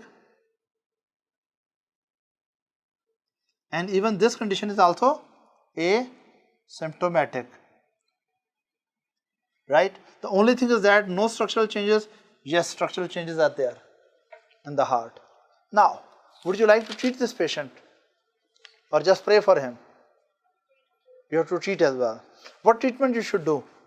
All the treatment which is done at stage A, all the treatment at B, all the treatment which is done at A, right? With that, you have to add something new. Principle of management is that all the measures under stage A should be done. Of course, in appropriate patient, ACE inhibitors should also be done. So, all the management of stage A treatment is done. With that, of course, ACE inhibitors which are also used in stage A, these inhibitors should be used if appropriate, because of course, if someone has a clear-cut strong contraindication to this drug, then of course we have to avoid. Is that right? Then what really happens that not only we have to treat all the steps, we have to add something very special at the stage, and in appropriate patients, if clinical situation permits, you must treat the patient with, yes, beta blockers. Now it's too interesting the situation. If you have stage A, it is ACE inhibitors. Stage A for ACE inhibitors. Stage B for beta blockers. Is it difficult to understand? Blockers, right? So you have to do everything what you do at stage A, right? With that, ACE inhibitors should be continuing, and there should be addition of beta blocker. Remember one thing, from last 20 years, you can say due to ample use of ACE inhibitors and beta blockers in these patients, mortality is better. Mortality is reduced. But overall cases of congestive cardiac failure in the Western world are still, every year they are becoming more, because people are living for longer years, number one. Number two, post-MI death has been significantly reduced. So many patients who have developed post-MI scars, they are around us and they tend to develop eventually congestive cardiac failure. Is that right? But if these two drugs were not there and we were not using them properly, then congestive cardiac failure at stage C and D will be very, very common. Am I clear to everyone? Now, once you have done these things, right, then we'll go to the next stage. What is that next stage? This is the problem when symptoms start. Stage C and D are symptomatic stages. Symptomatic stages. And of course, D is also symptomatic. Very severe symptoms are present at D. Now, in stage C, what you have to remember, of course, risk factors are there. right? Risk factors are there. Of course, structural changes are also, or morphological changes in the heart are there, because these are the feature of stage 2, stage B. What really happens at this stage is, now patients start developing clinical features. Patient has clinical features positive. Either patient had a, right now if patient comes to you, he may had this clinical features previously and now he is on pharmacological management. Even if he does not have any clinical features now, he should be considered in stage 3. Or patient has come right now and he is having currently clinical features related with congestive cardiac failure right presently. So what we can say, at stage C, what is important to remember is, stage C, it's the sad part, right? What is the sad part? Now patient has developed the symptoms. So risk factors are there, structural changes are there, along with that patient has developed some symptoms related with the congestive cardiac failure. As you know already that if there is left ventricular failure, patient will develop symptoms related with the pulmonary congestion and edema. If it is right ventricular failure, patient will develop clinical features related with congestion and congestion of the systemic and portal circulation and generalized edema. Is that right? So patient may develop left ventricular failure features only, or right ventricular failure features only, or in congestive cardiac failure, of course, patient will have biventricular failure, so he will develop pulmonary edema as well as generalized edema. So naturally patient will develop fatigue, or he will develop exercise intolerance, or patient may be developing cough, right? So what really happens at this stage, that patient has developed the clinical features related with the disease. Is that right? And after that, again I am repeating one thing which I need to stress. This patient has current features, or he has a history of features, right, and currently he is on the management. Is that right? Now this patient, how would you treat him? Here the all classical treatment will start for congestive cardiac failure, but of course you must not forget that still you will be doing everything you do in the stage A. Still you have to ask him to modify his risk factors so that progression towards stage 4 should be retarded, right? For example, alcohol should not be taken, smoking should not be done, lipid profile should be kept normal, hypertension should be under control, diabetes and blood sugar level must be well, right? So what I am talking about, that everything you must do what you do at stage A. Of course ACE inhibitors should be given, even beta blockers must be given, right? Now what is the special thing about this stage? Special thing about this stage is, now you have to introduce the diuretics. You already know that what you inherited from previous stages. In stage A you are using ACE inhibitors. In stage B you have introduced beta blockers, right? At this stage something very special is, right, here the most important thing was ACE inhibitors, right? Here very important thing was beta blocker. What is here at this point is, yes, you have to use diuretics. You have to use diuretics, and with that there is one more drug, both are with D, digitalis, right? So what patient has to do, that he has to take the diuretics, as well as in some selected patients you need to give them digitalis in stage C. Is it clear? Now most of the patients of congestive cardiac failure can be managed well on giving these drugs. ACE inhibitors you have already introduced at stage A, beta blockers should have been introduced at stage B. Now you are using diuretic, and if patient is becoming really in greater trouble, you will use the digitalis. You will use the digitalis. So let's continue. We were talking about that at stage C. Of course you must remember C for, not for cat, it is here C is for clinical. Clinical problems have started. Is that right? So C stage for clinical stage. Fine. So we have already discussed that patient is taking ACE inhibitors, beta blockers, as well as now you will introduce diuretics and digitalis if required. Is that right? With that, I think at this particular stage, when patient has developed the symptoms related with the congestive cardiac failure, this is the right time to introduce the salt restriction.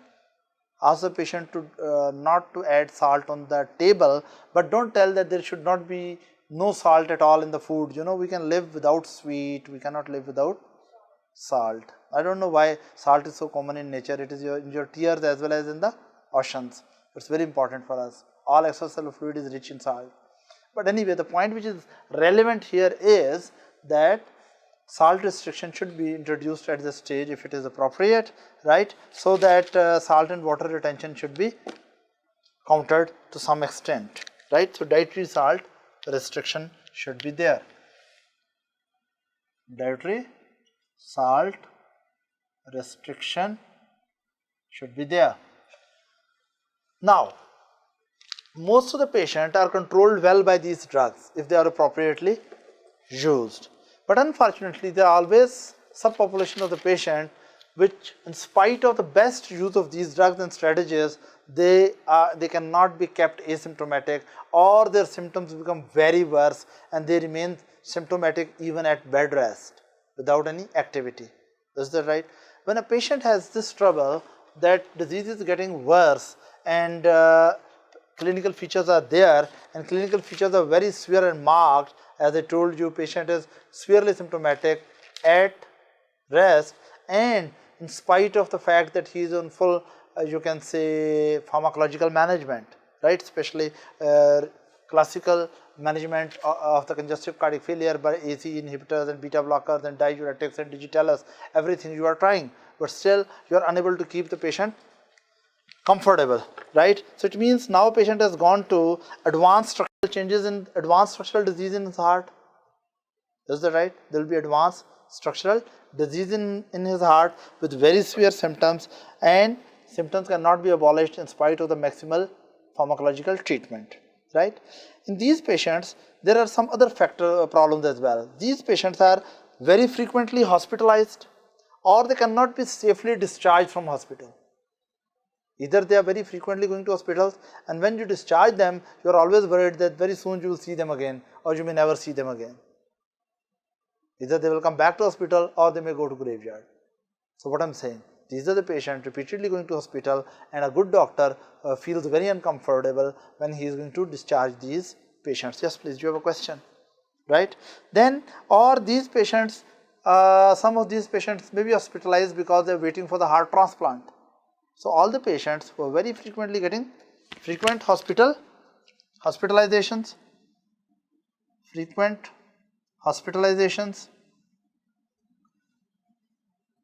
or you feel unsafe and uncomfortable, they cannot be, you can say, safely discharged.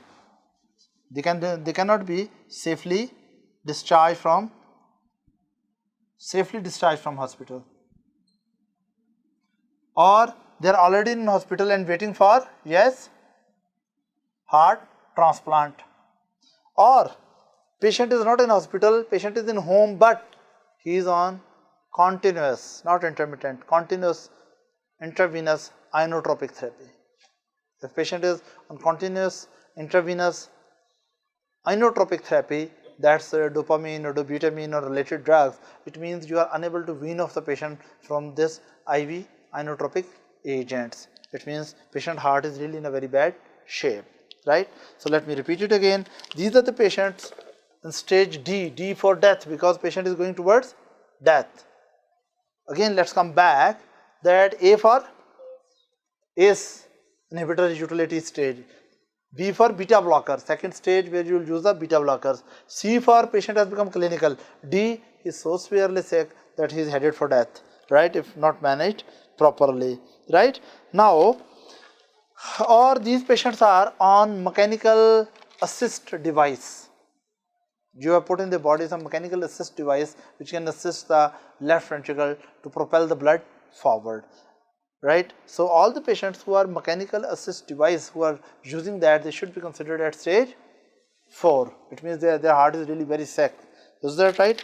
Now, how would you treat these patients? As I told you that practical purposes we can say stage 4, stage D patients are the patients who are refractory to conventional anti-congestive cardiac failure treatment. These are refractory patients, resistant patient to pharmacological treatment, right? And you need very special interventions. What type of interventions should be done? First of all, the same general principle, all the things which you do at stage A or B and C, all of them should be continued here. Of course, you won't allow smoking at this stage. You won't allow the blood glucose to be disturbed, or blood lipids should be disturbed, or patient should take a lot of alcohol. No.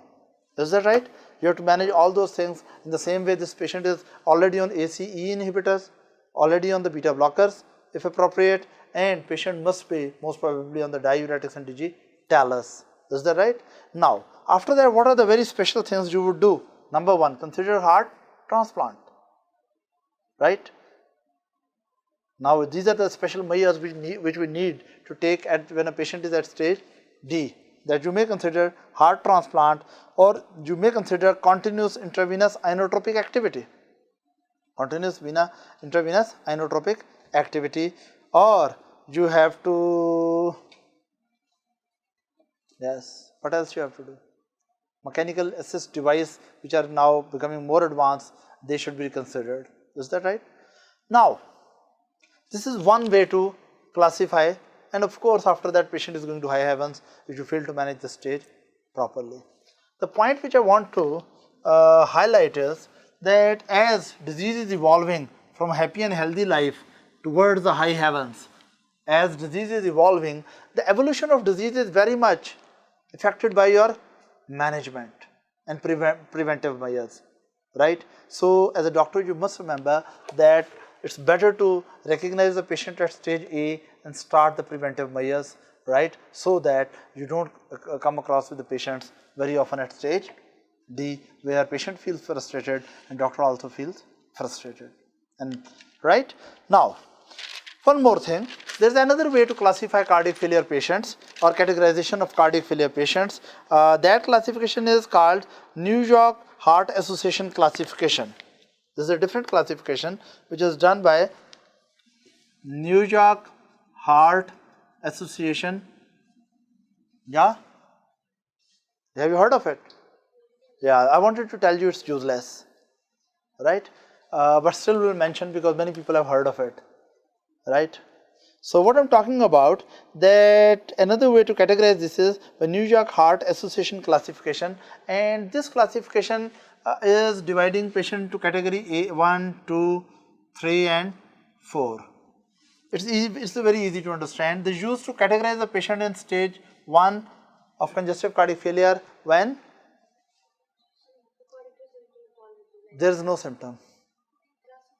Classification is according to symptomatology, and we ask the patient, we classify the patient at stage 1 when patient is totally asymptomatic, right? Patient is totally asymptomatic, right? And we say patient has gone to stage 2 when there is, you can say symptoms appear, signs and symptoms appear at moderate physical activity,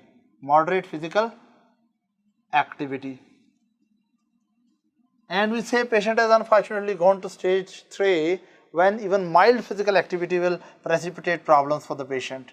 Mild physical activity. And of course, when patient at rest is having the troubles, right? Patient is at rest and not doing any significant physical activity, but still he has dyspnea and generalized edema and a lot of other features, it means patient is at stage 4. Now what I really wanted to emphasize is that this is a useless classification. Why it is useless? It has some serious problems with it. Number one, that in this patient, you don't have any criteria to treat the patient at early stage. Because when we go to this type of classification, we know that even though patient is asymptomatic, and we know even the difference of management at stage A and B. Here we cannot tailor the management according to these stages. Why? Number one, here management cannot be tailored much according to these situations. Why? One reason is very clear. That number one, patient narrates the symptom to you and then you really make the and stage the patient. And you know, this is patient subjective feeling. There are people who have very severe dyspnea and may think it is not that severe. And you may come across the ladies, you look at them and they develop with dyspnea. And you will not say that they are having congestive cardiac failure. It's the patient's subjective narration about the clinical features, which cannot be uniform. So you cannot depend your treatment according to what patient is saying. For one patient, even opening the door of the car is very severe exercise, heavy exercise. And from another person who has been too active and athletic in his life, for him, even going upstairs, he will think it's mild activity. So you cannot really categorize it properly. You cannot treat the patient properly. And worst, you cannot even develop a proper prognosis for every stage. The reason being that even symptoms of the patient keep day to day changing. It is quite possible this one patient on one day he is having the clinical features and after 5 days he does not have the problems. For example, listen one thing. If there is a patient who has developed the clinical features, right, and he is having trouble with the mild physical activity, you say it is stage 3. But when you start the treatment, he may move to stage 2. After that, he has a choice. If he is too good, he may go to stage 1, compliance is good, or he again fall back. So really, it's all not helpful. But if you come to A, B, C, D situation, you will categorize the patient in a very proper way, and these features will guide you how to treat the patient. Right? Patient who is at stage B, he will never go back to A, because structural changes which are developed, it has labeled the patient forever B. Even patient who has developed C, he can never go to the B. So that you always remain serious about the management of this patient, because even if this patient becomes asymptomatic, it's enough to put him on stage C and keep him on the stage C if he had previous history of the problem. This is right. So what you have to remember is that stage is better to avoid, because it confuses the doctor and maybe it disturbs the management as well. So that is not clear about prognosis, that is not clear about, that does not guide the management of the patient at all. Yeah. So in this classification of A, B, and C, the patient's symptoms are getting better. At times Still he will not change his stage. Attention please. Won't we be overdoing the thing? No, we won't be overdoing the things, because we know that this disease is usually progressive. By our management, we are retarding the progression. You see, we are that is the worst thing about that. That patient has just hypertension, you may not think to treat him to prevent congestive cardiac failure. But we can carry out dose adjustments and all those. Yeah, we can. Once if symptoms are severe, you can increase the doses, and if patient is well controlled, you can reduce the doses. But the point which I am trying to make in this A, B, C, D, E classification, if patient once has touched the C, he has become symptomatic. You treat him, patient become asymptomatic, but still you will keep him at stage C, because definition of stage 3 is patient is having current or has a previous history of clinical features with congestive cardiac failure, so that you really remain very alert to the patient's problems. Am I clear? Is that right? Now we will have few words about clinical features. Already we have discussed most of the clinical features in previous lectures when we were talking about different you can say present types of the failure. I told you high output failure, which are especially features of right ventricular failure, right? Then we have discussed left ventricular failure, in which we have discussed all the clinical features, right ventricular failure, right? So clinical features of congestive cardiac failure we have already discussed. Few features we have not mentioned. Can you tell me which one? For example, these patients develop nocturia. What could be the in congestive cardiac failure, why these patients may develop nocturia? At night they have to wake up to pass the urine. What could be the reason? Congestive cardiac failure patient. Yes, Dr. Fuad. Yes. It's very simple. If these patients are edimated, it's biventricular failure, they are edimators. All the day they are moving. When they lie down in the bed, edema fluid will absorb, right? Venous return will increase. Not only it will produce paroxysmal nocturnal dyspnea, but it will also increase the cardiac output and renal perfusion will increase. Of course, it's difficult for them to lie down usually, because they have to keep multiple pillows. Lying down may precipitate orthopnea, but anyway, when they lie down or when they are going for sleep, even in a sitting position, right, renal flow become better. Why renal flow become better? Because edema fluid may be absorbed and blood volume may increase, venous return to heart increase, cardiac output may increase and renal perfusion may increase. Secondly, during sleep, of course, sympathetic system also goes down and constriction maintained by sympathetic nervous system is also relieved, right? So nocturia may be developed in these patients due to these reasons. You know that I'm just taking a test of you. These patients may develop severe fatigue or exercise intolerance. What could be the reason? Low output, forward failure, right? That if patient is having, suppose left ventricular failure and forward failure is there, output is very low, he will develop this problem. Another thing, why these patients develop exercise intolerance? One reason, they have high level, there are multiple reasons. One of the reason is they have high levels of endothelin circulating and which keep the skeletal muscle vessels constricted. So does not allow the skeletal muscle vessels to dilate with exercise. Is that right? Then you can, some signs I must talk about. We have already discussed a lot about the signs, right? I want to know that in right ventricular hypertrophy, right ventricular, you can say failure, what do you think? Hepatomegaly is tender or non-tender? It may be tender, it may be non-tender. Remember one thing, that tenderness occurs due to stretch of the capsule of the liver. So if it is very gradually developing right ventricular failure, it may be non-tender enlargement of the liver. But if this is rapidly expanding, you can say rapidly developing hepatomegaly and capsule is critically stretched rapidly, then it will lead to what type of problem? Tenderness, right?